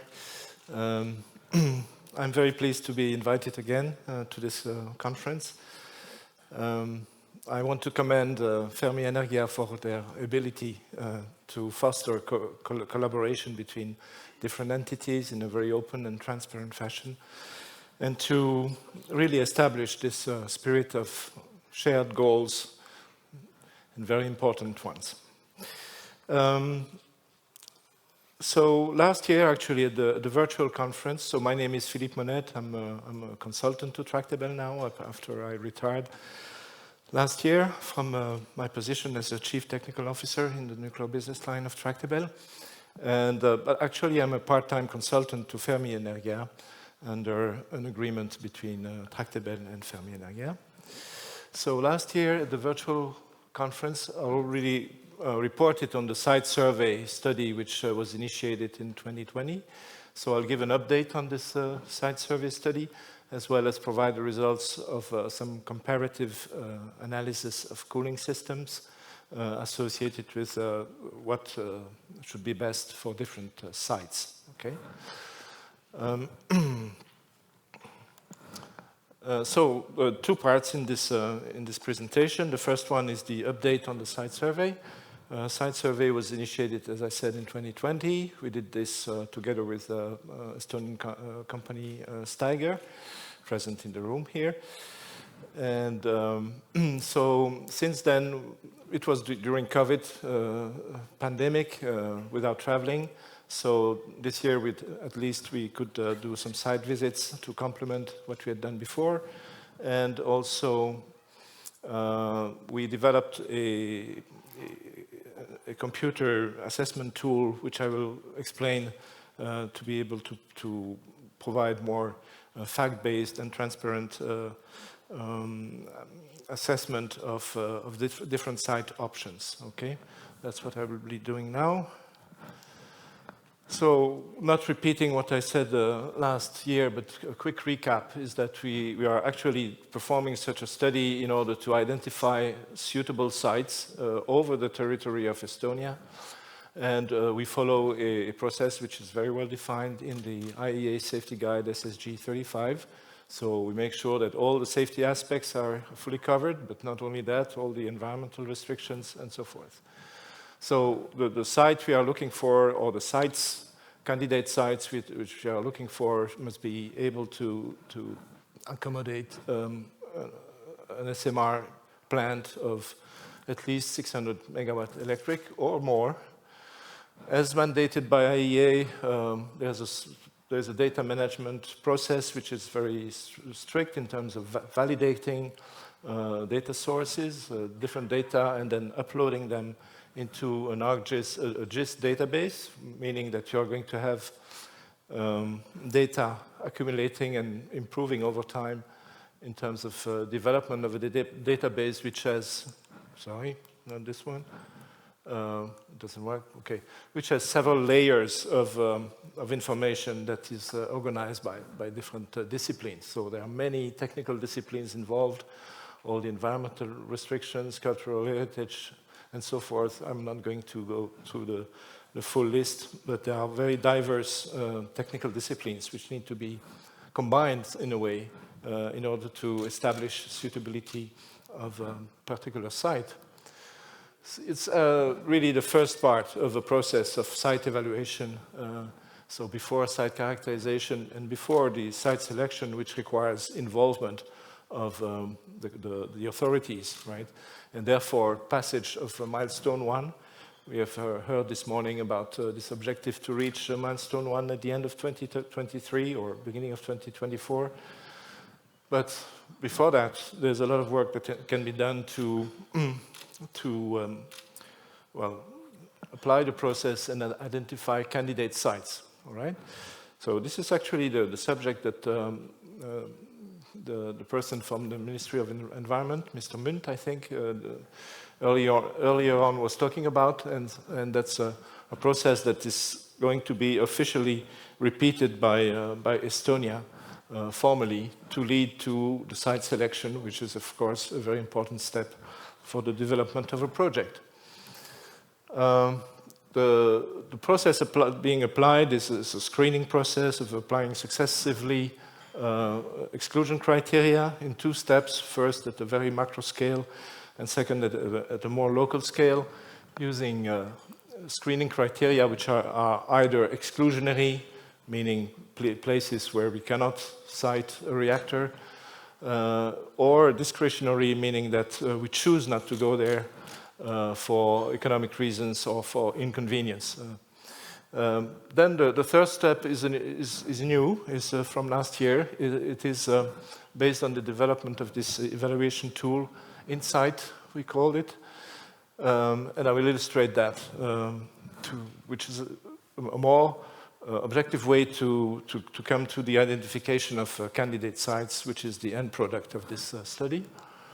So the first step was at the macro scale. We apply criteria such as minimum distance to borders, not in highly populated areas, not in Natura 2000 protected areas, with a maximum distance to cooling water source, and not on a geological fault or away from geological fault. So applying all those criteria, we see that we identify six areas, and that will be then studied in further detail. But before we go there, we assessed that the areas on the west coast were not actually favorable from the point of view of infrastructure.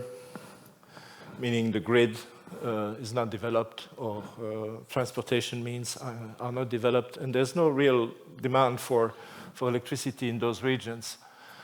So we discarded those, and we end up with these 3 areas on the northern coast.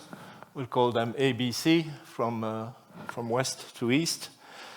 And these are the ones that we then look at in more detail in step 2. Step 2 is still exclusionary, and so we apply then the more local exclusions. In orange here you have populated areas, you have highways, railroads, you have a gas pipeline, you have a hazardous facility here for a fertilizer plant, you have some cultural heritage things. We even included in the database individual homes and a buffer around those.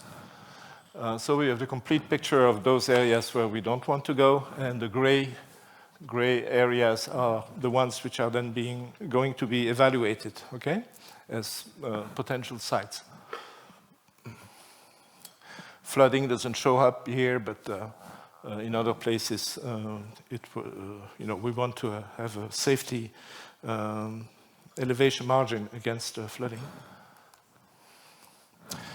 And then the second, or the major innovation here for the evaluation is to produce some algorithms that model evaluation according to different criteria.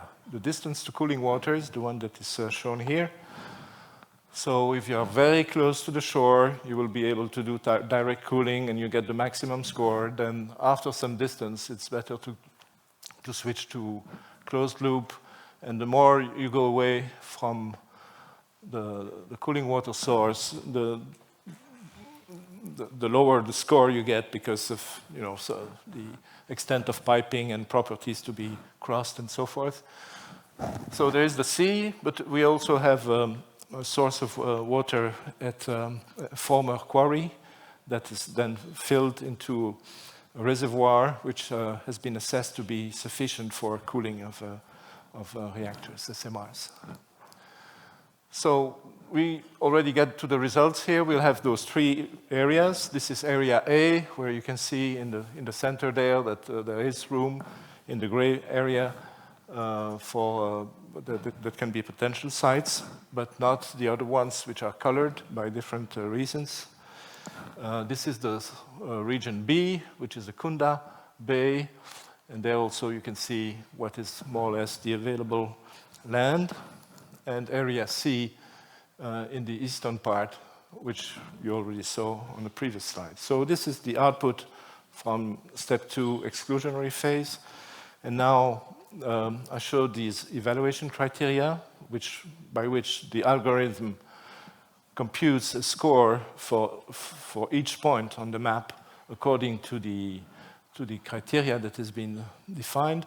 Then we need to combine in a weighted average or multi-criteria analysis all those scores. And this gives this composite view of those very different things. And with a higher score to the green as a green code and the lower score as orange or red.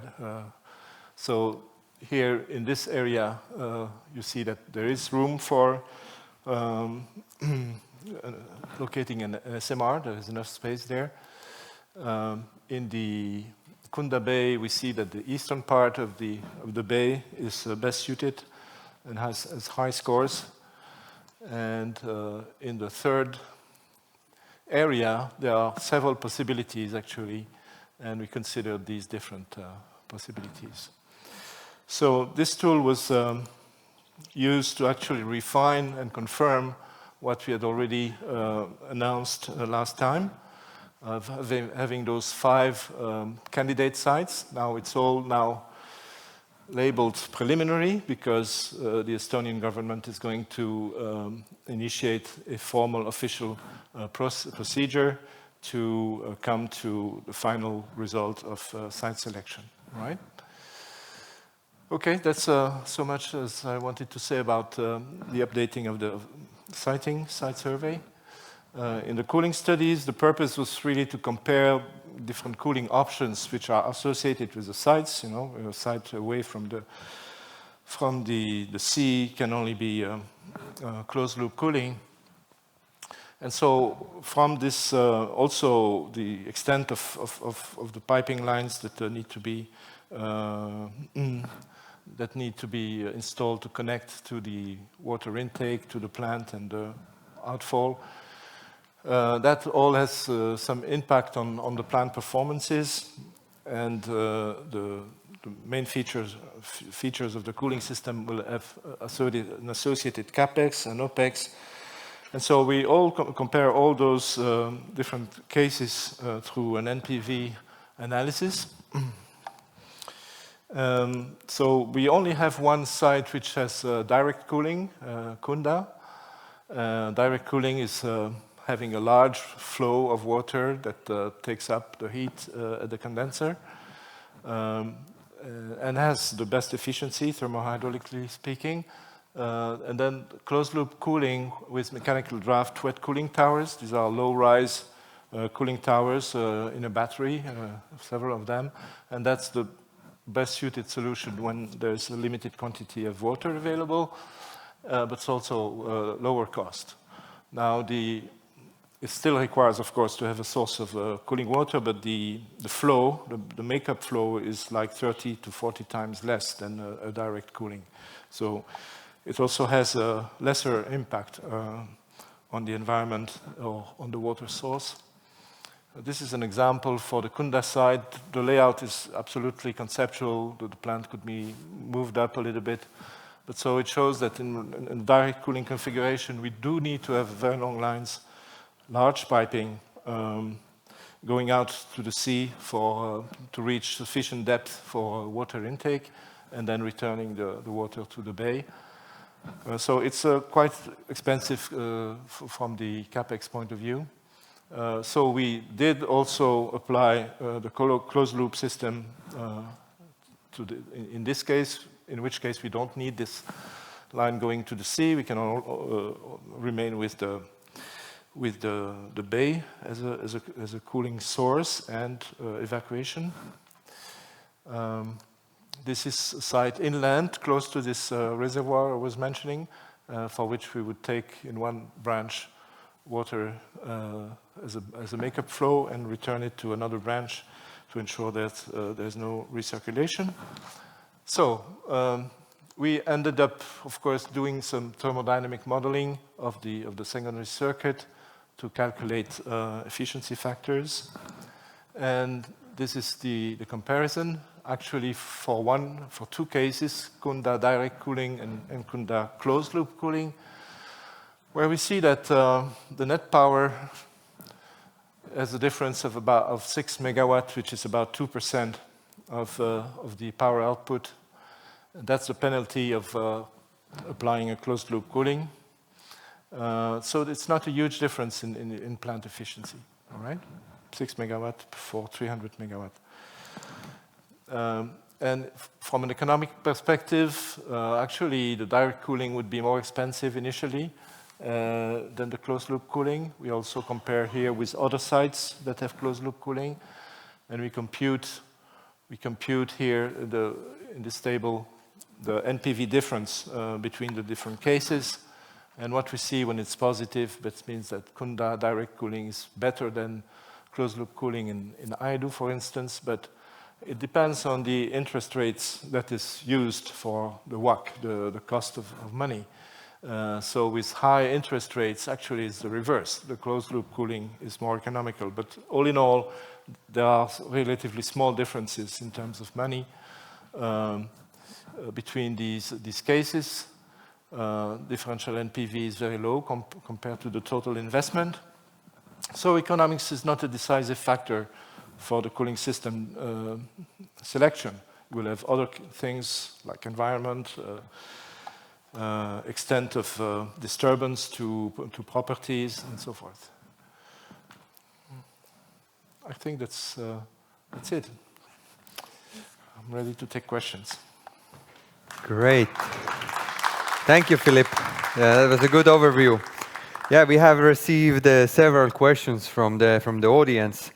First question, what do you think the government will do different compared to the analysis done by Tractable? Include more risk analysis, waste management, question mark. Okay, the waste management would be something totally new. This was for siting of SMRs, not siting for disposal site, as we heard this morning. But now, I forgot to mention that all the data that were used were publicly available from the Estonian website, which is called Maamet or something like this. And so, well, Steiger did all the data collection and preparing all those layers of GIS database. So that's the common and only set of data which is publicly available. So I'm fully confident that applying an IEA-like process will lead to the same conclusions. Mm-hmm. Thank you. Then the question about your insight algorithm. Is it open source or a black box for the general public, the tool that you've been using for the nice graphs? It can be explained. So currently it's a black box indeed. So it would require explaining what has been the scoring scale that has been used, and that is non-linear. Sometimes it has discontinuities. And also another parameter is the weighting factors between the criteria. So what could be done is explain all those criteria and the weighting factors, and allow members of the public or other stakeholders to assess those criteria, maybe modify them, modify the weighting scheme and so forth. And that, of course, it would provide another colored map. So it's open for actually discussion and possibly sensitivity studies, yes. Mm-hmm. Okay, good. Another question. In terms of public acceptability, how do you conduct outreach to neighboring countries, Russia, Finland, Latvia? Maybe you know. Okay. Well, the first thing was not to be close to the borders. I think we defined a 15 kilometers distance to the borders to avoid having international environmental assessments and so on and so forth. Although, okay, it's predicated on the promise by the vendors that the emergency planning zone is going to be very small. And then, we are confident that by keeping that distance, we are minimizing impacts on foreign countries. But it has to be part of the full environmental assessment, as well as site characterization studies, which come as next steps. Yes. Mm. Yeah, and I think the outreach to neighboring countries, this is. If I'm not wrong, it's covered by ESPO convention. So, yes. So you need to do the outreach. You need to send your information out anyway. So yes, it's absolutely public information and dialogue between the neighboring countries. Let me see. We have more questions and we have a few more minutes time.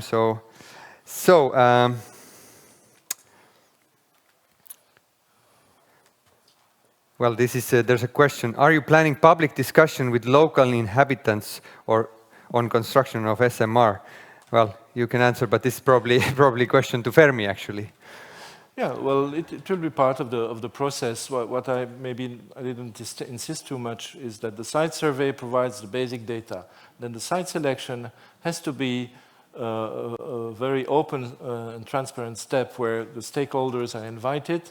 There must be a method presented for grouping those criteria and assessing the different sites from different perspectives, including socio-economic impact in the region, public support or opposition, and then those things need to be presented in a workshop format and with some scoring sheets that will provide a traceable way of coming to a decision. But yes, stakeholder involvement and public acceptance is part of that. As a comment from Fermi's point of view, we are already doing the public outreach. We are going, for example, we've been to Viru-Nigula or Lüganuse several times, and we are having already the dialogue, because we need to have the open dialogue, because without that we cannot build any nuclear power plant. So we need to be ready to answer all the questions that the local people have, and that's what we've been doing already several years, and we will definitely continue to do so. Okay, let me see. I had one question. Would it be in principle possible to build a SMR in our capital, Tallinn, or any other big town? If it were a micro modular reactor, I would say yes. If it's a power station, I don't think that it's the best choice, but it could be located not so far. I think what I've shown there was it was still in Harju County, right? That's not very far from Tallinn. But so yes, there has to be a change in paradigm of not wanting the plant to be located as far as possible from populated centers. Actually, there's no real need for that. And when you talk about the socio-economic impact, it's better to have people living not too far from there, and that the plant benefits the populated areas. Yeah, we have some presentation coming later today about these topics. One more last question here. A lot of questions, cannot take them all. What are your thoughts on repurposing waste heat for district heating? So using the heat from the power plant in the district heating. Well, it's absolutely used since a very long time for nuclear power plants located in eastern countries and northern countries. Not so much where I come from or the southern western part. But indeed, it's the case, I think, in Temelin, the Czech Republic. It's the case in Kozloduy in Bulgaria. It's the case in... well, okay, I'm not going to enumerate them all, but the fatal energy loss or the residual heat can be used for district heating, yes. Good, thank you very much. Thank you very much, Philip. You're welcome.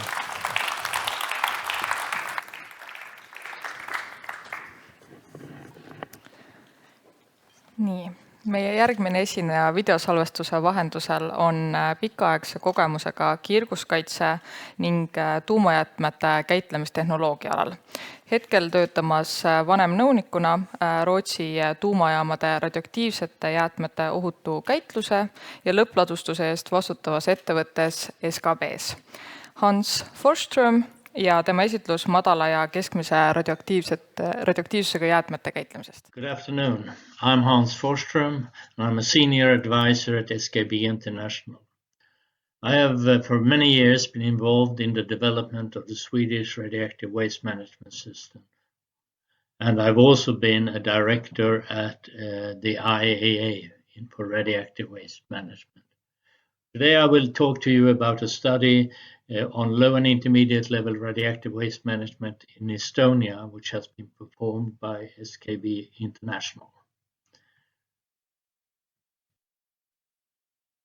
I will start by talking about what is radioactivity and where does it come from. When you look around, most of what you see around us is built from stable atoms. This oxygen we breathe, the carbon we eat, etc. The radioactive atoms, the radionuclides as we call them, have an excess of energy and wants to become stable. They decay by sending out radiation which could be harmful for human beings. They do that with what is called a half-life, that is how long time it takes for half of the radionuclides to disappear. And this half-life could be between microseconds and hundreds of millions of years. Some radioactive atoms exist in nature or are created in nature. For instance, uranium was created in the stars and has a very long half-life and still exists. And some of it has decayed into radium. Another is carbon-14, which is generated from cosmic rays in the atmosphere.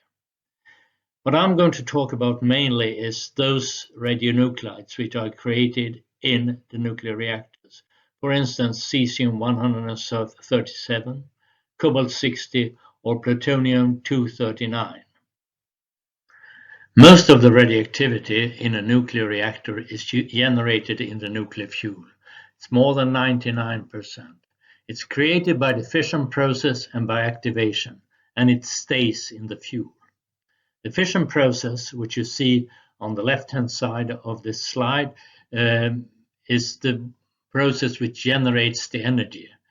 It starts with that a neutron hits a heavy nuclide, for instance, uranium-235, and it splits into two smaller or lighter elements, fission products. It also, in this process, is generated 2 to 3 neutrons, and one of the neutrons is hitting a new heavy element, and it keeps the chain reaction going. That is where the energy is being generated. The other neutrons could hit other material, for instance, iron in the water around the reactor and produce cobalt-60, or could hit a uranium-238 atom in the fuel and create transuranic elements like plutonium-239. The most important thing is most of the radioactivity stays in the fuel. Now, why is radioactive waste dangerous? And what is the purpose of the radioactive waste management? Well, the risk of the radioactive waste depends, of course, on the activity level and the physical form in this particular waste package. The risk one is the direct radiation from the waste package, which you protect yourself from by shielding the package or by handling it remotely. But you also have the risk for release of radioactive particles and uptake by that you eat it or you inhale it, you breathe it. And in order to avoid that, you actually make sure that the waste is in a solid form. The purpose of the radioactive waste management is to protect man and the environment from exposure to radiation and or ingestion or inhalation. This is done by containment. You keep it in a package, remote handling or shielding in order to shield yourself from the direct radiation. And then you have the waste is solidified and packaged so that the radioactive particles will not come loose. And you dispose of it in engineered facilities on the surface or underground. And once you have disposed of it, it's not a direct radiation which is on concern, but that the radioactive elements stay in the package. Radioactive waste comes in many different configurations and with very different activity levels, ranging from coveralls or discarded equipment, which is low-level waste, to the spent nuclear fuel, which is long-lived and has a very high content of radioactivity. It's therefore necessary to classify the waste as low-level waste, intermediate-level waste, and high-level waste. And in this presentation, I will concentrate on the low and intermediate-level waste. The source of the radioactivity in the low and intermediate level waste comes from the water which circulates through the reactor and cools the reactor. And this water can have radioactivity in it from activation, or that some radioactivity has leaked out of the fuel. The water is continuously being cleaned in filters and in ion exchange resins. And this is the process waste from the reactor. During the maintenance of the reactor, which normally is done once a year, you exchange components, you clean the reactor, and you make overhaul of different machines. From there, you get waste like components, equipment, and rags and coveralls. Once the power production has stopped, it's time to dismantle the reactor. And some of the parts of the reactor are contaminated with radioactivity, and that needs also be taken care of as radioactive waste. Now, how is the low and intermediate level waste managed? Well, the first and most important thing is you should minimize the amount of waste to be generated. You shouldn't bring material into the reactor building which you don't need in there, because once it's in there, it's called radioactive waste. For instance, packages should be removed before you go in. Then you take the waste which has been generated and you collect it and you keep it segregated so that you don't mix different types of waste. You keep it segregated so you can treat it in different ways. The treatment normally being used is that you concentrate the waste into smaller volume, you compact it in a compaction. In some cases, for paper waste, for instance, you can incinerate it. And then you take the compacted material and you condition it by mixing it with cement or by mixing it with bitumen, which is an asphalt. And then you package it in a drum or a container. On this slide, you see examples of waste packages which are being used in Sweden, ranging from steel drums to large steel containers, normal shipping containers. The latter, the shipping containers, can be used for waste with very low activity and which doesn't need to be solidified, while the steel drums or the concrete molds are used for ion exchange resins, which needs to be solidified before you put it into storage. Once you have solidified and packaged the waste, it normally has to go to an interim storage facility. And on this slide, you can see an interim storage at Ringhals, where the packages are handled with a shielded forklift truck. Then it's being transported to a disposal facility, which could be close to the reactor or far away. And the picture shows the Swedish transport system with heavy containers. And the final endpoint of management is disposal. And this endpoint determines the needs for conditioning and packaging before disposal. Now to the disposal of the low and intermediate level waste. There are two types of disposal facilities used in the world. One is a surface repository, which is used in many countries, for instance, in France, in Spain, and it's planned in Lithuania. And the other one is that you actually build a repository in rock caverns, which is what has been done in Sweden, in Finland, and is planned for Germany. And rock caverns could be in clay or it could be in hard rock. For the surface facilities, and you see here the example from the Centre de l'Aube in France or El Cabril in Spain. Essentially what you do is you build a house on the ground with thick concrete walls. Then you put the waste, as you can see on the right picture here, in these buildings, and you surround it by concrete. You cast a concrete lid on top of it. And once you have filled it, you put a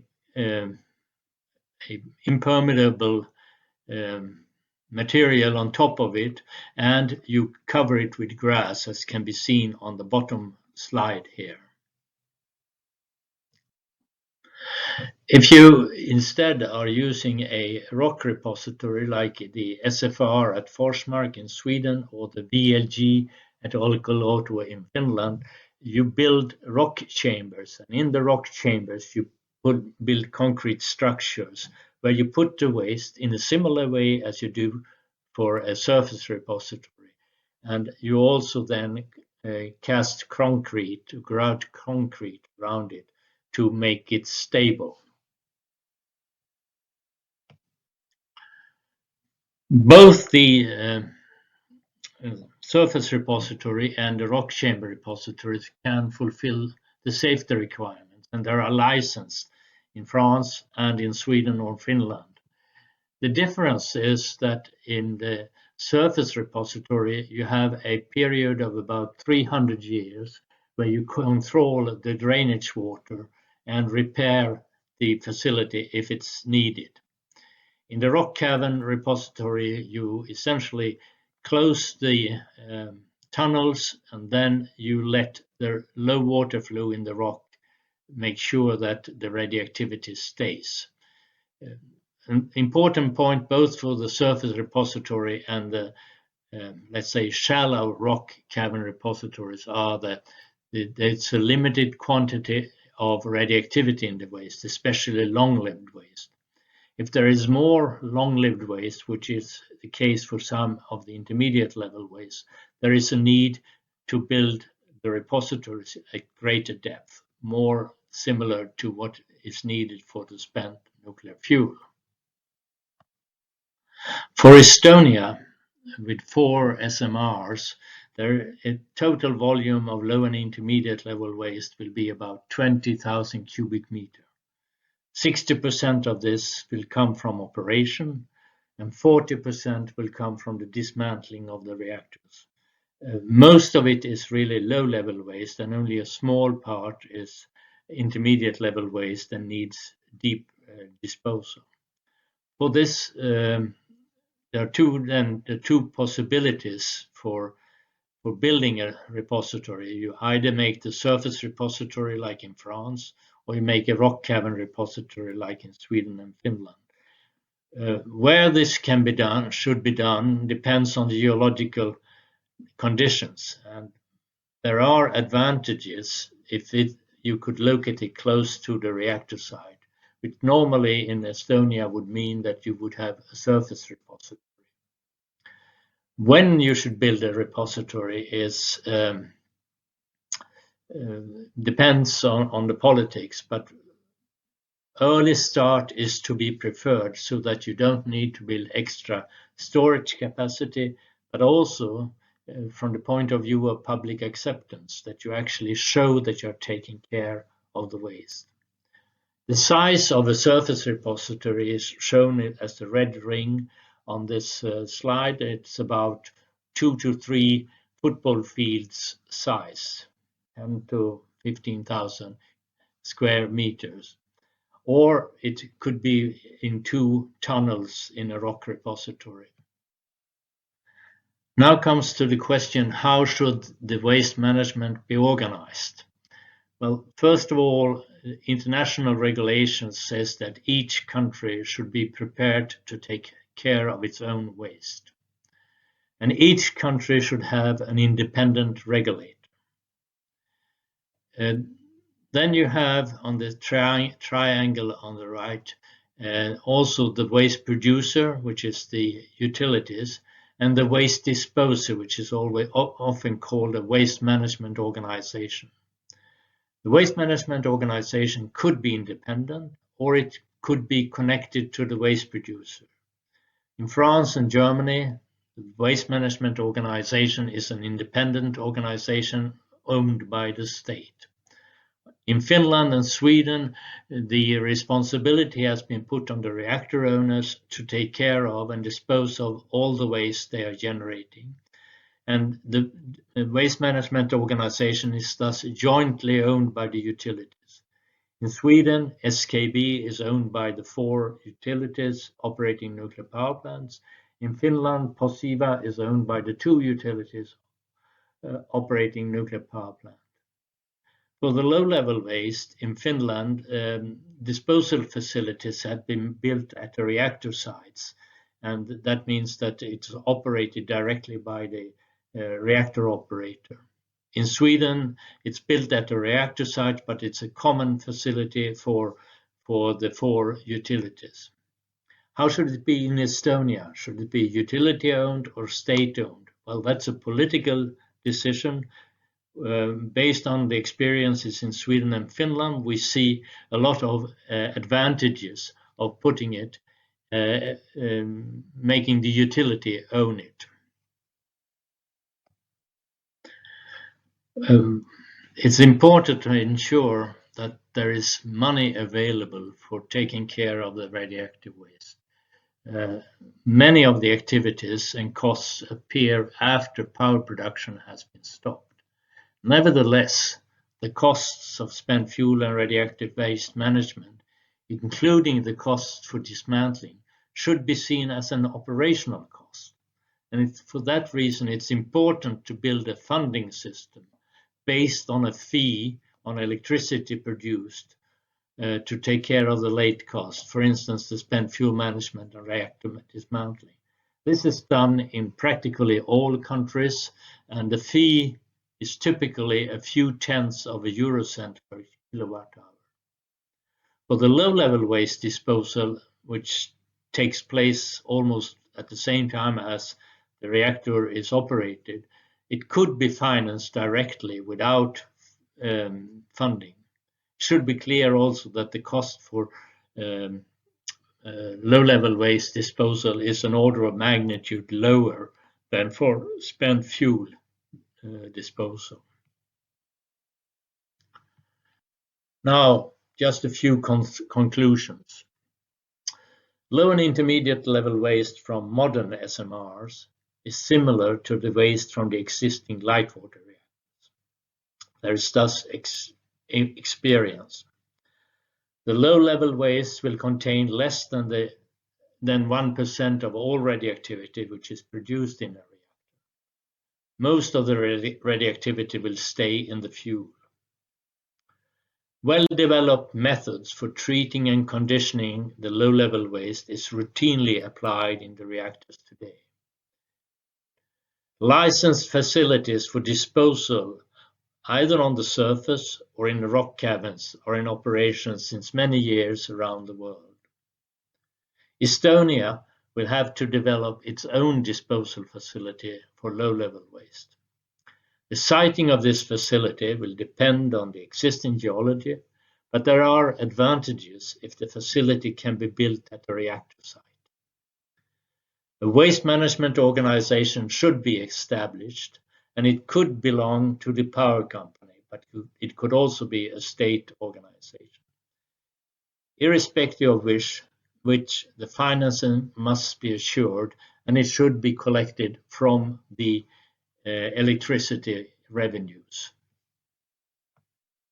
And that concludes my presentation. I thank you for your attention. Thank you, Hans. I see that you have joined us online for some questions, and we have a couple from the audience. So the first one, do you have any thoughts on disposal of high-level waste from the possible Estonian SMR? Well, there is a lot of experience in the world, not least in Sweden and Finland, on how it could be done. I know that Estonia is looking at deep borehole disposal, which today is not a mature technology, but could very well be developed until it's time for you.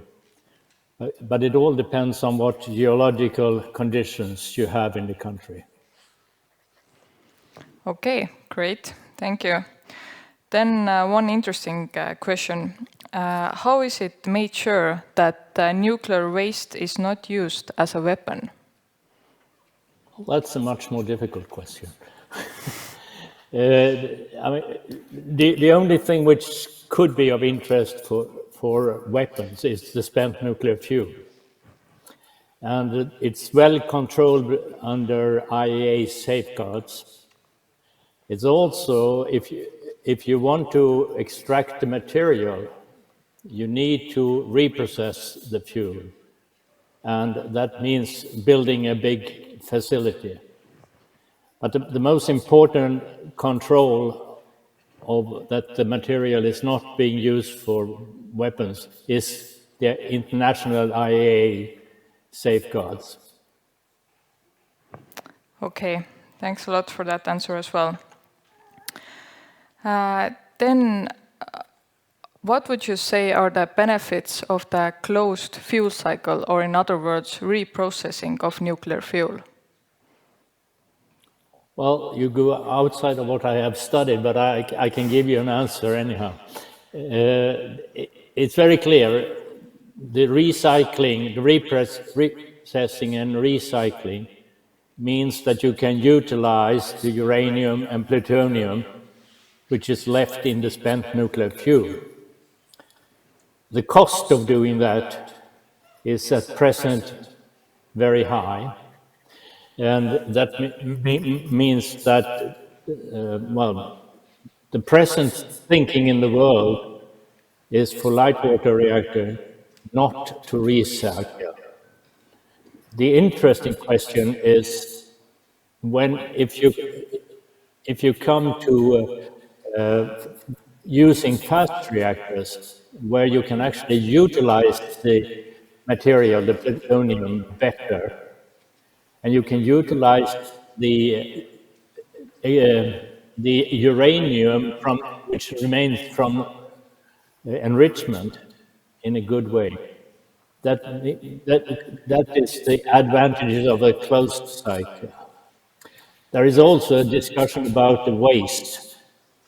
But personally, I'm of the opinion that the issues are similar for both the direct disposal and the closed cycle.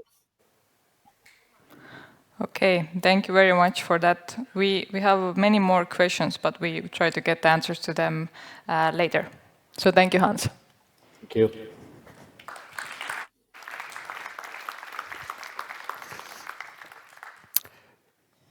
Järgmises kahes ettekandes kuuleme tuumajaama sotsiaalmajanduslikest mõjudest.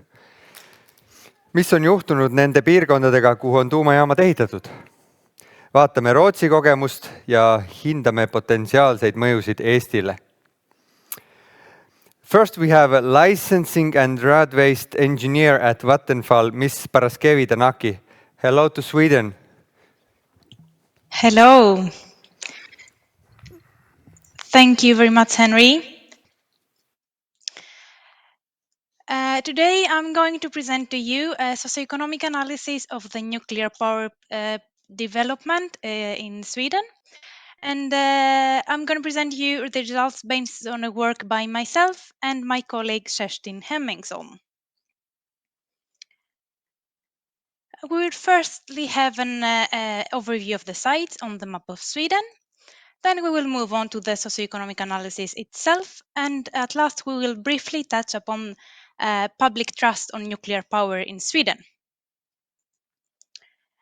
Here you see the map of Sweden and the 4 biggest cities in the country and the 3 nuclear power plants that are in operation right now. That means to say that these are not the only nuclear sites, but these are the power plants that are in operation right now.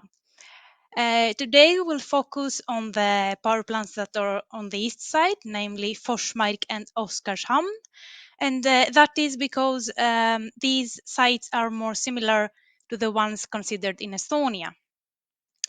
As it is important for the socioeconomic analysis later on, I should note here that that Forsmark belongs to the Östhammar municipality and Oskarshamn belongs to the Oskarshamn municipality. Let us now go directly to the socioeconomic analysis. Here you see the number of inhabitants in the 2 aforementioned municipalities. And it is very important to be able to fairly compare these 2. And what is also very important is to be able to distinguish between any existing trends in the number of inhabitants and effects caused by the nuclear power plant deployment. As Östhammar, the first unit in Östhammar started operation almost 10 years after the one in Oskarshamn, we had to actually shift the timeline so the 2 dates will coincide, and this is the result of this shift. This is the result you see here. It is very clear that during the construction period and the first years of operation, the number of inhabitants increased drastically. It increased by almost, by around 4,000 people in each case. And you might say that this is something that happened to other municipalities as well. Well, that is why we looked at some reference municipalities. In the case of Oskarshamn, the reference municipality was Västervik. And as you can see, while in Västervik, the population did not change almost at all during these 40 years we analyzed. In Oskarshamn, we had this very big increase of 4,000 people. And the same happened even in Östhammar, where in this case, Tierp was the reference municipality, which is very close. It is a neighboring municipality belonging in the same county, namely Uppsala County. We have the same effect here. Tierp actually had a decrease in their population, while Östhammar had an increase during these 40 years, during the first years of construction. These two municipalities, Östhammar and Oskarshamn, the nuclear municipalities we're looking into, are also industrial municipalities, meaning that more than 50% of the population is employed in the industrial sector. And they are also mid-sized municipalities compared to the rest of the municipalities in Sweden. We thought, therefore, that it would be interesting to look at how other industrial municipalities and other mid-sized industrial municipalities, the development in those areas, and compare them. There is a very clear pattern here with a wave in the late 70s and the second wave in the early 90s, and the nuclear municipalities follow this pattern. However, there is a very big difference on the size of these waves. As you can see, the nuclear municipalities had a very bigger growth compared to the rest ones. Let us now look to some other socioeconomic factors, namely real estate prices, tourism, and cooperation with comparison of the companies with the municipalities. When it comes to real estate prices, there were actually seen no effects, no significant effects at least, during the construction period. And according to interviews with real estate agents, there were even no comments, neither from the inhabitants themselves nor from people moving into the area. Both these areas, Oskarshamn and Östhammar, are very close to the sea, which means that they are touristic attractions. There are many vacation houses and many summer activities.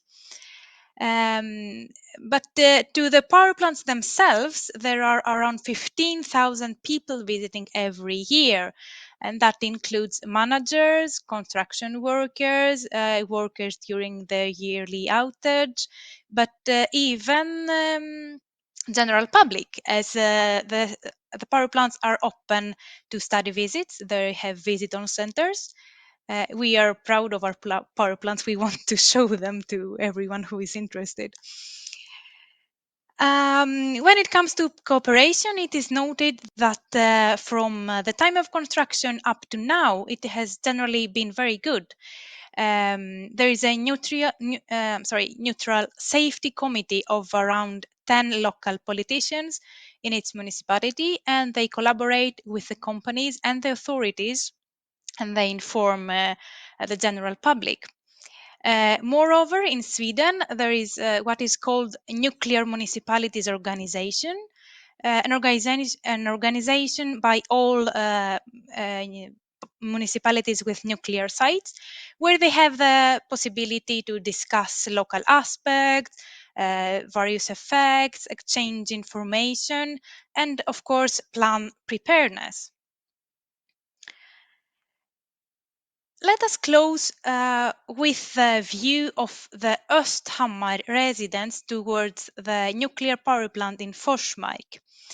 As you can see from the 19s up until a couple of years ago, but it continues to be like that, even if it is not shown here, the public trust has not fallen from 70%. And I would like to draw your attention to 2011, when the Fukushima accident happened. And as you can see, even that was not enough to deteriorate their view towards the Forsmark power plant.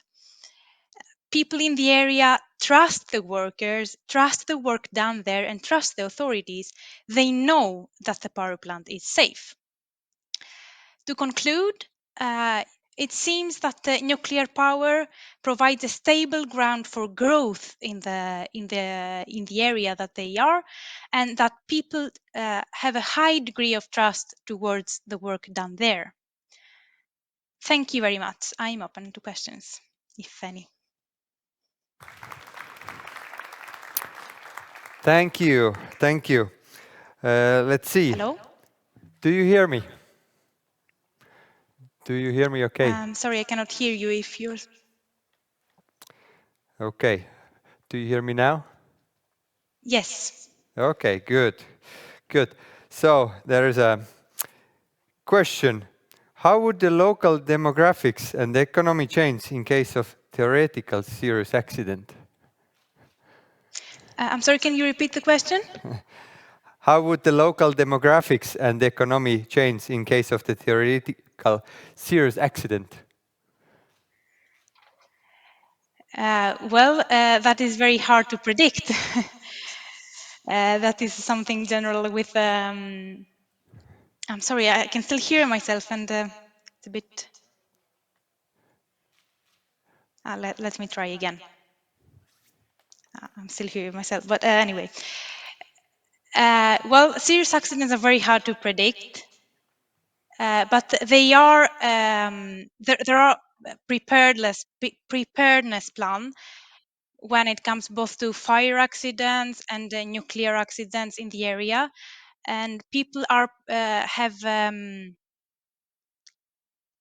knowledge about what to do in that case. Okay. What would you yourself like to live close to nuclear power plant, and why? That is actually a very good question, as I do live relatively close to a power plant, and I should note that I don't work in the power plant. I work in an office, so I could work wherever I want. I work with documentation mostly.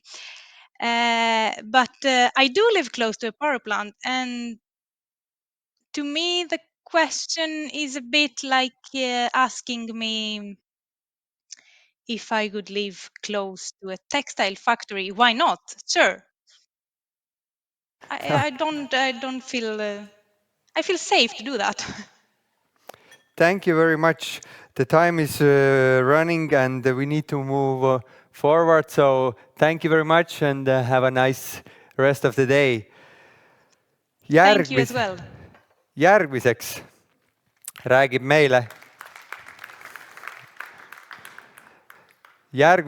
meile Mr. Jaan Urb, Cumulus Consulting, nende tehtud analüüsist. Palun, Jaan. Aitäh! Good afternoon, tere päevast.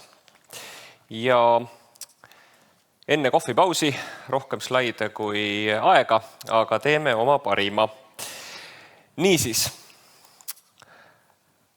hästi lühidalt sellest, et mida me vaatasime ja oluline on siin juures vist öelda seda, et lähtusime eelmisel aastal siis juba eelselekteeritud 2 piirkonnast, Lüganuse vallast ja Viru-Nigula vallast. Et ma saan aru, et täna on olnud juttu ka sellest, et riik hindab need teemad ka uuesti üle, aga tollel hetkel oli see teada, ehk siis lähtusime nendest asukohtadest. Ja vaatasime siis tegelikult seda, et mis siis võiks kohalikele omavalitsustele mõjuda ja kaasneda sellega, kui sinna siis väikereaktorid paigaldada. Ühesõnaga, uurimisküsimuseks ja eesmärgiks oligi selgitada siis välja, et mis siis võiks juhtuda sellele samale asukoha järgsele omavalitsusele, kui sinna siis väikereaktorid rajada. Selleks siis vaadata, et mis selle olukord on täna, mis võiks juhtuda nende omavalitsustega, kui neid väikereaktoreid ei tule sinna ja mis siis juhtuks, kui need sinna tuleksid. Ehk siis võrrelda siis kahte põhimõtteliselt erinevat stsenaariumit. Ehk siis võrdlesimegi seda, et mis siis saab, kui neid ei tule ja mis saab siis, kui need tulevad. Ja algandmed siis saime Fermi Energialt, ehk siis rääkisime 2-300 megavatisest reaktorist ja eeldused siis tegelikult mõlema omavalitsuse puhul olid samad, sest reaktor või reaktorid, mis sinna rajatakse, oleksid olemuslikult ühesugused, ehk siis erinevus saab tulla nende kahe omavalitsuse algpositsioonist. Ja taandasime need näitajad ikkagi väga suuresti elanike arvule ja siis muutustele omavalitsuste eelarvetes. Sest Eestis, ma ei tea, kui palju te teate, kuidas omavalitsuse eelarve Eestis kujuneb, aga see on väga tugevalt seotud siis füüsilise isiku tulumaksuga. Ehk siis konkreetselt elanike arvuga ja sellega, kui palju elanikke on siis ühte või teise omavalitsuse sisse registreeritud. Ehk siis rahvastikuregister on tegelikult see koht, mille alusel siis raha arvustatakse. Teatavad eeldused, ehk siis seesama 2035 peaks algama tootmine, tööliste arv, töökohti rajatavas jaamas, kui palju neid võiks olla, ja siis ka samamoodi Fermi Energia poolt välja käidud esialgsed väärtuspakkumised asukohajärgsetele omavalitsustele, konkreetselt energia tootmisest tulenev raha ja lisaks siis ka otsetoetus teatava protsendina siis rajamismaksumusest. Kasutasime siis eelduseid ja vaatame 2 sõna rahvastikust, ehk siis mis on täna Lüganuse valla puhul kuni tänaseni juhtunud, nagu näha on ta langevas joones ilusasti allapoole tulnud. Ei ole mitte midagi erinevat üle paljude teiste omavalitsuste, mis puudutab Eestist. Ja tegime ka rahvastikuprognoosi tulevikuks aastani 2040, et kontrollisin paar päeva tagasi üle, et see prognoos on olnud vähemalt siiamaani suhteliselt täpne, et jaanuari alguses oli 8201 inimest elas Lüganuse vallas selle aasta seisuga. Ehk et muidugi ühe aasta pealt ei ole võimalik mingisugust väga suurt põhjapanevat järeldust teha, aga ka siiamaani läheb see enam-vähem nagu paika. Võib-olla oluline on öelda siia juurde veel see, et miks on 2 tulpa, et tasub vaadata seda B-tulpa ehk seda rohelist, mis on meie hinnangul tõenäolisem, ehk siis arvestame rändemustrit nii sooliselt kui vanuseliselt siis diferentseeritud. Et sinine näitab puhast demograafiat, ehk siis ta on elimineerinud mudelist rände kui sellise. Aga ta on öelda referentsstsenaarium. Viru-Nigula puhul on see pilt enam-vähem sarnane, ehk siis lihtsalt elanike absoluutnumber natukene väiksem ja samamoodi siin 5600 tuuri neid täna on. Ja samamoodi tegime ka siin siis prognoosi ja ka siin on tegelikult need numbrid praegusel hetkel suhteliselt täppi läinud, et selle aasta 1. jaanuaril oli sisse registreeritud 5609 inimest. Ehk et taaskordselt selline suhteliselt ikkagi väike omavalitsus rahvastikult. Ja panime need siis kokku ühte tabelisse ja võib-olla mis on oluline nagu kõiki neid numbreid lahti seletada, mitte hakata võib-olla, aga kui me vaatame nagu suhtarve, siis Viru-Nigula näitajad on pisut paremad kui Lüganuse valla omad, ehk siis et kõrgem keskmine brutotulu, suurem ettevõtlusaktiivsus, väiksem töötuse määr ja nii edasi. Ehk siis, ja ka rahvastik on kahanenud mõne protsendipunkti võrra aeglasemalt. Ja võib-olla, mis on võib-olla eelarve kontekstis, mis on võib-olla veel oluline, on see, et põhitegevuse tulude maht on kasvanud Viru-Nigulas 2 korda kiiremini kui Lüganuse vallas. Et see on võib-olla siis selline kõige suurem eristuv faktor nende puhul. Et see on siis tegelikult see nii-öelda tänane pilt, mis nendes omavalitsustes siis valitseb. Kui me nüüd siis võtame selle stsenaariumi, ehk siis, et realiseerub see sama rahvastikuprognoos, et mida see siis nagu teeks Lüganuse vallale, siis aastaks 2030 tiksub elanikkond kuskil 6700-ni ja kuna tööealine elanikkond väheneb suhteliselt kiiremini kui kogu rahvastik, siis see tähendab kuskil tulumaksu laekumise vähenemist aastas umbes 1,2 miljoni euro võrra. Arvestades, et Lüganuse valla aastaeelarve põhitegevuse tulude maht on umbes 11 miljonit eurot, siis kui me sealt miljoni maha kaksame, siis ei ole tore. Ja 10 aastat hiljem on siis veel selline 1000-1200 inimest sealt ära läinud, kadunud, kes on surnud, kes on läinud ja eelarve defitsiit siis -2 miljonit eurot, ehk siis suhteliselt suur osakaal. Ja loomulikult nõudlus avalike erateenuste järgi väheneb, ehk siis lasteaias laste arv kuskil kolmandiku võrra ja põhikoolieas laste arv kuskil poole võrra, ehk siis, et kui täna on koolikohti üle, siis tulevikus on nagu oluliselt rohkem neid üle. Tööhõive määra ilmselt ei muutu, sellepärast, et kuigi me küll vaatasime seda niinimetatud õiglase üleminekufondi temaatikat, siis need arengud on selleks ajaks, kui tuumajaam seal toimima hakkaks, peaksid olema lõppenud ajaliselt. Ja liiatigi küll õiglase ülemineku mõte on luua võimalikult palju töökohti sellesse piirkonda, siis tegelikult ainuüksi ilma tuumajaamata tegelikult võib tekkida probleem nende töökohtade täitmisega, sest elanikkond lihtsalt väheneb ja vananeb. See suurem demograafiline probleem. Keskmine töötasu Lüganuse vallas kindlasti kasvab, aga Eesti keskmisele jääb tõenäoliselt alla, sellepärast, et kui vaadata viimaste aastate nagu näitajaid, siis on see lõhe Eesti keskmise ja Lüganuse valla vahel pigem on kasvanud. Ja kogu võimekus omavalitsusel siis jääb tegelikult ikkagi suhteliselt väikseks, sest lihtsalt põhitegevuse tulud vähenevad. Ja Viru-Nigula vallal tegelikult suhteliselt sarnane pilt, kuna elanikkond on väiksem ja kahanemine on natukene väiksem, siis ka absoluutnumbrites siis põhitegevuse tulude mahu vähenemine on ka natukene tagasihoidlikum, aga ka numbrid suhteliselt sarnased. Et oluline siin on öelda, et Viru-Nigula valda seesama õiglase üleminekufond üldse ei puuduta, sest see jääb teise maakonda. Ja võib-olla on oluline vaadata seda, et võib-olla keskmine töötasu pigem jääb Eesti keskmisega siinkohal samale tasemele, sest tänased numbrid näitavad siis lähenemist Eesti keskmisele viimaste aastate jooksul, et siit saab teha siis sellist järeldust. Üks keeruline tabel, võimalik, et mida siis nagu laias laastus siin nagu vaadata, on see aasta 2036 ja sealt edasi, kus kogu jaam reaktorid peaksid olema siis fully operational ja laias laastus, mis see siis võiks kaasa tuua. Kõigepealt lisanduvaid püsielanikke oleme arvestanud kuni 520, ehk siis kui jaamas kokku 200 töölist maksimaalselt, siis me statistiliselt arvestasime leibkonna suuruseks 2,6 inimest. Ehk siis, et me arvestasime siin ka nende inimeste kaaslaseid. Oluline võib-olla juures siin ka öelda seda, et me räägime siin maksimaalsest võimalikust mõjust, sest see tegelikkuses võib jääda väiksemaks, aga kui palju väiksemaks, seda ei ole alust meil öelda, ehk siis me saamegi rääkida võimalikest piiridest. Mis veel oluline?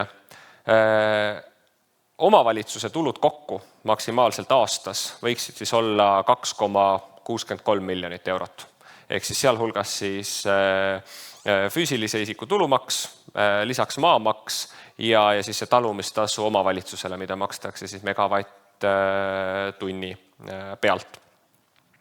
Maamaks võib olla teataval määral väär, sellepärast et Eestis maa korralist hindamist pole ammu tehtud ja tegelikult need hinnad on kooskõlla viimata, aga meil ka ühtegi head referentsi tollel hetkel ei olnud.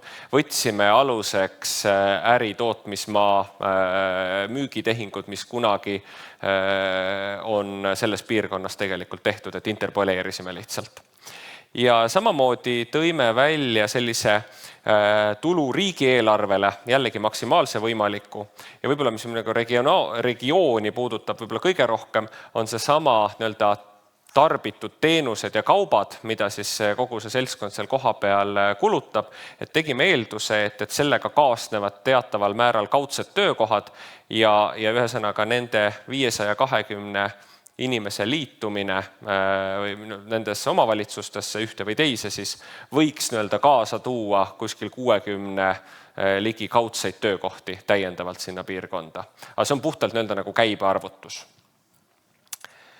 Ja kui nüüd vaadata konkreetselt vallapilti, siis interpoleerisime natukene siis põhitegevuse tulusid ilma reaktoriteta ja panime sinna juurde siis väikereaktori maksimaalse mõju ehk siis lisanduva tulu, siis põhimõtteliselt võiks see reaktor siis kompenseerida seda kadu, mis muidu seda omavalitsust laias laastus ootaks.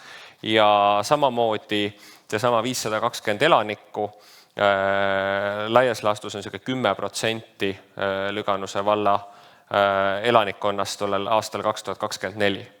Ehk siis peaaegu, et veerand omavalitsuse eelarvest ja 10% elanikkonnast võiks siis tegelikult olla see mõju. Ja Viru-Nigula puhul on need numbrid enam-vähem sarnased, suhtarvuna veidi suuremad, sellepärast et lihtsalt algselt on numbrid natukene Viru-Nigula puhul väiksemad, ehk siis natukene vähem elanikke ja natukene väiksem eelarve. Aga laias laastus kuskil osakaal eelarvest 2040 võiks olla siis selle väikereaktori panus sinna kuskil 25-26%. Ehk siis kompenseerides taaskordselt seda, mis muidu sealt piirkonnast ära kaoks. Kokkuvõttes, need mõlemad vallad on tegelikult suhteliselt sarnased. Tõsi, Viru-Nigulas on natukene vähem elanikke ja natukene paremad näitajad, aga nad on ikkagi suhteliselt kiirelt kahaneva rahvastikuga ja ka suhteliselt suure tööstussektori osakaaluga. Et mujal Eestis on teenindussektori osakaal on suhteliselt suur. Ja tegelikult absoluutne mõju rahvastikule ja eelarvetulule tegelikult mõlemas omavalitsuses on laias laastus sama. Ja mis on oluline öelda, et nad tegelikult toovad olulisel määral kõrge kvalifikatsiooni ja palgaga elanikke tegelikult juurde.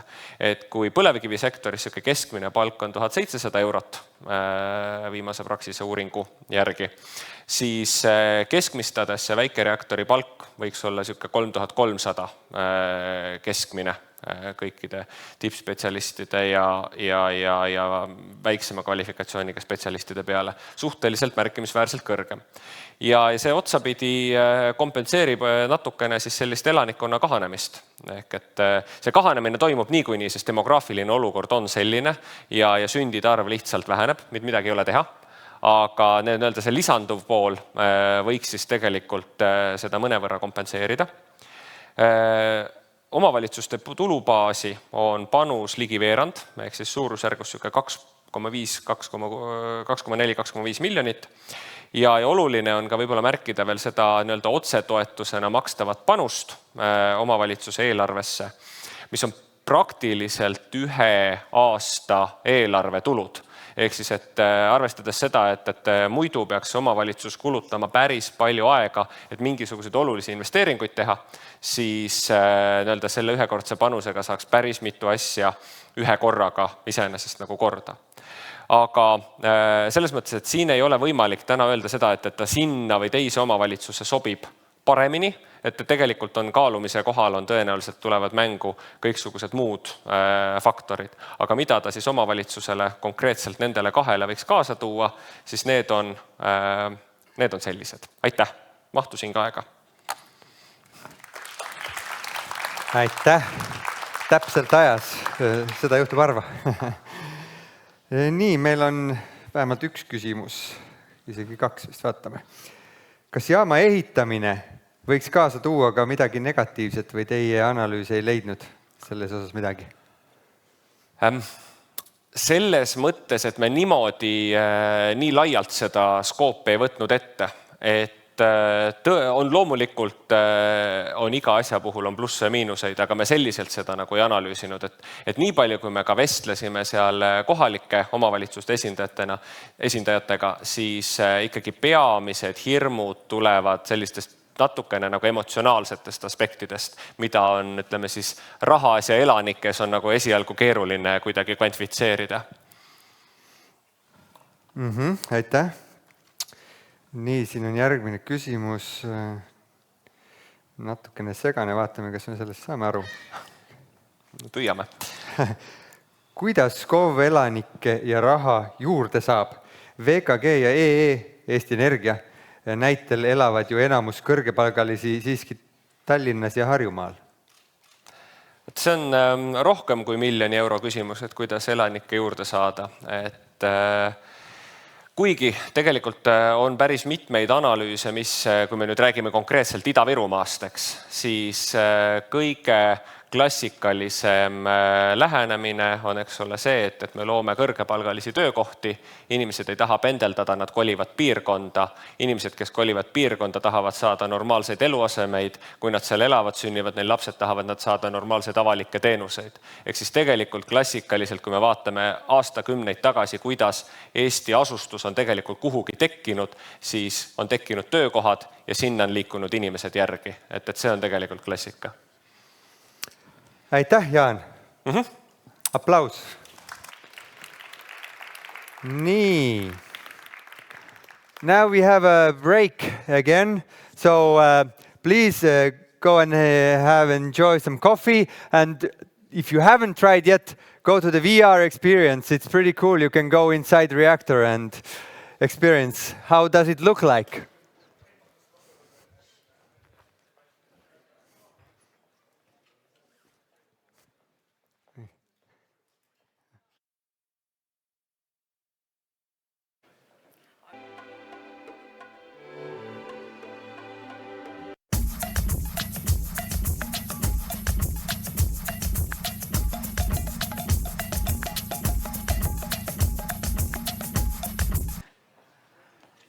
Leidke aga vaikselt oma kohad ja me hakkame pihta, et mitte ajast väga üle minna.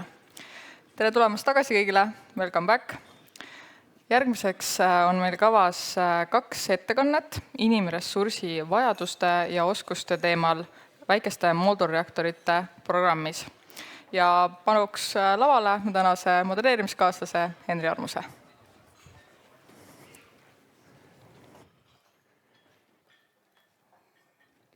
Nii. So, hello again. Finally, I have also a presentation. It's a very short one, so it will be an introduction to the work what we've been doing together with Vattenfall. So it's about the human resource development for the SMR program in Estonia. I'll give a brief intro why we do that. First of all, of course, it's to define the human resource development strategy. And this is to understand who we need and when we need to source in our program, and to know how and when we need to train those people. Together with Vattenfall, we've been working on this last year on this work, which is called Human Resource Development and the planning for that. We've been following the IAEA guidelines, as you see on the graph in the picture. So the first part, if you see the recommendations and guidelines, you need to understand what you need. And this is the conceptual statement. When you understand where do you want to go, your vision, then you develop your human resource strategy based on that. And when you have developed your strategy, then you go into more details and developed a workforce and training plan, which includes very detailed how and which year, how many people you have and you need. So the first 2 points we've been already, these have been done recently. And the next step, step number 3 is ongoing now currently. And the work should be ready by summer. In general, when people think about who works in a nuclear industry, and you probably need an army of reactor physicists or nuclear scientists. But that is actually very, very wrong. The majority of people, about 80% in the nuclear field, actually are conventional industry competences. And only 5% of those, 5% we call, let's say, nuclear. These are the people with very deep knowledge and academic competences in nuclear, such as core design or reactor physics or safety analysis. Then the next group, if you categorize the people, it's 50% is called nuclearized. This is the people who have longer training or longer work experience in the nuclear industry.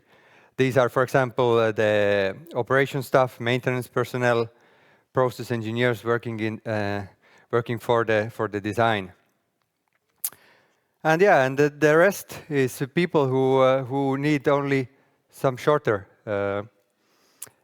training to understand where they work, why they work. Very important thing is the nuclear safety culture to build the company culture. But what is our strategy? In a very brief, Fermi Energia, our long-term strategy is that in Estonia we develop our own national competences. Of course, currently we have only some people, but it's a long process and we need to have a very strategic plan to have at some point fully Estonian nuclear expertise needed for the Estonian SMR program. Well, this can be done via many different means, and one thing is this sending students to foreign universities. This we already doing with Fermi Energia. We established last year already a scholarship that we send every year to master students abroad and pay for 2 years. We pay 1,000 euros to study, to get the knowledge. Then we have already started courses in university, in Tallinn Technical University. There's nuclear course. There will be reactor physics starting soon. With Tartu University, there's a plan to establish nuclear technology course. So this is one part of the deal. Then, of course, establishing local research to get some very specific know-how in certain fields. And then, let's say the majority actually is the job exchange and working by doing and learning by doing. And this is how you actually get the expertise. So it's important that our people go and work abroad in different nuclear companies. And if we cannot go and work abroad, we bring foreign experts to Estonia to work with our people to get the knowledge transfer ongoing. So that was a short intro, what we've been doing with Vattenfall. Now I give a word to Eva from Sweden to describe a little bit more what we have been doing and what they have been doing for us. So Eva, please. Thank you. Thank you so much for inviting me. My name is Eva Simonsen. I'm a senior human and organizational factor specialist at Vattenfall. I've been working in the nuclear business for over 15 years now. And recently and currently I'm working with transitioning one of Vattenfall's nuclear power plants. We are closing 2 units and keeping 2 units. So we had to transition the organization from a 4-unit plant to a 2-unit plant, which of course includes a lot of organizational and human factors issues and competence questions to handle. But I haven't done this work on my own. I have worked together with two colleagues, Anders Ivarsson, who is also a senior human and organizational factor specialist, who is currently working with these issues related to the decommissioning of two of Vattenfall's nuclear power plants, which of course also you need to look into the competence and staffing issues there as well. And then we have Claes Andersson, who is a senior licensing specialist, who has over 25 years experience from working in the Swedish nuclear industry, but also in the United Arab Emirates with building new nuclear there as well. And some assumptions, there are many decisions that are not yet finally made. So to be able to make our analysis, we had to make some assumptions to base the analysis on. And one was that the reference technology for the study was to look at the staffing if the GE Hitachi veebruar X300 were to be used, and to look into the staffing and competence needs for one unit, but also to see how a possible addition of another unit at the same site would affect staffing and competence planning. And one thing to note with the reference technology, another kind of also assumption connected to that is that this technology will have been, the primary licensing will have been done abroad, for example, in the States and in Canada, so that the licensing process in Estonia, the local regulator can focus on the kind of specific licensing for the site and any detailing for that, so to speak. Yes, and some limitations. This study, this analysis covered the startup, the competence needed to start up and implement a nuclear program up until and including the point where we have reached safe and stable operation, meaning that the rest of the nuclear power plant life cycle has not been covered in the work this far. Also, we have not looked at the staff of subcontractors and actors further down the supply chain. And of course, this development strategy is something that needs to be iterated further as the process goes on. When the road becomes clearer, then these kind of staffing needs to be planned in more detailed and iteratively finalized, so to speak. And for the method, Henrik talked a bit about this in the introduction, but we had some IAEA guidelines so we used as input for this work, but also a staffing proposal from the vendor of the reference technology as well as a previous analysis made by Finnish VTT in 2019 was also valuable input for us. Of course, also our own experience from working in the Swedish nuclear industry and also in Claes' case abroad. Henrik talked about the EA milestones approach, the phases he showed you, the concept of creating a conceptual statement, and then the HOA development strategy in the workforce and training plan and so on. But also specifically, EA proposes a workforce planning process, which is basically the figure you see here on the right, which is about you have to identify your needs, identify any gaps you have. Okay, these are the needs, what is available in the specific country where you want to build, and how do we address these gaps and develop the workforce plan based on that. And some results. These are the competence areas that we identified. And if you're a very quick reader and very observant, you will note that these areas are very different in size. Some are very broad and some are very narrow. Some of the very narrow ones, for example, safeguards, we wanted to include because they are very important to nuclear. They are very special importance here, and we wanted to add them to make sure that they are included and not forgotten. And for the broader ones, for example, mechanical engineering, they will be broken down more in the next step. So as I said, this is an iterative work, but these were the competence areas that we based the analysis in the first step on. And one thing to note here is that it does not say nuclear or radioactive or radiation in front of every single line here. As Henry said in the beginning, there are many conventional competence areas here, such as IT and mechanical engineering and chemistry and so on.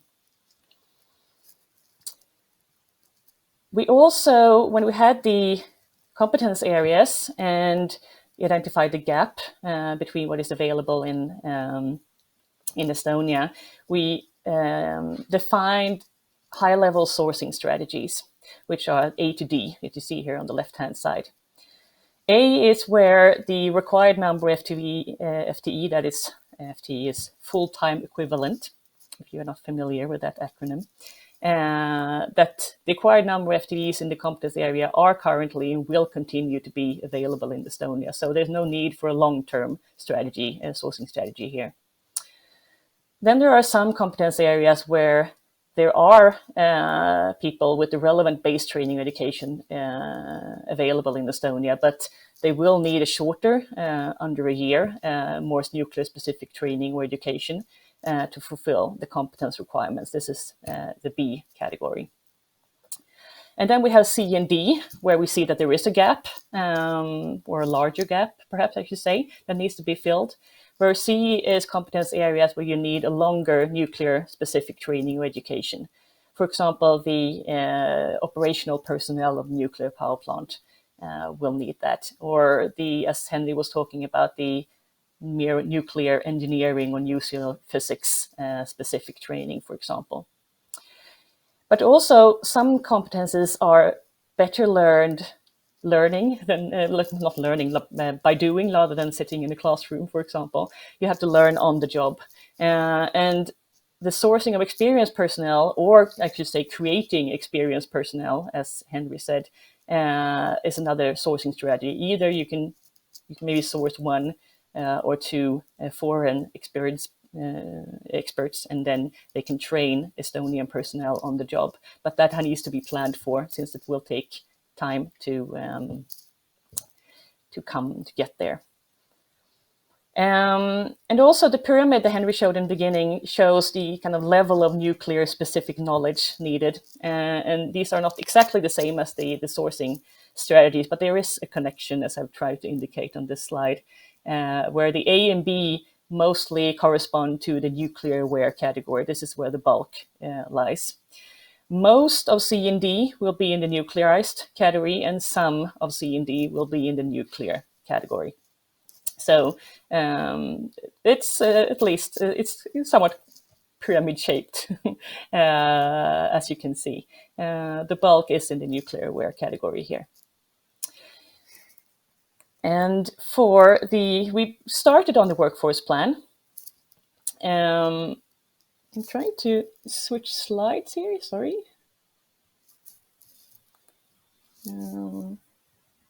My clicker don't work. So, no, okay, it was just delayed, sorry. Here. For each competence area, we have estimated the number of FTEs per phase. And you see here the blue ones are for owner, the orange and yellow one is for the regulator, that actor, and the gray ones, very small, so maybe a bit hard to see, is for the government. But as you can see, different actors will ramp up in different phases. Of course, because there need to be a regulatory framework developed before you can license towards that regulatory framework. So you need a regulator earlier, and you need the government to initiate the regulator before that can happen. So they are more front-loaded, whereas the owner staffing will ramp up more in phase 3. And also for the reference technology, we see that the owner staffing will be lower for an SMR than it is for a traditional plant, because there is a more shared services, for example, to take advantage of, and a larger degree of standardization.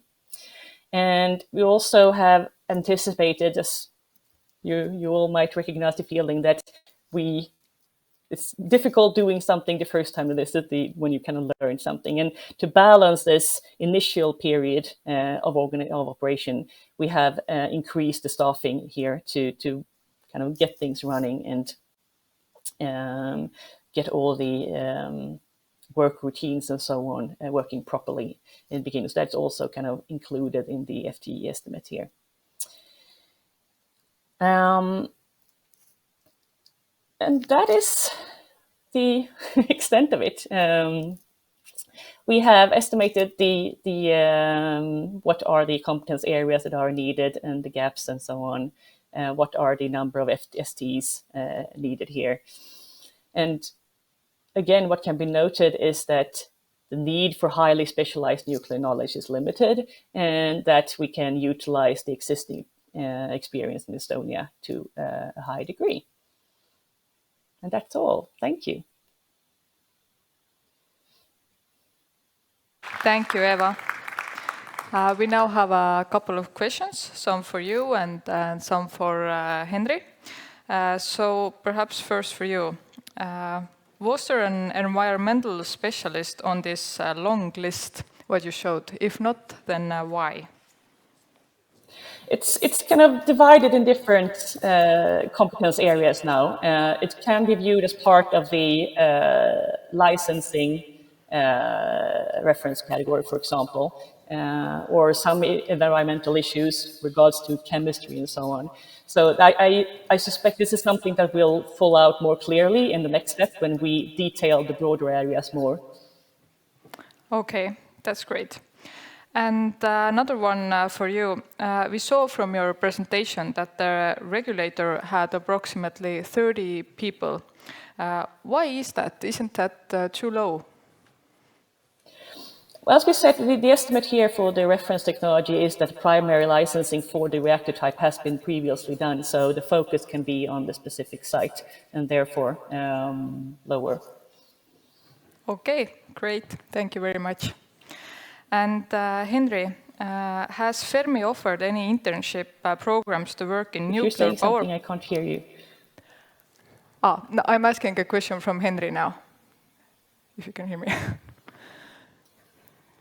Now I hear you. Okay, great. So Henry, once again, has Fermi offered any internship programs to work in nuclear power plants for Estonians?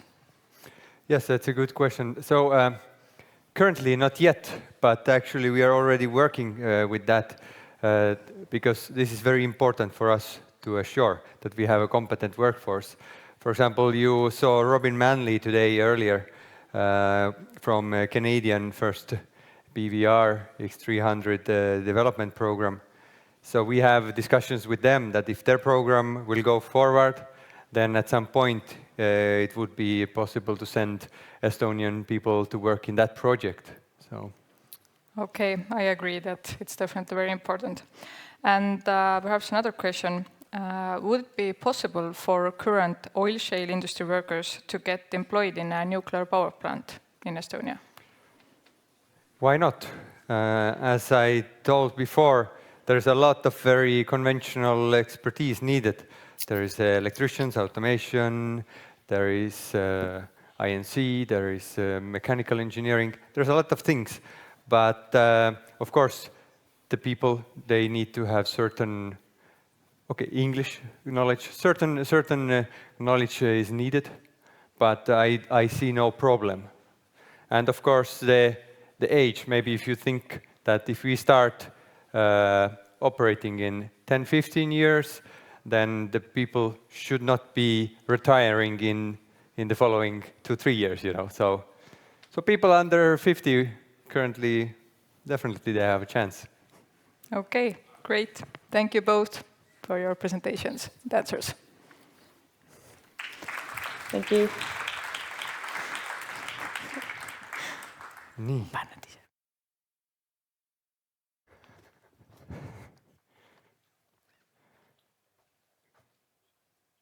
Järgmiseks tutvustavad meie omad Fermi inimesed enda valdkondi ja tegemisi.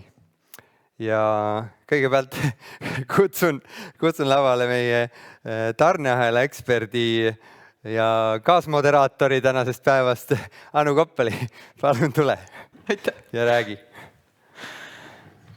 Tere veel kord minu poolt. Jätan siis hetkeks oma modelleerimiskohustused kõrvale, et rääkida veidike ka tuumatarneahelast.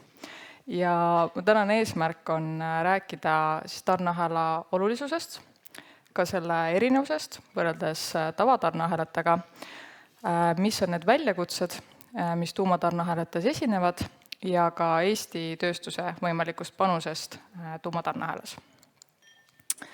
Kõigepealt siis aga Maailma Tuumaühenduse 2020. aasta raporti põhjal kaasneb 1000 teravatt-tunni tootmisega aastas tuumaelektrijaamadest umbes 370 000 tarneahela töökohta. Kui see nüüd kohandada Eesti oludesse, siis esimese jaama puhul, kus osalusprotsent on kindlasti üsna madal, võiks see olla umbes 265 ainult tarneahelat puudutavat siis töökohta. Ja seda siis, nagu ma ütlesin, ainult esimese jaama puhul. Nagu kõige muu puhul tuumatööstuses on alati kõige esimesel kohal turvalisus ja ohutus, seda ka tarneahela puhul. Aga lisaks sellele on tarneahel vastutav ka jaama tõhusa toimimise eest ja seda kõikides eluea etappides. Samuti on tarneahel vastutav süsteemide, struktuuride, komponentide ja ka teenuste tootmis- ja lõppkvaliteedi ning õigeaegse kättesaadavuse tagamise eest. Ja kuna nad on oluliseks lüliks jaama ja välismaailma vahel, siis vastutavad nad ka selle eest, et välised partnerid täidaks kõiki vajalikke ohutus- ja turvanõudeid. Ja siin on näha pildil üks põhilisi turvaahela komponente, isolatsiooni kondensatsioonisüsteem või maakeeli öeldes soojusvaheti, mis on umbes 3,5 meetrit kõrge ja on siis üks nendest komponentidest, mille kvaliteedi eest tarneahel koos tehnilise meeskonnaga vastutama peab. Kui rääkida erinevustest, siis üks põhiline erinevus tuleneb jaama pikast elueast. Kui mõelda selle peale, et ostes täna komponenti, võime vajada seda ka 60 või rohkem aasta pärast varuosana, siis eeldab see väga strateegilist tarneahela juhtimist ning ka planeerimist. Lisaks on juba korraga mainitud siis oluliselt rangemad kvaliteedinõuded ning sellest tulenevad tarnijatele kontrollid, auditid ja samuti ka nende koolitamine siis tuumaspetsiifilistel teemadel. Taustal on ka näha siis jaama erinevate eluetappide ohutuspõhimõtted ja kuidas nad omavahel seotud on. Ja üsna suur osasid puudutab ka tarneahelat. Siin on näha üks võimalik hankeprotsesse Rahvusvahelise Aatomienergia Agentuuri jaoks. Kindlasti on oluline märkida, et see kehtib kõige kõrgema kvaliteedinõuetega komponentidele, ehk siis mitte kõige puhul, aga siit on ka näha, kui palju tegevusi on seotud kvaliteedi tagamise ja kontrolliga. Juba enne ostutellimuse väljastamist peaksid tarnijad läbima kvaliteedi auditeerimise, hindamise ja heakskiidu ning pärast seda jätkub nende monitooring, valmistamise monitooring ja kvaliteedi siis kontroll kuni installeerimise jaama käimapanekuni välja. Aga seda ainult selleks, et tagada jaama turvalisus ja ohutus. Natukene ka rääkida väljakutsetest, siis jaama ühest põhilisest erinevusest tuleneb ka tarneahela üks suurimaid probleeme, milleks on siis tehnoloogia vananemine ja originaalkomponentide raske kättesaadavus. Siin piltidel on näha lennunduse areng lähima umbes 100 aasta jooksul ja väga lihtne on seda analoogiat üle kanda ka paljudesse teistesse valdkondadesse, et näha, mis on tehnoloogias muutunud. Siinkohal saabki oluliseks turvavarud, jällegi planeerimine ja samuti teadmiste hoidmine ja ülekanne ja et need on juurutatud tugevalt protsessidesse. Lisaks on abiks ka erinevad rahvusvahelised ettevõtted, kes antud probleemiga igapäevaselt tegelevad ja lahendusi sellele leida aitavad. Lisaks on katsumuses kujunenud ka võltsitud ja kahtlased esemed. See tähendab siis nii kvaliteedikontrolli dokumentide võltsimist nii toodete kui teenuste puhul, kui ka patenteeritud toodete järeletegemist. Ja võtmekohaks on siin kindlasti eelnevalt näidatud protsess ja ranged nii-öelda kvaliteedinõuded, kui ka siis tugevalt juurutatud ohutuskultuur, kus igast väiksemastki veast koheselt teada antakse. Ja nüüd natukene ka Eesti tööstuse osast. Et Eesti tööstusel on väga laiad võimalused tulevikus tuumatarneahelasse panustada. Siin on näha ainult üks osa tarnijatest, kes võiksid tulevikus siis osaleda. Ja täpsemalt on need ettevõtted, kellega me kas juba oleme suhelnud või kindlaks teinud, et neil eelnev kogemus tuumaprojektides juba olemas on. Ja need on siin ka ära toodud ja nagu näha, siis on Eestis tegelikult päris mitmeid ettevõtteid, kes on juba tuumaprojektides osalenud.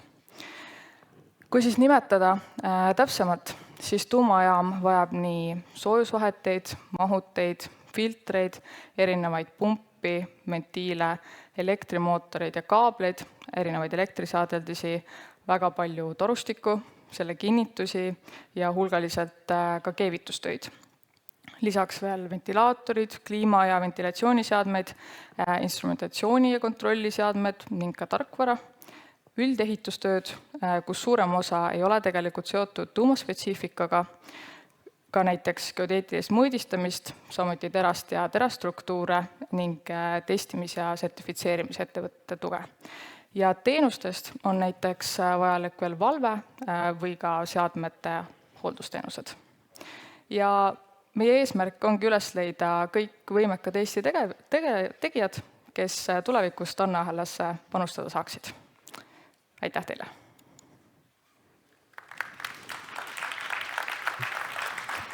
Aitäh, Anu. Siin sessioonis me kahjuks küsimusteks aega ei ole.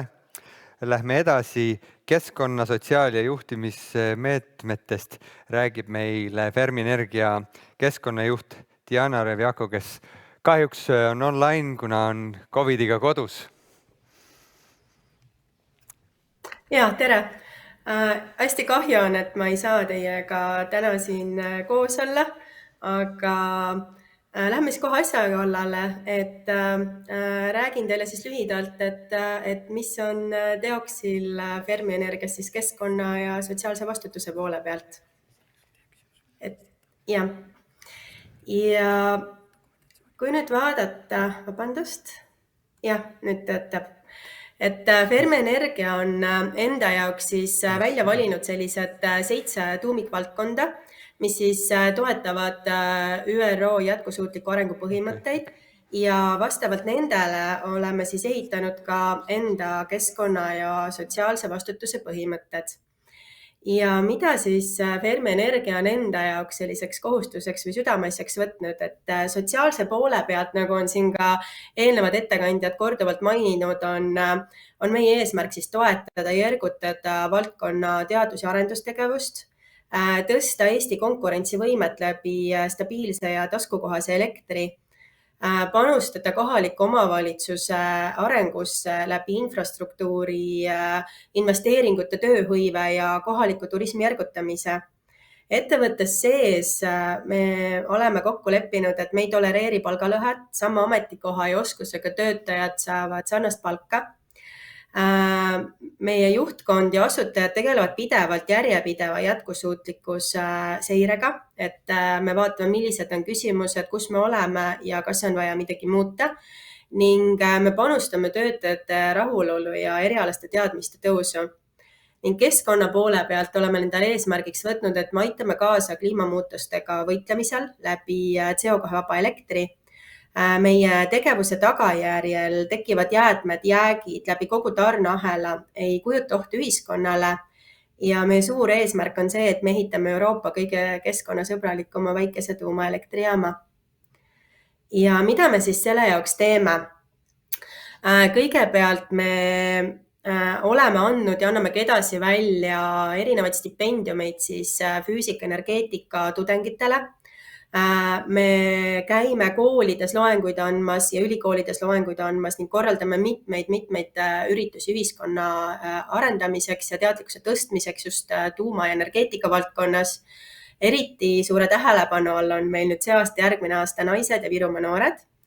Me tahame sõlmida Eesti ettevõtete ja Eesti elanikega lepingut, kus on garanteeritud elektri hind ja me tahame rajada külastuskeskuse ja investeerida siis tegelikult üle 35 miljoni eurot sellisesse kohaliku omavalitsuse, kuhu siis tuuma väikereaktor tuleb.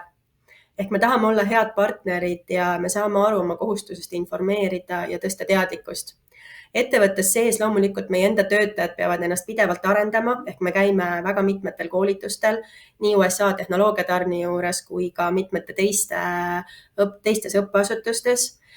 Me tähistame ka väikeseid võite, kuna tegemist on suure projektiga, ehk siis meil on tegelikult tore töötada, et meil on väike, aga võimas tiim. Ja omanikasutajate poole pealt ongi siis jällegi me vaatame regulaarselt, iga kvartal käime koos ja mõtleme siis oma jätkusuutlikkuse peale ja kui on vaja midagi muuta, siis me reageerime kiiresti. Keskkonna poole pealt oleme endale eesmärgiks võtnud selle, et me vähendame CO2 jalajälge läbi kogu tarneahela, mis tähendab seda, et me hakkame kontrollima ka kellega me koostööd teeme, kellel on samasugused põhimõtted nagu meil. Me töötame välja tehnilised lahendused enda jäätmete käitlemiseks, ehk me ei jäta neid teistele põlvkondadele lahendamiseks ja sama teeme ka siis teiste keskkonnamõjudega. Ning meie tuuma väikereaktor hakkab vastama kõikidele Euroopa rohetaksonoomia nõuetele ja Euroopa Liidu parima võimalike tehnoloogia nõuetele. Me oleme selle jaoks välja töötanud ka väga konkreetsed mõõdikud, et järgmisest aastast me saame hakata ka raporteerima, näitama, et kuidas meil läheb ja kui midagi on saavutatud, siis millised on uued eesmärgid.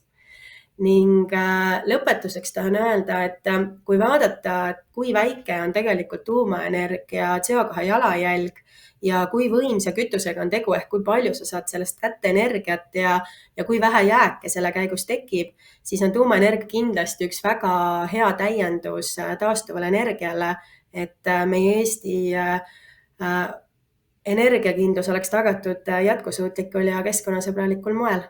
Aitäh! Järgmiseks räägib meile õppetunnid tuumajaamade ehitusest. Fermi Energia ehitusinsener Albert Kopjev. Tere, kallid külastajad ja siis räägin natuke ehitusprotsessist.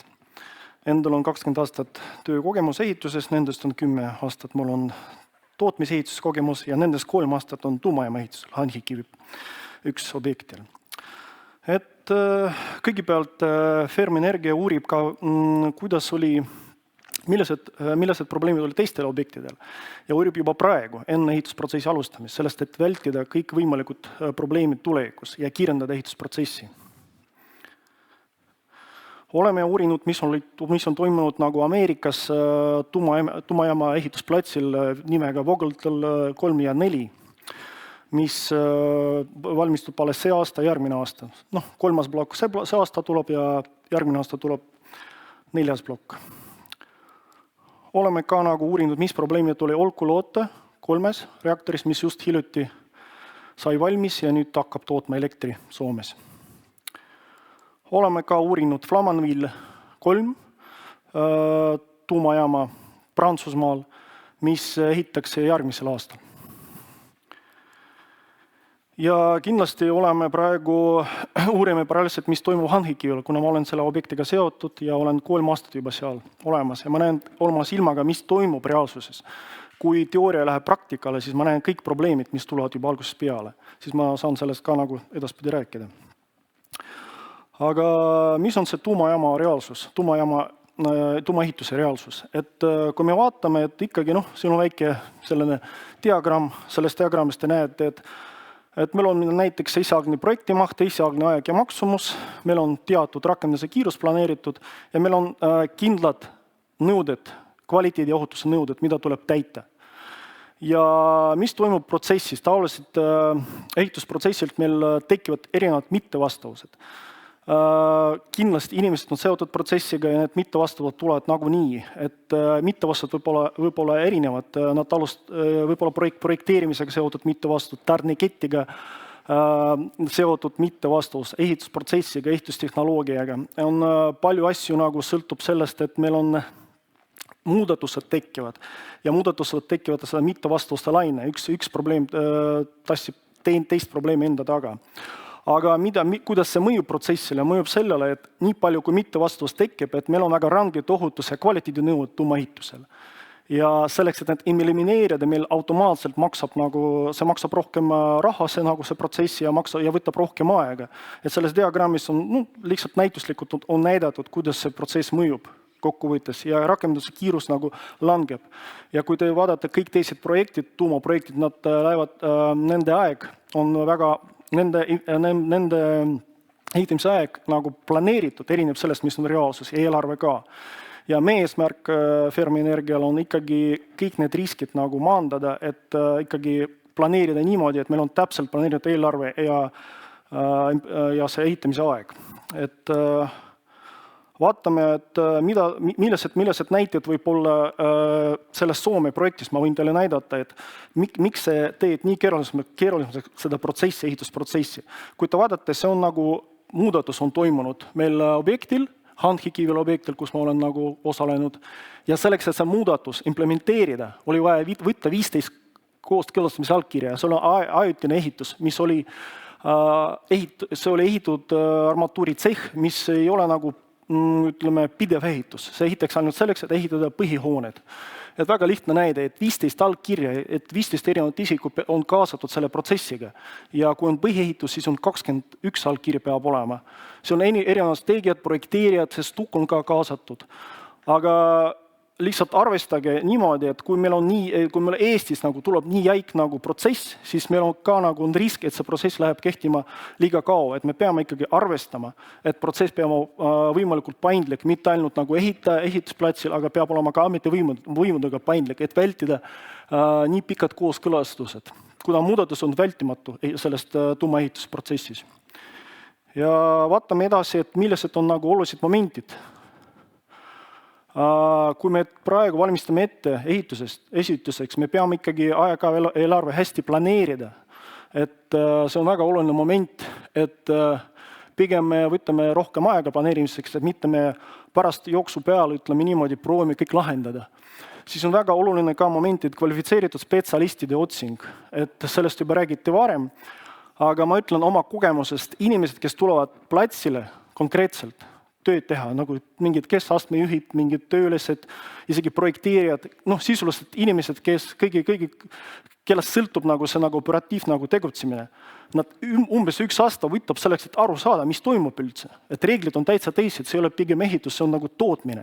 Te peate ikkagi arvestama need, kes tulevad selle ehitusplatsile või ehitusprotsessi. Need siis kõik peavad arvestama, et on olemas kindlad reeglid. See ei ole mingi tavaline suvila ehitus. Siin on kindlad reeglid, mida tuleb jälgida. Ja ütleme niimoodi, et arvestage, et inimene tuleb, võtab umbes 1 aasta selleks, et aru saada, mis siin toimub. Ja pärast veel 1 aasta selleks õppida, kuidas käituda. Ja miks ma sellest räägin, et tuleb ikkagi panustada, et need inimesed on juba õpitud ja kogenud enne, kui nad tulevad ehitusprotsessi. Et sellega tuleb ikkagi arvestada. Siis teine asi on see tarniketi otsing. Sellega me ka tegeleme. Meil probleem on selles, et ettevõtted, kes hakkavad tarnima erinevad tooded ja seadmed, nad ei ole võib-olla tuumareeglitega tuttavad ja neid tuleb ikka õppida, neid tuleb näidata, mismoodi me peame nende poolt seadmed vastu võtma, mismoodi me peame nendega koos tööd tegema, kuna see ei ole tavaline objekt. Ja siis kindlasti üks väga tähtis moment, et tuleb siis ametivõimudega planeerida hästi koostööd. Et see annab meile võimalus paralleelselt lahendada kõik asjad, mis on pärast tekivad üleandmise ajal. Siis on veel üks oluline punkt, ohutuse kultuuri sisseviimine.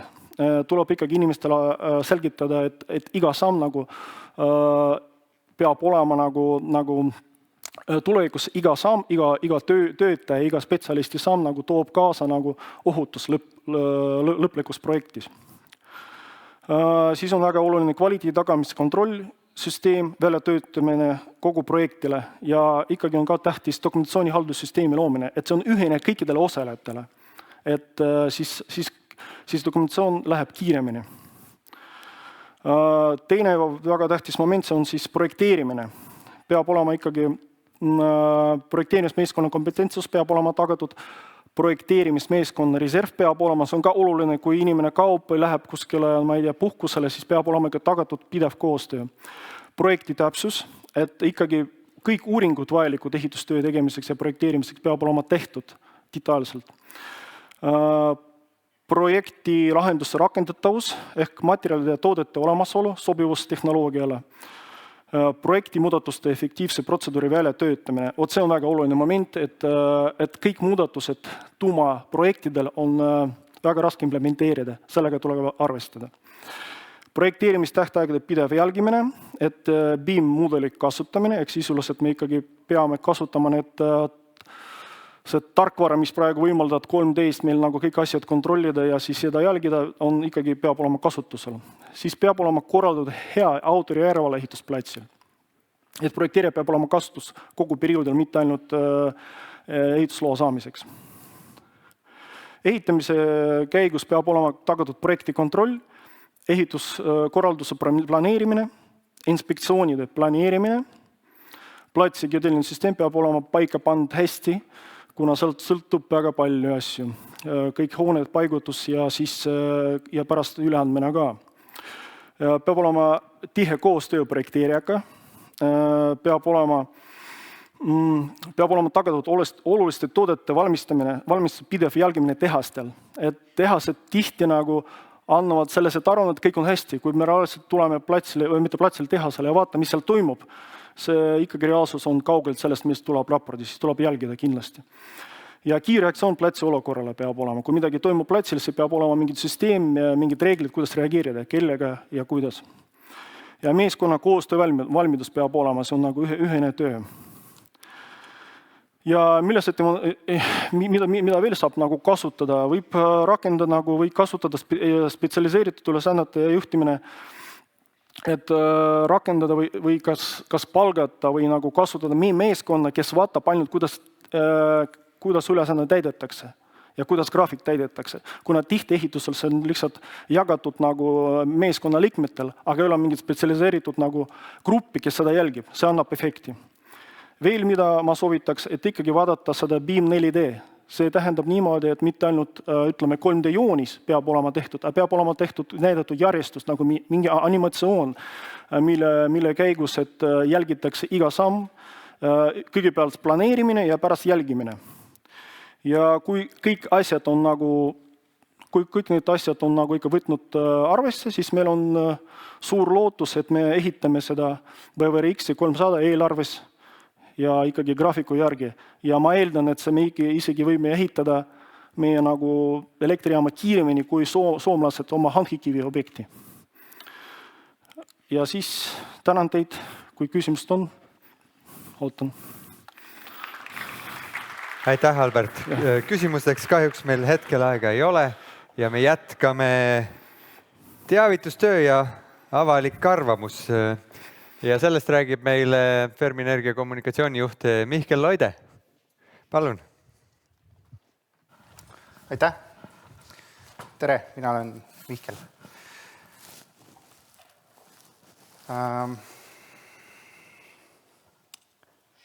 Tavaliselt on midagi valesti, siis on süüdi halb kommunikatsioon. Ma väga loodan, et meil läheb natukene paremini, sest et kõige halvem kommunikatsioon on tegemata kommunikatsioon ja mul on tunne, et me natukene juures olevad pildid näha ikkagi seda teeme. Me ei ole alustanud oma kommunikatsiooni selles mõttes valgelt lehelt, et kui me võiksime eeldada olukorda, kus keegi mitte midagi tuumaenergiast ei tea ja ühtegi eelarvamust ei ole, siis oleks seda tuumajaama tohutult lihtne teha. Aga meil on ajaloos juhtunud mõned asjad, mis ei võimalda meile sellist valget lehte. On juhtunud sellised asjad, väga hirmutavad pildid. Ma ei hakka tegelikult teie käest küsima, aga siin siin piltide peal on üsna vähe asju, mis on seotud tuumaenergiaga. Ja väga vähe asju, mis on seotud tuumaenergiaga tänasel päeval. Et üks mustvalge pilt siin üleval, see on ainukene pilt, mis on tuumajaamast kui sellisest. Selle kõrval on üks, Fukushimas tehtud pilt, aga mitte tuumajaamast. Tuumajaamast ei tule sellist paksu musta tossu. Sest seal ei põle, seal ei ole, tuumajaamas ei ole põlevat materjali nagu reaktori sees, see on tuumakütus, see on metall. See niimoodi ei põle. Täpselt samamoodi vasakul poolsel pildil tunduvad need gradiirid või need jahutustornid alati midagi, mis on seotud tuumaenergiaga. See on söejaam, sealt tuleb nendest peenematest torudest ka midagi. Tuumajaamast sellist asja ei tule. Miks need kollased õlitünnid seal on? See on nagu keeruline küsimus. Jah, tuumaenergia algusaegadel oli seotud ka tuumarelvadega või nende tootmine oli nagu nii-öelda 2 ühes. Me oleme sealt natukene möödas. Et, näiteks Rootsi on tuntud tuumariik energia mõttes, mitte relvade mõttes. Ja see sama värviline pilt siin, mis levis pärast Fukushima katastroofi, mida näidati siis tihtipeale kui radioaktiivsuse levikut läbi ookeani. See on tsunami laine kõrgus erinevates punktides ookeanil. Et see on see punkt, kust Fermi Energia tegelikult alustas oma kommunikatsiooniteed. Aga mis me peame siis tegema selleks, et sellised müüdid nagu kuidagi teisele poole saada? Me peame lihtsalt rääkima. Me peame lihtsalt rääkima. Võib-olla piisab nagu sellisest kirjeldusest, et kuidas RBMK on siis nii-öelda Tšernobõli reaktor, et kuidas see kergveereaktor või kuidas see siis erineb nii-öelda Tšernobõli reaktorist. Võib-olla selline kirjeldus midagi aitab sellest nagu aru saada, et mis need erinevused on. Aga võib-olla on see ka natukene liiga tehniline, liiga keeruline.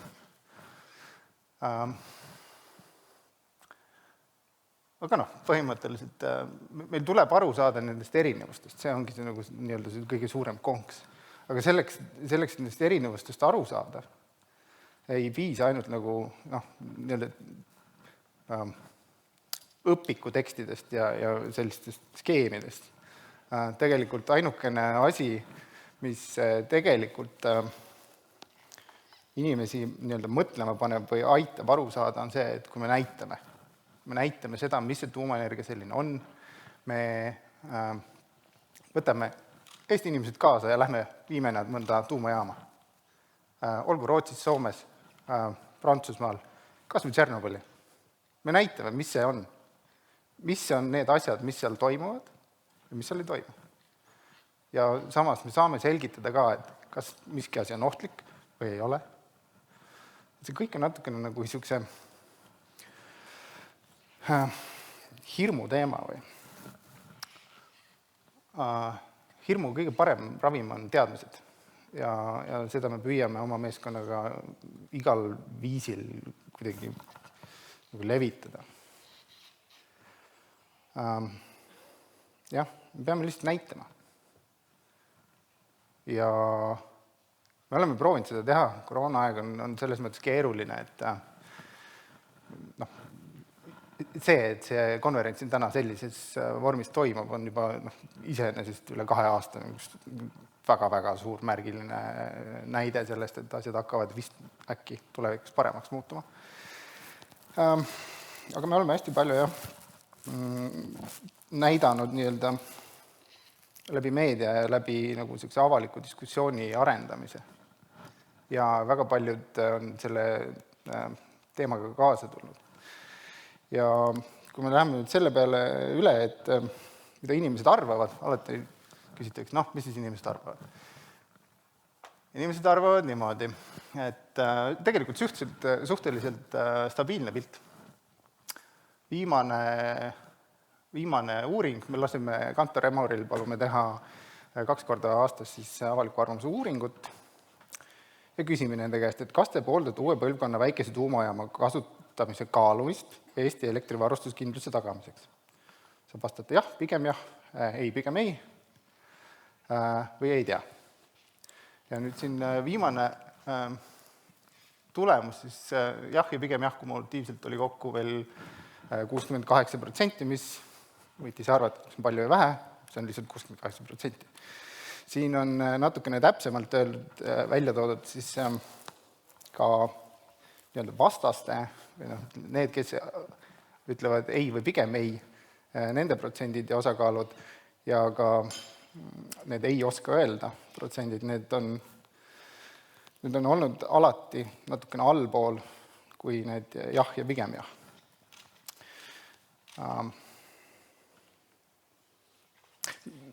Numbritega ei ole ilus vaielda, selles mõttes ma väga pikalt seda isegi ei kommenteeriks.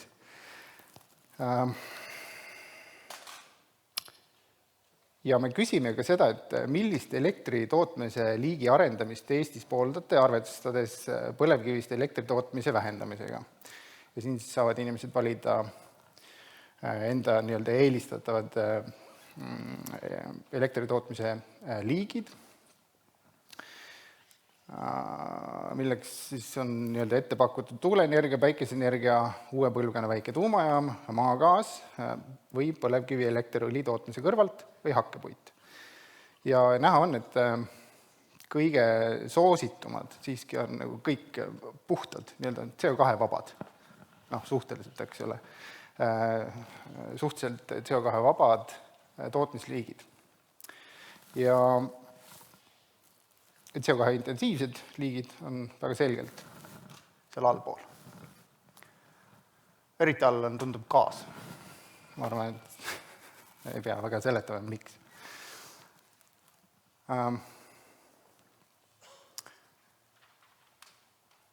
Mul on üks asi, mida ma tahaksin lõpuks näidata. See on üks video, väikene jupikene, mis näitab seda, kuidas töötab tuumareaktor, kuidas see läheb käima. Ja ma arvan, et see on üks paremaid viise tutvustada niisugust keerulist asja, nagu üks tuumajaam on. See on, et pane tööle ja näita. Aitäh!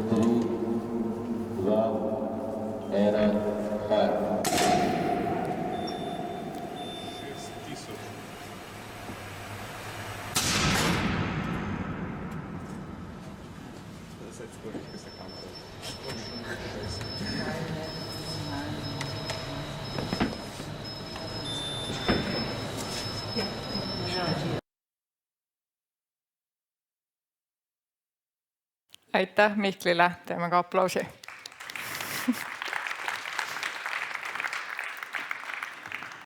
Nüüd palun veel kord lavale Fermi Energia selle aasta plaanidest ja ettevalmistustöödest rääkima Henri Ormuse.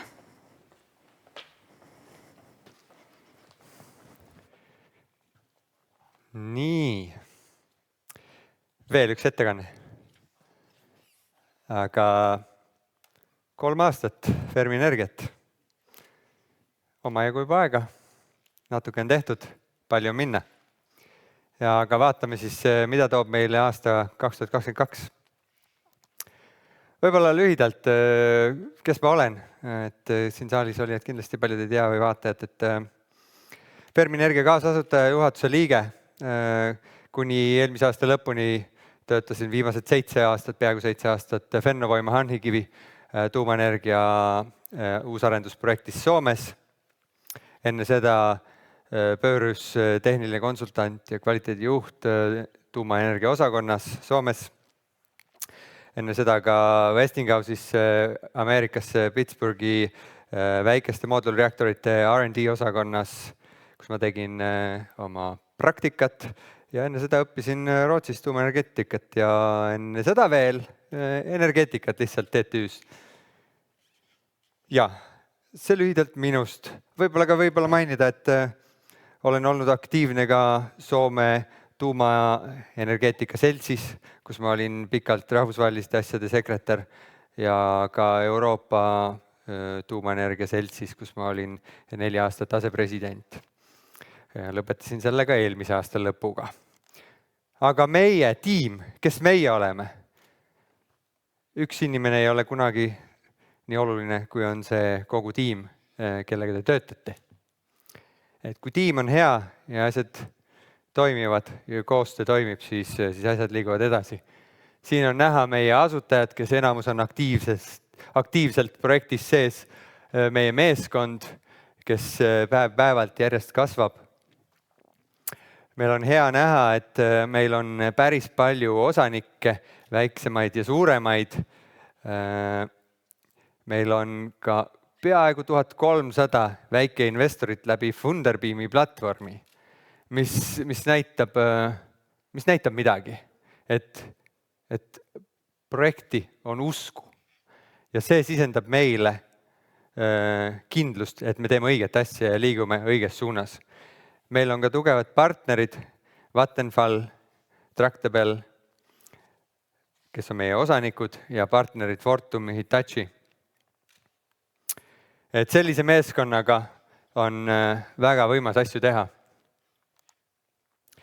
Mõtlesin, et panen siia korduseks, te kõik kindlasti teate, aga vahepeal ikka esitatakse küsimusi, et kui palju siis seda CO2 sealt tuumaenergiast tuleb ja kui fossiilne ta ikka on.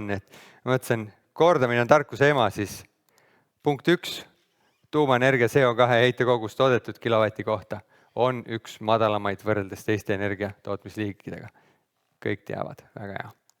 Punkt 2, tuumaenergia on üks ohutumaid energia tootmise viise. Kui vaadata surmade arvu toodetud teravatt tunni energia kohta. Punkt 3, tuumaenergia maakasutus on väike. Tuumaenergia, tuumkütuse energiasisaldus võrdes fossiilsete energiaallikatega on 1 miljon korda suurem. Ja maakasutus võrreldes taastuvenergeetikaga on 100 kordades väiksem. Punkt 4, tuumaenergia ressursi kasutus on väga väike. Seda nii erinevate materjalide ja mineraalide osas, kui ka tavapäraste ehitusmaterjalide nagu betoon ja raud osas. Ja punkt 5, tuumaenergia on jätkusuutlik ja seda on ka, sellel järeldusele on tulnud JRC aruanne, mis ütleb, et tuumaenergia tootmine ei kahjusta inimeste tervist ega keskkonda rohkem kui ükski teine jätkusuutlik energia tootmise viis. Ehk siis tuumaenergia vastab roheenergia tingimustele ja on jätkusuutlik ning sobib väga hästi Euroopa Liidu taksonoomiasse ja seal taga on. Ja selle üle meil on väga hea meel, sest see sisendab ainult julgust ja tugevust minna edasi. Aga Eesti, miks Eesti vajab tuumaenergiat? Punkt 1, Eesti energiajulgeolek. Punkt 2, Eesti energiavarustuskindlus. Kõrged tasustatud töökohad, maksutulu riigile ja omavalitsustele, kliimaeesmärkide saavutamine, mis meie hinnangul ilma tuumaenergiata ei ole võimalik Eestis.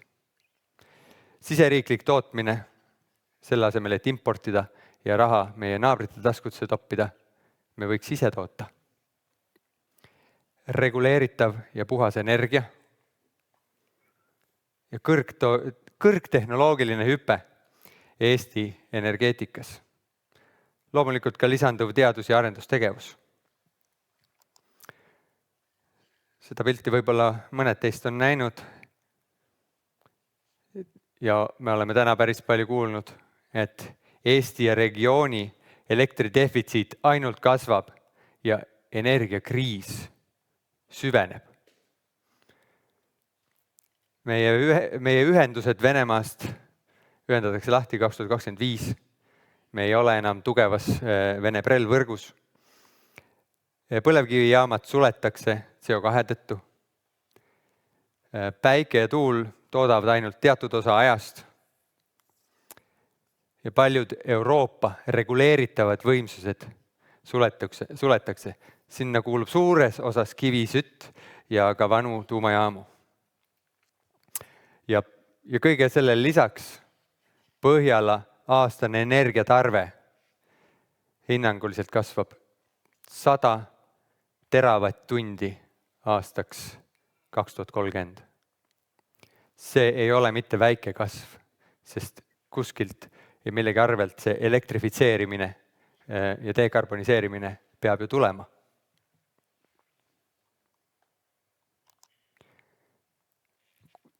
Vaatame siis faktidele otsa, et kuidas me päriselt saavutame süsinikneutraalsuse Eestis. Impordime. Ei ole majanduslikult kasulik ega ei ole sõltumatu. Kasutame gaasi. Ei taga energiajulgeolekut. Ja põletamine, gaasi põletamine on ka CO2 mahukas, kes veel ei tea. Biomass. Natuke võib kasutada, aga meile väga ei meeldi see metsade põletamine. Ja põletamine loomulikult on endiselt CO2 mahukas. Taastuvad, loomulikult neid tuleb panna, aga hüdrot meil ei ole, päiketuul on vahelduvad ja pole siis, kui vaja, ehk siis talvistel perioodidel. Ja need toovad kaasa suure lisakulu kogu süsteemile. See on siis maakasutuse arvelt, suurte võrguarenduste arvelt ja salvestamise vajaduse arvelt. Ja me teame, et salvestamine on võimalik vaid hetkel päevaste tippude katmiseks. Pikaajaline nädalate, kuude kaupa salvestamine ei eksisteeri. Ehk siis meil on vaja jätkusuutlikku lahendust. Meil on vaja dekarboniseerimist, elektrifitseerimist. Meil on vaja stabiilset, reguleeritavat ja mõistliku hinnaga tootmist. Tuumaenergiat. See on hea pilt eile hommikul, eile õhtul võetud. See on Euroopa energiakaart, ehk siis Euroopa energiatarbimine ja selle süsiniku intensiivsus. Ehk siis kes meil on pildil rohelised? Vastus on lihtne. Need maad, kellel on palju hüdroenergiat või tuumaenergiat või mõlemat.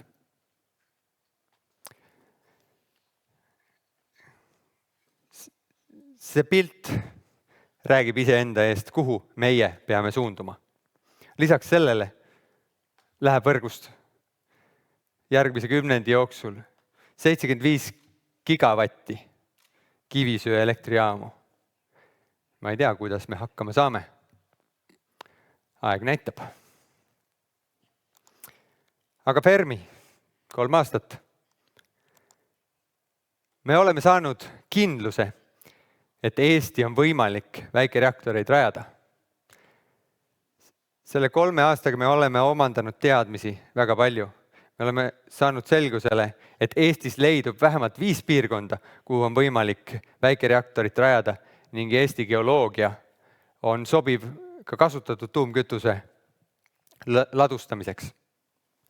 Meie tiim on kasvanud 1 inimesest kontoris kuni 15 inimeseks. Me oleme tellinud üle 40 uuringu ja analüüsi 26 erinevalt organisatsioonilt ja koostööpartnerilt väärtusega üle 700 000 euro. Me oleme kaasanud kapitali ligi 4 miljonit. Ja meil on hea meel, et Eesti riik mõtleb aktiivselt kaasa. On loodud tuumaenergia töörühm ja alamtöörühm ja loodetavasti tulevad veel mõned lisa-alamtöörühmad. Ja loomulikult, nagu mainitud, meil on hea meel näha, et inimeste teadvus ja toetus on kasvanud tuumaenergiale. Ja isiklikult mul on väga hea meel, et noorte huvi on väga suur.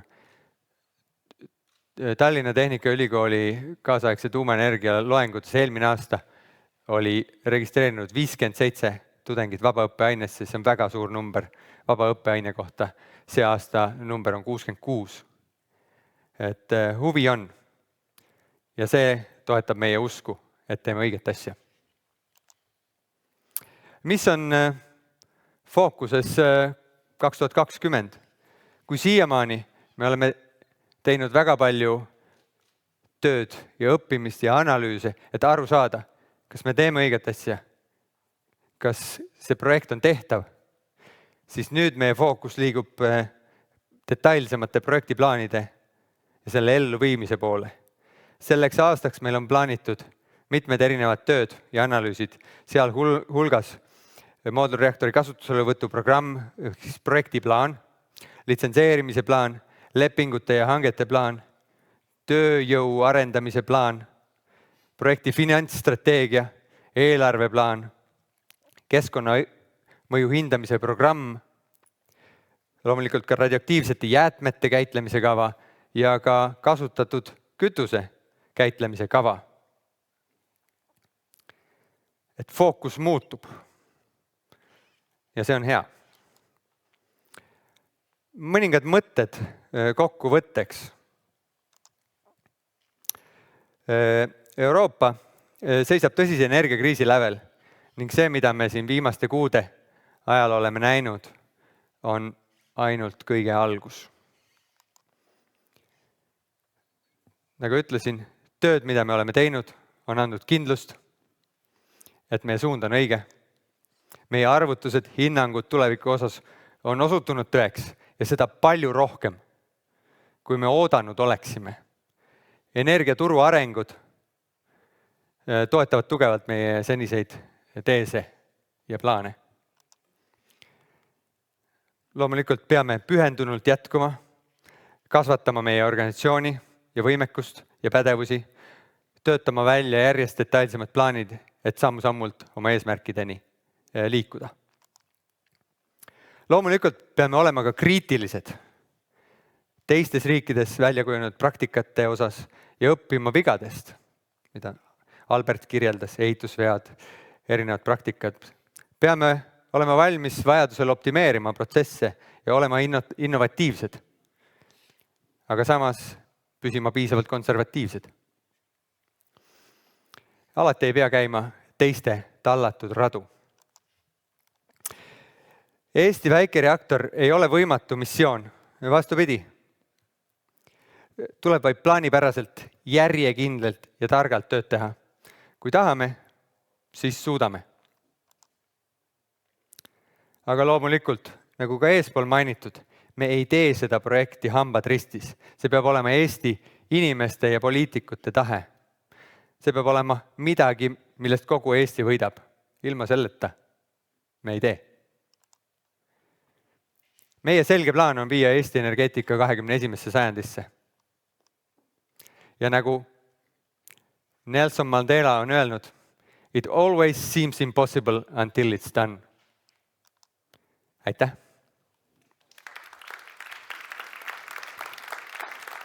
Küsimusi võtta. Aitäh, Henri! Ja olemegi jõudnud tänase viimase ettekandja juurde, kelleks on meie tegevjuht ja tuumaenergiat Eestis edasi vedav rohemootor Kalev Kallemets. Palun. Tere, et mul ei ole slaide ja Henri pidas pool kõnet ära. Mul polegi eriti palju rääkida, aga ma räägin Fermist alguseks, et on traditsioon kujunenud, et ma tõmban särgi selga ja tuletan meelde, et Fermi Energia ongi Fermi Energia. Et Fermi oli 24-aastane, siis kui ta oli jõudnud juba Saksamaal ja Hollandis õppida Euroopa parimate füüsikute käe all. Ja Austria füüsiku PõLVKONNA välistusprintsiipi arendades jõudis ta Fermi Dirac statistikani, mida järgivad osakesed ja kvardid ja leptonid said nimeks hiljem fermionid. Me kutsume fermioniks enda suvekooli.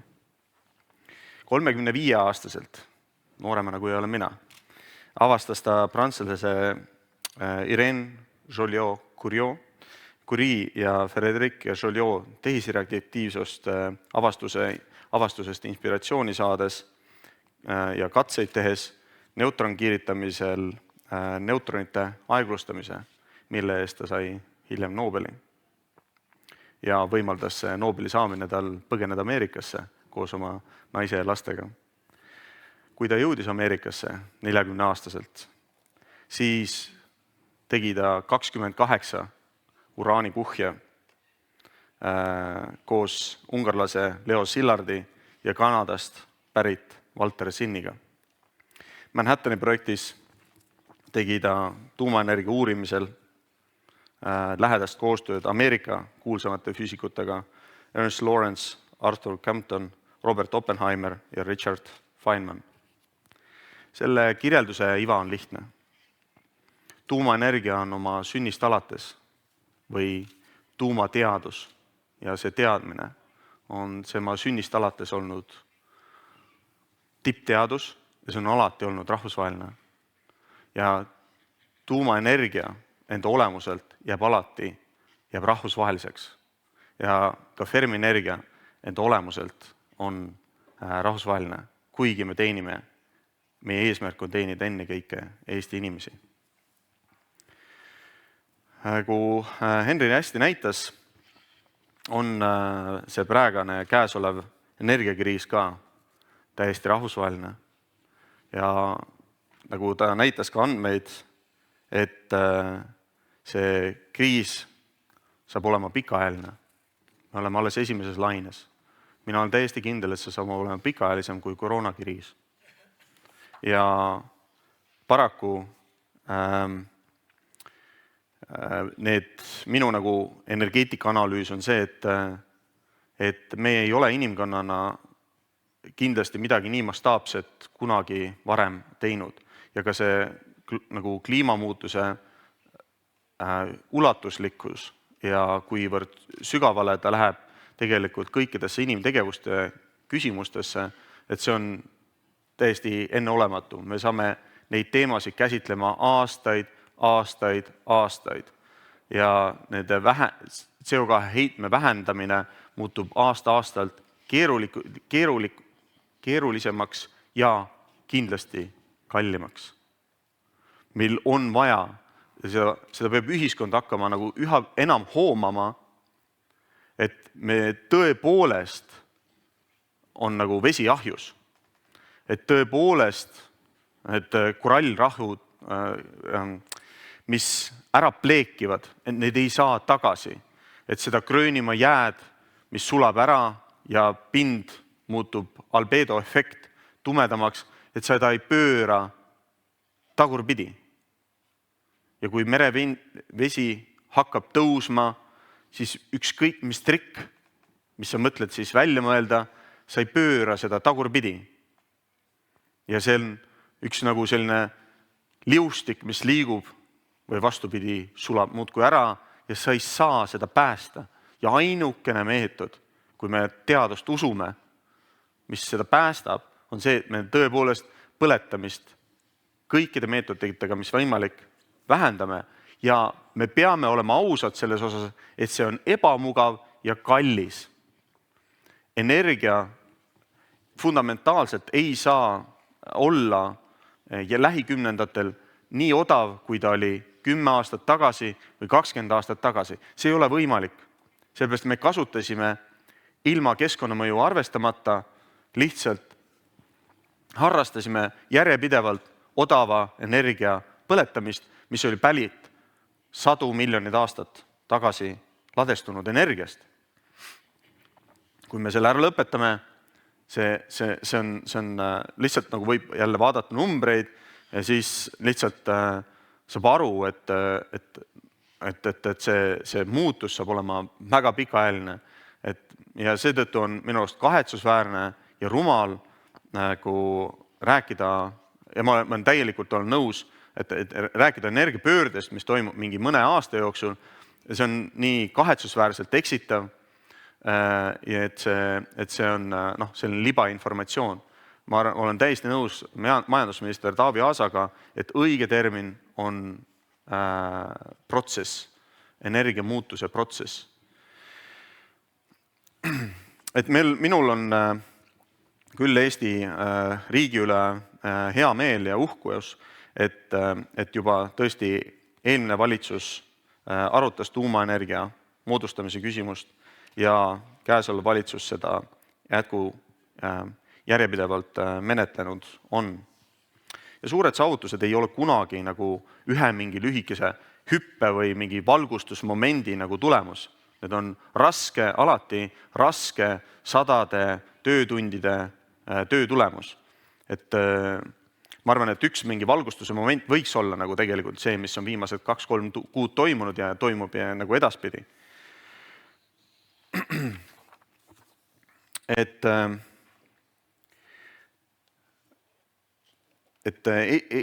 tõesti, nagu mida Sandor ka hommikupoole ütles, et Eesti ühiskonna huvides on ja kõikide Balti tarbijate ja Balti rahvaste huvides on see, et me elektri tootmise ükskõik kas tuuleenergia, päikseenergia, nende süsinikvabade tootmistega jõuaksime nagu edasi nii kiiresti kui võimalik.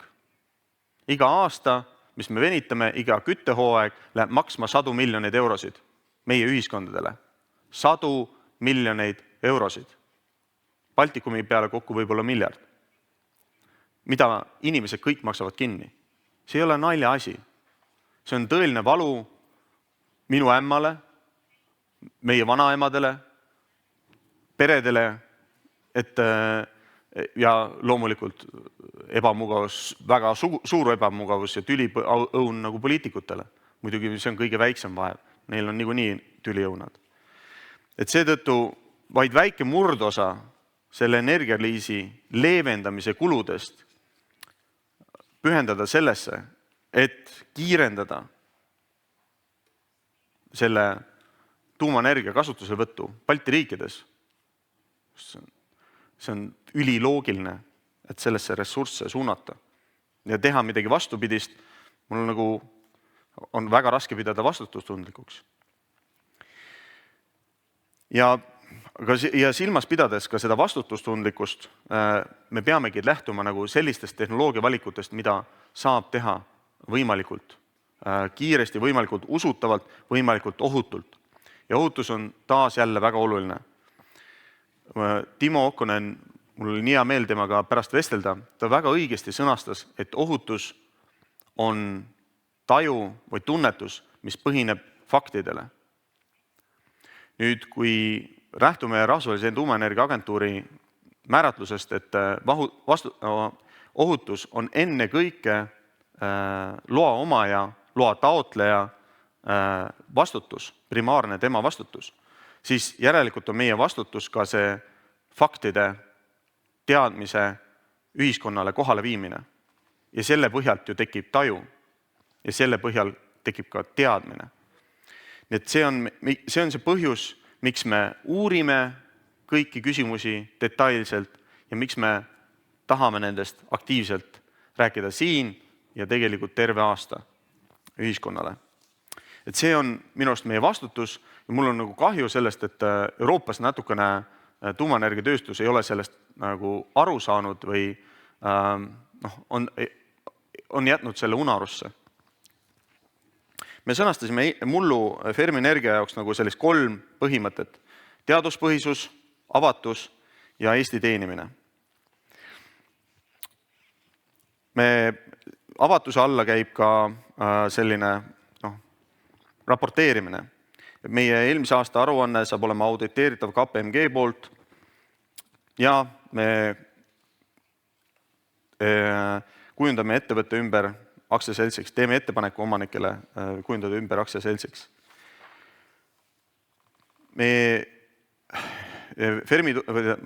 Henri tutvustas nagu töid, mida me järgmine aasta plaanime ja kindlasti me plaanime inimesi juurde palgata, sest siis on meil võimalik töid teha kiiremini.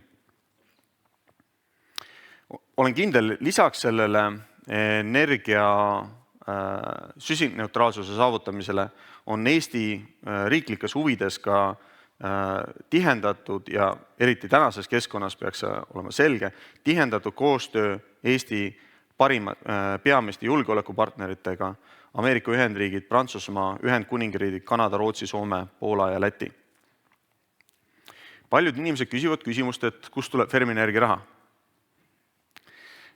väga õige küsimus on ka see, et kust tuleb meil need miljardid. Et üks lihtne vastus on see, et raha olemuslikult peegeldab usaldust. Raha on lihtsalt usalduse funktsioon. Ja kui me teeme enda tööd jätkuvalt professionaalselt, innovaatiliselt ja avatult, siis ma olen kindel, et Eestis on lisaks 1300 osanikule on veel tuhandeid inimesi, kes saavad aru, et tulevikus on energiat vaja kättesaadava hinnaga. Ja kindlasti on ka rahvusvahelisi institutsionaalseid investoreid, kes saavad aru, et reaalselt on Euroopas vaja edukaid projekte, mis saavutavad seda süsinikneutraalsust ja mis on avatud täiendavale kapitalile. Kaugeltki mitte kõik projektid ei ole tegelikult avatud täiendavale kapitalile. Väga tõesti oluline on Euroopa Komisjoni jätkusuutliku rahastuse taksonoomia ettepanek. Et veel 4 kuu jooksul, ma usun, et Euroopa Parlamendis toimub hääletus, mis lõplikult kinnitab selle jõusse astumise. Ja mul ei ole kahtlust, et see läheb positiivselt, sest Euroopal on seda energiat vaja. Vaatamata sellele, et on mõned liikmesriigid, kes loomulikult seda sisepoliitilistel põhjustel vastustavad. Ja see on normaalne, et avatud ja demokraatlikus ühiskonnas on võimalik rääkida oma vaba meelt, oma arvamusi, ilma et kedagi vangi pandakse, et kedagi kuskilt aknast alla lükatakse või keegi ära kaob. See peabki nii olema. Aga kunagi ei ole demokraatia osa see, et vähemus enamuse tahet takistab. Või ei ole ka subsidiaarsuse põhimõttele vastav see, kui teatud liikmesriigid, kellel ei ole avamere tuuleparke võimalik paigaldada või kus on varustuskindlus, eriti talvel, tõsine probleem, et neil takistataks rakendamaks selliseid tehnoloogiaid, mis tegelikult võimaldavad usutavalt varustuskindlusega, soodsa hinnaga selle ühiskonna jaoks energiatootmist saavutada. See ei ole ju kuidagi demokraatlik. Nii et see, kuidas täna asjad liiguvad, on igati loogiline ja õige ja sellel on kindlalt juba on järelmid. Äsja Lõuna-Korea teatas enda jätkusuutliku rahastuse taksonoomiast, mis viitas juba Euroopa Komisjoni otsustele. Sellel on kindlasti positiivsed järelmid rahvusvaheliselt.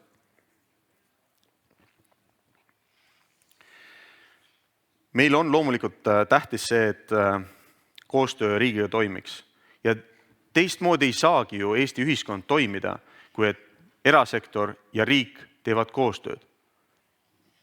Ma olen ise olnud avalikus teenistuses selleks, et teenida ühiskonda.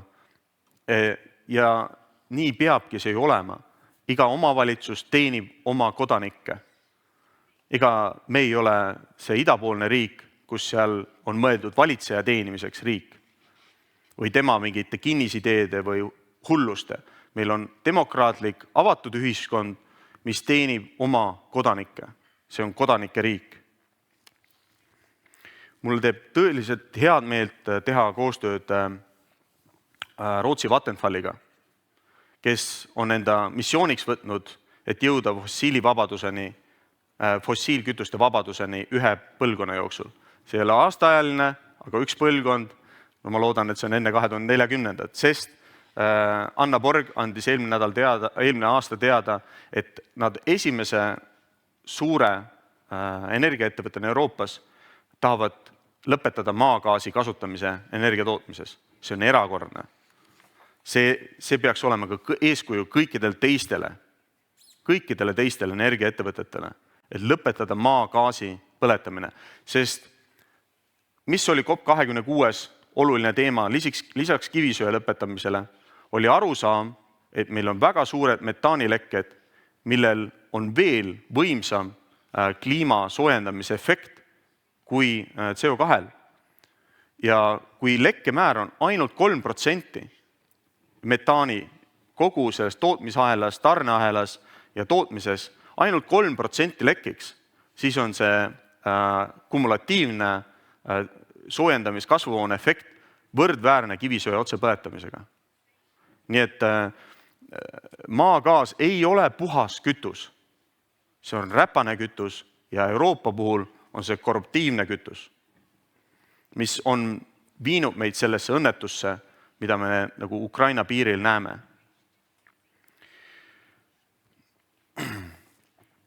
Jah, jälle nagu mingit teoreetilist arutelu, aga see kõik nagu inglise keeles, nagu ma eile ütlesin, et meie partneritele, see on imperatiiv, see on nagu kohustus, see on midagi, mida tuleb võtta tõeliselt tõsiselt, et me lõpetame fossiilkütuste põletamise. See on midagi sellist, nagu me võtame Eestis tõsisena 2%, nüüd 2,5% kaitsekuludest.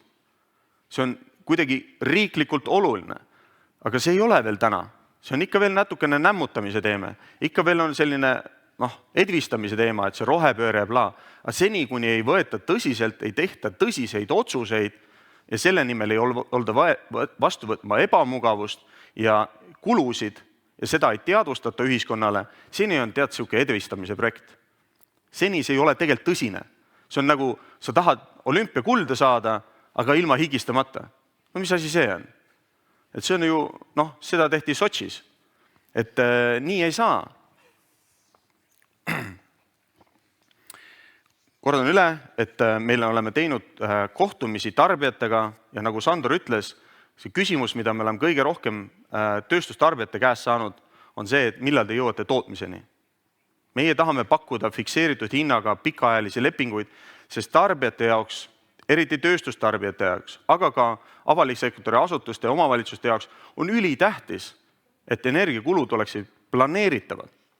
Ei saa olla nii, et nüüd tuul ei puhunud ja nüüd see aasta on meil energiakulud on ju 50% kõrgemad. Mida sa hakkad siis poole aasta pealt inimesi lahti laskma, sellepärast, et elektriarved vaja maksta, sest see on praegu reaalsus. Teatritel, ERR-il, kõigil on näpud põhjas, sest nad on ju eelarvelised asutused. Eelarved pandi lukku ja nüüd, ja sama on tööstusettevõtetel. Kuidas sa teed investeeringuid tööstusseadmetesse, kui sul energiakulu võib olla 2 korda suurem või isegi 50% suurem, sest ega tänased tööstusseadmed ei söö heina, nad söövad ju, tarbivad energiat. Nii et prognoositavus on hädavajalik, see, et öeldakse, et tulevane energiasüsteem on volatiilne, see on tegelikult halb meie ühiskonnale. See ei ole see, mida tegelikult tarbijad soovivad ja vajavad. Kuigi tarkvõrk ja salvestustehnoloogiad kahtlemata arenevad, aga kui me fundamentaalselt ainult ehitame üles volatiilsetele süsteemidele, siis kokkuvõttes see läheb ühiskonnale väga kalliks, kui nende numbritega natukene ümber käia. Ma kordan üle seda, mida selle sotsiaalmajanduslike mõjude analüüsis Jaan Urb näitas. Et tõepoolest 2% kapitalikulu eelarvest investeerinda elukeskkonna investeeringutesse. Ja ma kordan seda samade sõnadega, loogikaga, mida Viru-Nigula volikogu esimehele. Kui me tahame, et jaama töötajad ja noored näeksid perspektiivi selles töötamises pikaaegselt, siis on meie vastutus tagada seda, et see elukeskkond oleks seal 5+ eeskujulik. See on meie vastutus, meie huvi, et tegelikult noored või nagu selleks õppivad inimesed näevad perspektiivi. Kui me selleks pingutusi ei tee ja läheneme umbes samamoodi, et selle nagu rohepöördele, et tuleb taastuvenergia, lahendab mured ära, no see on ju siuke nagu, see ju ei toimi. See on ju sama selline õrn või petulootus kui see, et need, kes tahtsid tselluloosi tehast, ütlesid, et kohalikele, et saate töökohad ja siis olge nõus selle tootmisega. See on nagu siuke natukene petmise moodi. Aga kui sa oled reaalselt valmis sellesse panustama, ise kulu võtma, siis see peaks olema nagu natukene vastutustundlikum. Nii et kindlasti meie vajadus on ka, et seal oleksid eeskujulikud avalikud teenused, teed, lasteaiad, koolid, spordi, vabaaja võimalused, et inimesed näeksid perspektiivi, näeksid, et me oleme sellesse valmis tõsiselt pühendama ja ka investoritele kommunikeerida seda varakult, et seda kulutust tuleb teha. Tuumaenergia vajadusest on viimastel kuudel Eesti ühiskonda aru saanud ja küsitlused näitavad, ja ka poliitikute seisukohad toetus selle kaalumisele. Veel paar aastat saame kaalumisest rääkida, kuid siis tuleb jõuda otsustamiseni. Otsustama peame meie kõik, sest me oleme demokraatlik ühiskond.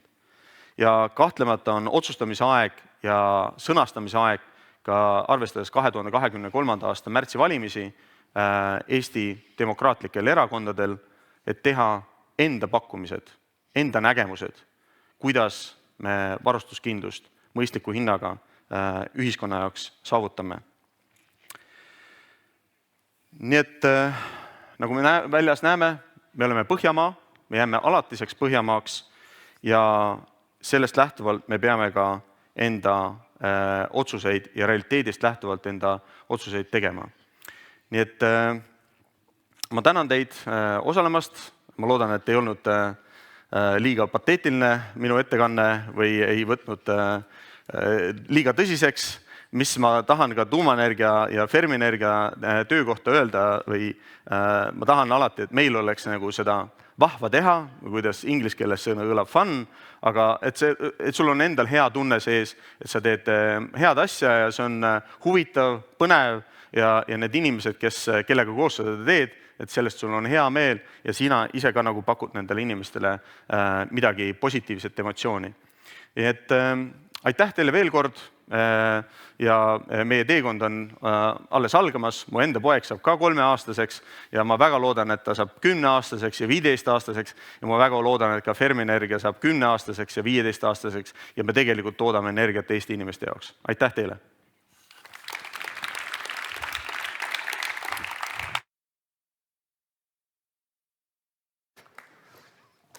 Thank you, Kalev. Aitäh kõigile. Tänaseks konverents on lõppenud. Järgmine aasta jälle. Seniks soovin teile ilusat õhtu jätku ja kohtume peatselt. Head aega. Thank you and bye-bye.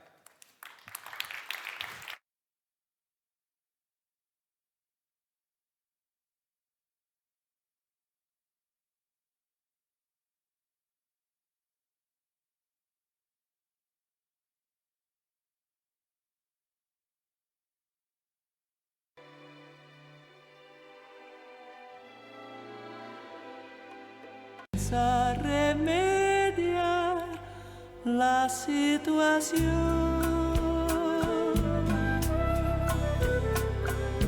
del hogar que es toda su ilusión, sí,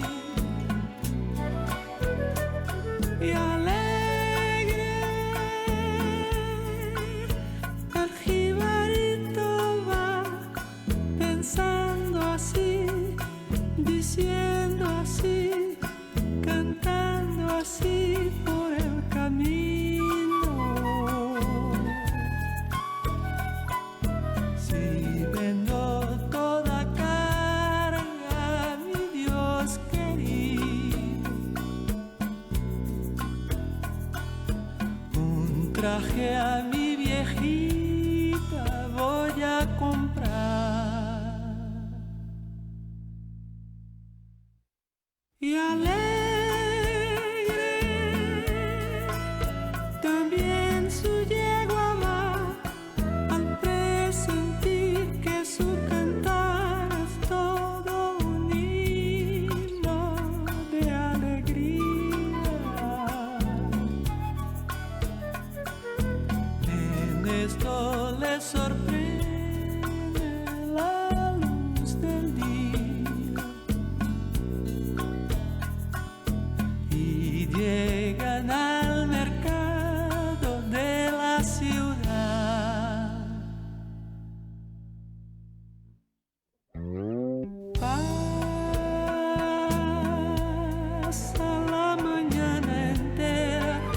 sin que nadie quiera su carga comprar. Ay, su carga comprar.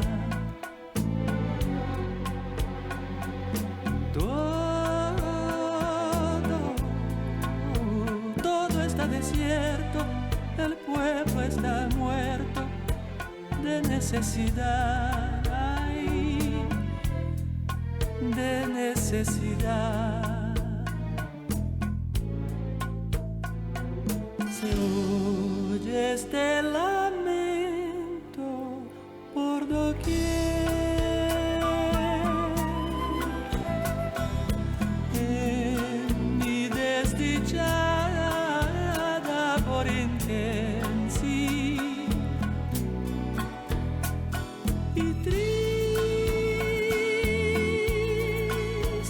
el jibarito va pensando así, diciendo así, llorando así por el camino.